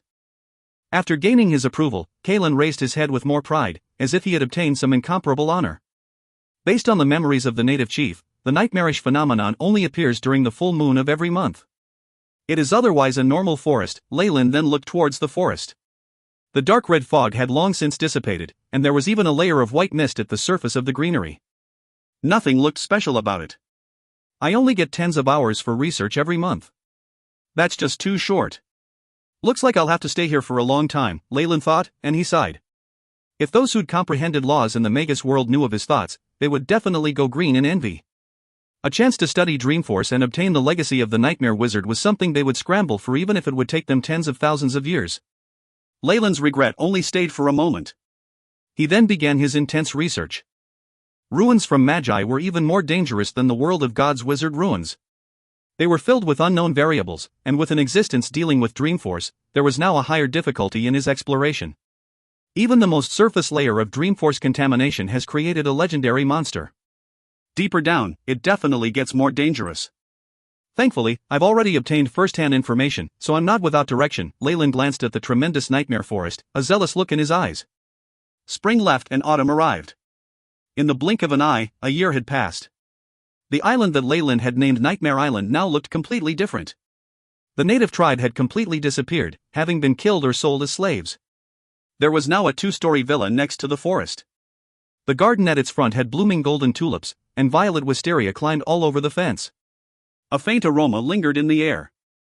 By the flowerbed, Leyland now held a white watering can as he leisurely took care of the plants in his garden. The soil around the roots of his flowers quickly grew damp as they greedily absorbed the water. Sparkling droplets of water remained dazzling on the petals and stems. Time passes so quickly. People at home and my cousin are very dissatisfied with how long I've stayed here. After finishing the work at hand, Leyland picked up a white towel and wiped his hands. He then sat on a rattan chair amongst the flowers as he began to admire the fruits of his labor. However, the AI chip's light didn't dim from within his eyes. It continued to conduct precise simulations, performing analysis and calculations. With all these years of study, there's finally results. Leyland saw the map that the AI chip projected. On the translucent viewport, Nightmare Island was now separated into 3 layers. Nightmare Forest was only on the first. The ancient Nightmare Wizard's inheritance has sunk underground. The forest here is a structure formed from some vaporized dream force that's similar to a secret lock? Leyland looked grim. The legacy of such a terrifying existence of laws was something even his main body had to approach cautiously. With his strength as a clone, every step had to be taken prudently, or he could just die too easily. Thankfully, with the information I had before on Dreamscape, as well as the mutations to Dreamforce in the world of gods, finding a few methods to break through the lock is still simple. However, what's important now is to increase my strength. Leyland headed into the villa and entered a secret room. He saw the many strangely shaped rock carvings, totems and the like, and looked deep in thought. These sculptures and decorative figures all had a very boorish style, and were also extremely incredible. They were filled with primitive daydreams towards exemplary strength, but what was more similar was the power of faith on them. Golden rays shone brightly as they illuminated the room. Immature power of faith? Leyland muttered to himself. All this was loot from the Scarlet Tiger's attacks on the native tribes. They were items that those natives worshipped, filled with primitive power of faith. There are even valiant spirits and some sort of nature spirits in there as well, albeit sealed. While I avoided native tribes protected by the ocean goddess or nature spirits of legendary strength, the outer seas are boundless. There aren't many of those. Leyland wandered aimlessly to a piece of blood-red animal skin. On the dark brown surface of the flag was a double-headed wolf totem, drawn in bright colors. Varied and dense power of faith spread from it, and the strange wolf seemed ready to pounce out at any moment, but was held back by the strong seal. This one is halfway between a dark soul and a natural soul. It hasn't even obtained divinity, so how can it go against Isabel, a dragon warlock? Leyland sensed the valiant spirit on the flag. It had already grown sharp teeth and pointy ears, and a wart began to bulge at its neck. Evidently, the soul of the ancestor of the natives was already turning into a double-headed wolf. A poor guy who's held by the power of faith. Leyland watched the confused valiant spirit, eyes not showing any pity. This valiant spirit must have been some kind of hero in the original tribe. He had been worshipped extensively after death, and the faith of the tribe had intertwined with their worship of him. Had he completely transformed, a new god would have been born one day. Unfortunately, Leyland's path conflicted with his. In that case, what else was there to say? Thankfully, these faith totems did not transmute divine force, or I might not have been able to absorb them. Leyland raised his right hand, a faint Targaryen figure emerging in his eyes as terrifying devouring power enveloped the animal skin flag. Innate skill, devour. Whoosh, it was like a long dragon drinking water as threads of golden light were pulled out of the flag with a formless force, disappearing into the dark hole. Immense power of faith, with souls and intense emotions mixed in, was devoured by the formless black hole, turning into the most pure origin force. In the time of a few breaths, the dark golden luster on the animal skin flag completely died down, and the wolf totem had now lost all life, turning into a dead item. Beep. Divine force absorbed, increased energy reserves by 3.8%. Total progress, 89.77%. The AI chip prompted. As expected of the offering of a small tribe. It's too little. Leyland shook his head, looking dissatisfied. With a wave of his hands, the other statues and totems soared in the air. The tremendous black hole devoured all these elementary sacrifices in an instant, turning them into the purest energy source. Afterwards, Leyland saw the numbers on the AI chip's screen beginning to rise steadily. If you find any errors, ads pop up, ads redirect, broken links, non-standard content, etc., please let us know. Report chapter so we can fix it as soon as possible. Chapter 949, Probe. Probe. Beep. Beep. The value rose continuously, very soon reaching 100%. Asterisk bang. Bang, asterisk. The totems and primitive statues lost their luster, and hairline cracks began to appear on their bodies. These were all primitive gods. Did I just kill over a dozen deities? Leyland chuckled inwardly at the thought of it, and very soon he tossed this matter to the back of his mind. Although these primitive totems hadn't gained divinity, it was worth mentioning that the power of faith was extremely strong. The problem was that one god's faith was another's poison, and this faith was heterogeneous. Only someone like Leyland, who'd mastered the law of devouring, could easily expel the thoughts and conscience within them, turning them into the purest of energy that he could use. After the reserves had reached 100%, the AI chip's voice sounded out. Beep. Divine Force reserves completed. Beginning to transfer energy to the main body, simulating divine grace. Leyland's reserves depleted quickly, and soon he'd expended it all. Compared to the previous times when he had absorbed the energy, this time round it was much more powerful. Beep. The host has undergone a divine baptism. Spirit +1. Beep. The host's Arcanist rank has increased to 18. Arcane energy +10. Beep. Obtained 1 rank 8 arcane spell slot, 1 rank 7 arcane spell slot, and 1 rank 6 arcane spell slot. Very soon, Leyland's stats had undergone changes too. Leyland Fallen, age, 22. Race, human, rank 18 Arcanist. Strength, 15.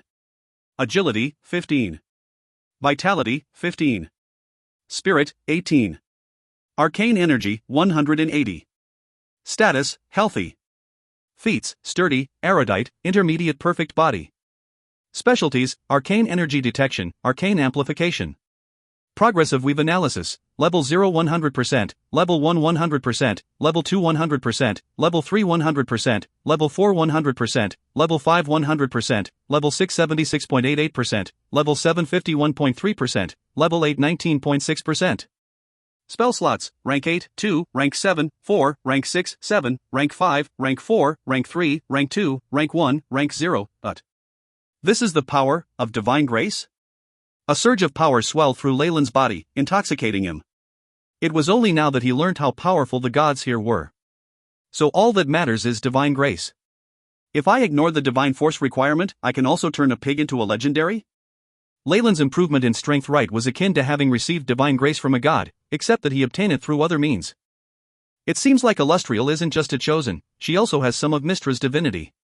She is at least rank 25, and coming face to face with a legendary would not faze her one bit. The situation in the north was still in a mess, especially the borders between the Orc Empire and the humans. That had turned into a place of unrest where darkness and chaos were prevalent. It seems like that queen has been devastated and is planning to live in seclusion? Leyland rubbed his chin. He still held a hidden card in the north. Tiff was living there in territory he owned. It was possible for him to intervene in the battles and tip the balance of the scale. However, this is also a blessing in disguise. The north has attracted the attention of the central continent and the gods, which makes it easier for me to carry out my plans in Dambrath, Leyland pondered before leaving the secret room, without casting another glance at these sacrificial items which were much too mundane to him now. Night fell, and the full moon appeared. A thin red fog had spread around Nightmare Forest starting at dusk. A group of pirates and human slaves had retreated immediately, as if the fog was their nemesis. Some of the human slaves even knelt in the direction of Nightmare Forest, praying loudly despite the whips of the foreman. Damn it! How many brothers has this cursed forest taken from us already? Kalen wiped the cold sweat off his body as he looked in apprehension at the forest enshrouded in the mist, his knees buckling weakly. His only thought now was to run away if something was off in the slightest.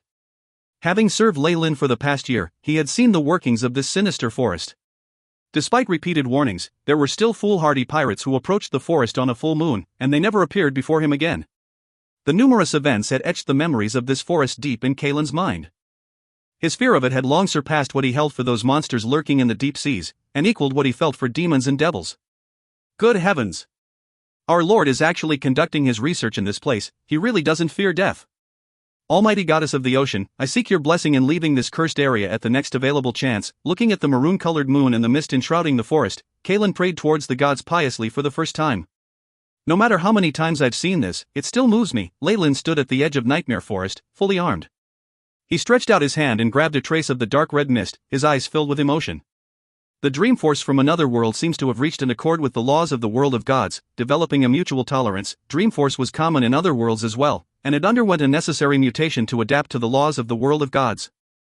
If other beings who had comprehended laws learnt of this, they would go insane over the discovery. Without a doubt, this could be the reason why the overgod's conscience fell into slumber. Otherwise, it absolutely would not allow this sort of malignant tumor to smoothly grow. Leyland stroked his chin, watching the dark red Dreamforce in his hand twist into a variety of forms. AI chip, establish mission, investigate the feasibility of transmuting external powers into the world of gods. Beep. Mission established, added to secondary investigation list. The AI chip loyally reported. Nightmare Island. What surprises will you bring me? Leyland's lips curved into a smile as he slowly melded into the forest, his figure swallowed by the dark red mist. The Dreamforce in this forest completely explodes outwards during the night of a full moon, but normally even ordinary creatures can pass through the forest. A milky white flame lit the path ahead of him, and all Leyland could see on either side were trees. At this moment, the forest seemed to take on a life on its own and all the trees became ants. They hugged their shoulders, shying away from the bright light of the everlasting flame. They even spared to the time to whisper to each other, "Hurry! Look! That human came again. Hey! Ouch! You stepped on me, it hurts. Don't you know that it's very rude to step on an old person's head?" An aged voice came from beneath Leyland's feet. Leyland soon discovered that the green rock that had originally been there had grown tiny little hands and feet, and was now uprooting itself from the soil. An elderly face even appeared on the surface of the rock. Is this a life activation technique? It seems to have been corrupted. Under the influence of the world of God's transmuted Dreamforce, the entire forest seemed to have come to life. Various unimaginable things were running to and fro. "Oh, human! You have returned. Are you looking for Zealous?" A squirrel greeted Leyland, perching onto the shoulder of a giant ant. "Zealous? Is it that giant centipede? Is it his turn to come out?" Leyland nodded. "No, but could you tell me where it is?"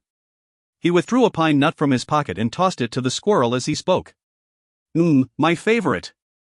The little squirrel immediately stuffed the pine nut into its cheeks, its teeth quickly gnawing through the thing. Its words were rendered rather unintelligible as it ate. "Zealous has been looking for you all this time. It's in the east." "No. It's already here, run." The little squirrel immediately took the pine nut and left, the nearby ants following it in succession. The area quickly emptied, leaving Leyland standing there alone. How lucky. Every night of the full moon, a different creature becomes the strongest one each time. I've seen a nightmare and a walking piano before. Compared to them, unraveling the mystery behind a giant centipede is much easier. Leyland had a relaxed smile on his face. Asterisk bang. Bang, asterisk, an enormous black shadow suddenly erupted through the soil. It had innumerable feet, and a humanoid face rose out of its shell. The face, that of a youth, turned its crimson eyes to gaze coldly at Leyland. "We meet again, giant centipede." The red dragon staff in Leyland's hand suddenly shot out a red light. "No, I am Zealous III. What you met before was my father. You should not have trespassed here, intruder." A droning voice came out of the youthful mask. Very well, this damnable dreamscape period has complicated everything significantly. Leyland looked at this giant centipede with a serious expression. "Are you going to obediently get out of my way, or do I have to slaughter you? Vile human!" It was clear that his attitude had infuriated the centipede. The giant monster roared loudly, bearing down quickly on Leyland with its entire body. If you find any errors, ads pop up, ads redirect, broken links, non-standard content, etc., please let us know. Report chapter so we can fix it as soon as possible. Chapter 950, Memory. Memory. Bang, rocks and soil were sent flying everywhere, and the place where Leyland had just stood immediately turned into a giant pit in the ground. Extremely fast, with great strength. As expected of a defensive creature that was contaminated by Dreamforce, Leyland assessed the centipede indifferently from the very edge of the pit. "Human, you have provoked me. I, Zealous III, will make you pay the price." The giant centipede shouted. Face after face separated from its body, each transforming into a strange, humanoid figure. "I'll be honest. You're much easier to deal with than a nightmare that can use Dreamforce skillfully or a walking piano that can't be dealt with via normal magic." Finishing this earnest declaration, Leyland pointed the red dragon staff at the centipede. Soul burn. Roar, a powerful draconic aura erupted from the staff. The red dragon's soul seemed to endure some torturous force on the staff's tip. It shrunk as its spirit withered considerably. A surging red energy glowed at the end of the staff, transforming into the upper body of a mature red dragon. Roar, this monster which had appeared so abruptly had reached legendary strength, and a swipe from its enormous dragon claws sent the centipede flying. Afterwards, this legendary dragon spat out its dragon breath. Asterisk bang. Bang. Bang! Asterisk. The ground trembled continuously, and even the dark red mist in the air was dispersed considerably. The enormous red dragon phantom dissipated, only leaving behind a giant imprint of a centipede monster on the ground. The monster looked very miserable, and the summoned masked creatures had been completely exterminated. Even the armor it wore seemed to be rather damaged. Ow! How could the power of the normal world harm Zealous III? The centipede monster had been torn in half, its breastplate shattered to pieces. Its fiery red energy core was even exposed, but the mask on its skull did not show the slightest hint of suffering. It continued to absorb traces of dark red mist that repaired the damaged shell. Of course, the power of the ordinary world cannot harm dreamscape creatures, but what if Dreamforce was used as well? Although he saw that the creature was being rapidly restored, a smile of success still flashed across Leyland's eyes. Arcane Dreamforce spell Void Blade. Some unknown force caused the dark red fog to condense, transforming it into an arc of light. If one wants to break through the first layer of the Nightmare Forest, you need to make a sacrifice to Sybil. After 2 years of slow and fumbling analysis, Leyland had developed an exceptional understanding of the Nightmare Forest's surface layer. Giant centipede, become my sacrifice. The dark red blade of light flew from his hands and streaked cleanly through the centipede creature's exposed red core. Enormous cracks appeared on the surface of the core. A crisp sound rang out as it exploded loudly, shattering like glass. The whimpers and howls of many aggrieved spirits lingered in Leyland's ear as confused souls poured out from the centipede monster's wounds. These souls took the form of the natives of the forest, and there were a few familiar-looking pirates mixed in with them. Open the path with souls, Sybil's sacrifice. Leyland's hands sketched out numerous runes at lightning speed as he chanted ancient words out loud. *BZZT***, a layer of suffocating energy swept across the forest. Many souls were gathered together and became a gorgeously lit passageway. The blood of a witch, a dark raven's wing, and the dark matter from Manter's sacrificial rites. The conditions have all been fulfilled. A sound of muffled thunder came from above as Leyland's action seemed to have given rise to some chain reaction. Violet lightning blanketed the sky. *Kacha. Bang! The passageway of souls rushed forward in a flash, and an enormous tunnel seemed to appear in the ground. The floor began to rumble as if an 8-point earthquake had been triggered. Was it a success? Leyland's figure emerged from the smoke and dust. He waved a hand, and a dark red hurricane immediately swept away the dust to expose a devastated landscape. The giant centipede monster and the spell array from before had vanished without a trace. The very earth seemed to have cracked apart, revealing a crevice that was unfathomably deep. The power of the lock has been broken, revealing the entrance to the lower layers. Leyland jumped into the crevice without the slightest hesitation. The turbulent darkness below gobbled him up as if he had leapt into the mouth of some giant monster. The air whistled past his ears loudly, and spots of fluorescence constantly flashed in the darkness like fireflies. My research indicates that the Nightmare Wizard's inheritance has 3 locks total. The higher locks are closer to the world of gods. The creatures in Nightmare Forest were bigger than those of the normal world. The deeper inside the forest one went, the greater the contamination of Dreamforce. Even laws began to distort at a point. Leyland had deduced that the 3rd level of the lock would not have such constructs as time and space, instead being a mere assembly of thoughts and concepts. After all, it wasn't difficult for Dreamforce to contort spacetime at its strongest. No matter what, I have to at least see the remnants of this ancient Nightmare Wizard. *Thud. Thud. Leyland suddenly felt a strange sensation from the solid ground. He stood rooted in place. Not granite, but mahogany planks? Leyland raised his head, and sunlight shone gently into the room he was in. Motes of dust could be seen floating in the air, making the place look hazy. Little Arden. The great wizard Pofford is here to recruit an apprentice. You must succeed this time. A lady with a kind and gentle expression stood before Leyland, and her husband sipped on coffee as he read the newspaper. She gave a red-haired boy a poached egg as she instructed him. What's happening? Leyland's brows furrowed and he felt a chill down his spine. He tried to react, but found that he had completely lost all energy. He was now only a spectral observer, forced to just stare at the scene. Dreamscape. I'm in Dreamscape. This is the 2nd floor of the lock, countless fantasy dream worlds. Leyland was suddenly enlightened. This must be the Nightmare Wizard's memories of his youth. Leyland now looked at the little boy tucking in on a high-seated chair and hastily wolfing down a meal. His legs were dangling off the ground as they shook, giving off a comical vibe. I know, Mother. The red-haired boy promised and began to quickly finish eating his food.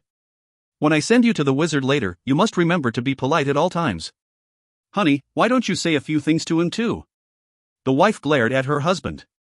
It was only then that the dead husband raised his head from the newspaper, revealing a perplexed expression. Yeah, you can do this. Ah, the grace of gods. Someone save me, I can't stand this any longer. Don't you know how important today is for little Arden? The wife seemed to turn estranged.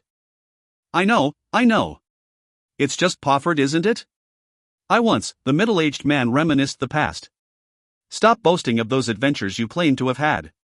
No matter what, you're just an inspector on the roads of the city. It was apparent that the wife did not believe a word that her husband said. I'm done eating. Arden pushed his plate away as he stood up. Oh. Wait. Milk. Your milk. The woman called out behind him. Arden ran very quickly, soon leaving his mother in the distance as he left the simple house. Boom, a fiery explosion suddenly occurred, and blazing flames filled the scene. Shrapnel grazed past Arden's face, leaving behind a cross-shaped wound on it. Leyland felt like he was watching a movie, unable to help in a time of tragedy. No.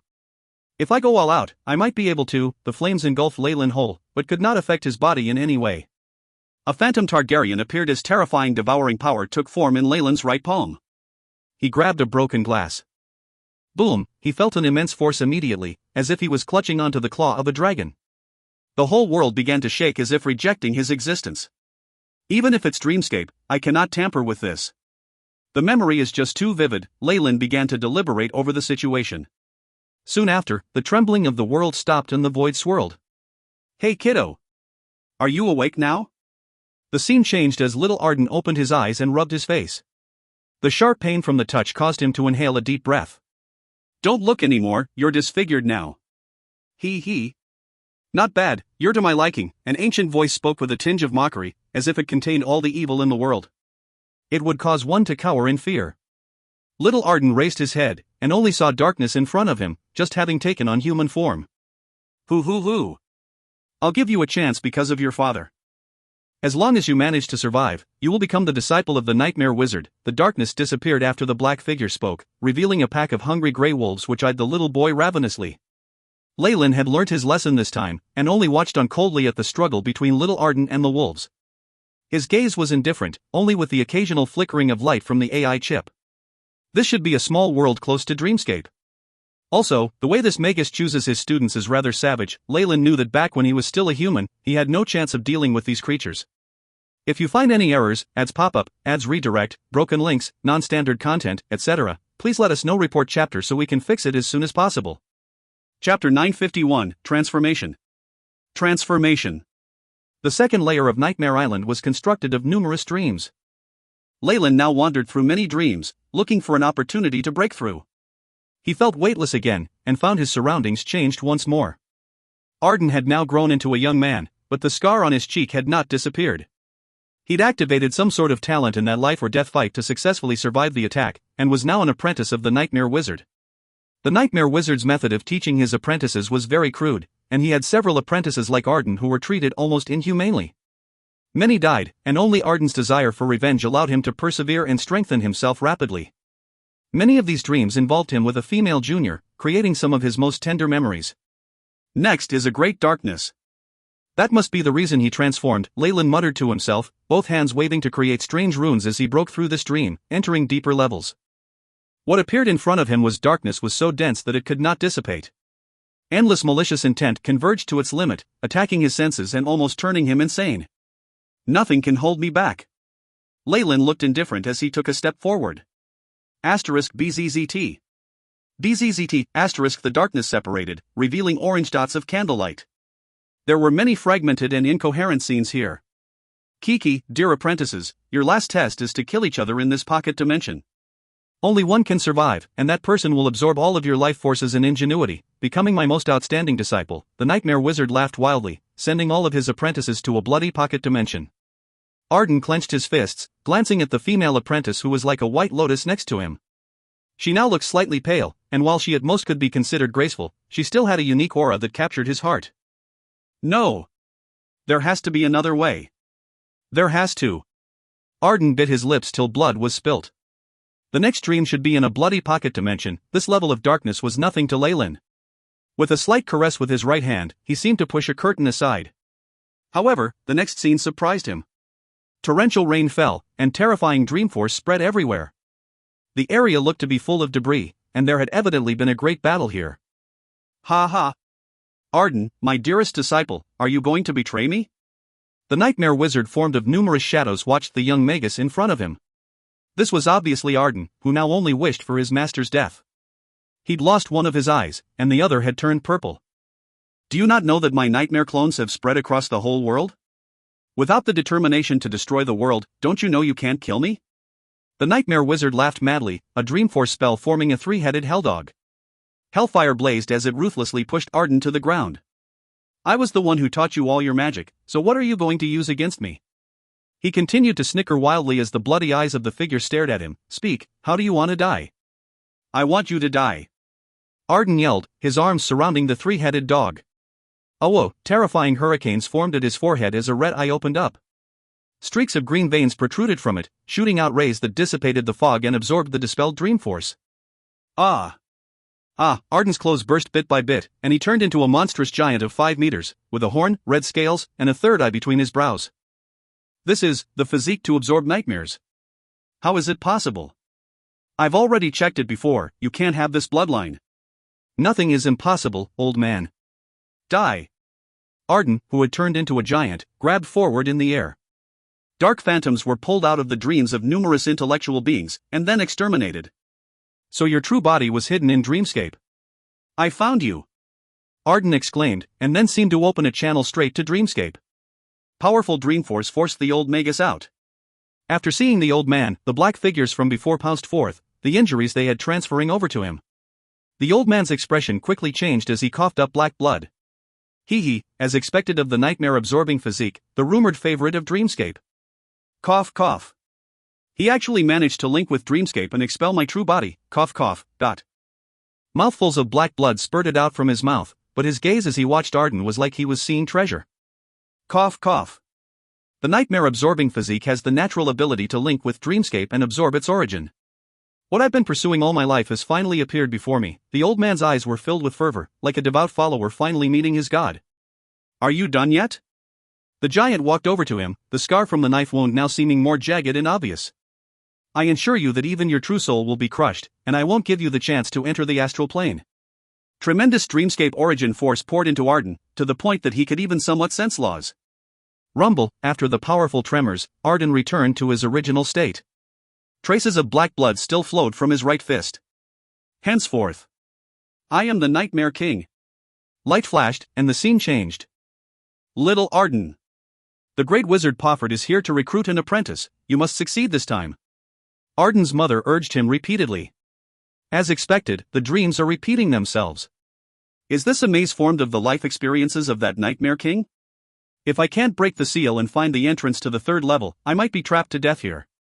Leyland watched the scenes a second time, feeling like a movie was being replayed. But, the nightmare-absorbing physique. I never thought it actually existed. Ancient records say that those with such a physique are the darlings of Dreamscape, and can even have Dreamscape origin force poured into their bodies. They are treated even better than the children of planes. This physique can absorb a large amount of Dreamforce and compensate for its weak phase. The Nightmare King must be incomparably close to rank 9. But how do I get out of this dream maze? The AI chip's light shone in Leyland's eyes.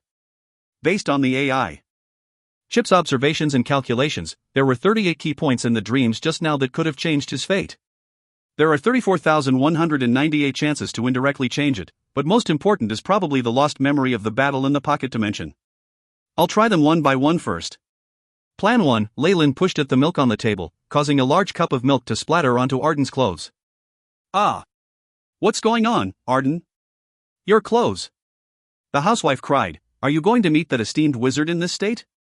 I'm sorry, Mama. I'm going to change now. Little Arden ran into the next room and began to change his clothes. As expected, his efforts had led to Arden staying inside the house. Immediately after, a huge explosion burst out and enveloped the building. Lights flashed, and the scene changed again. Little Arden.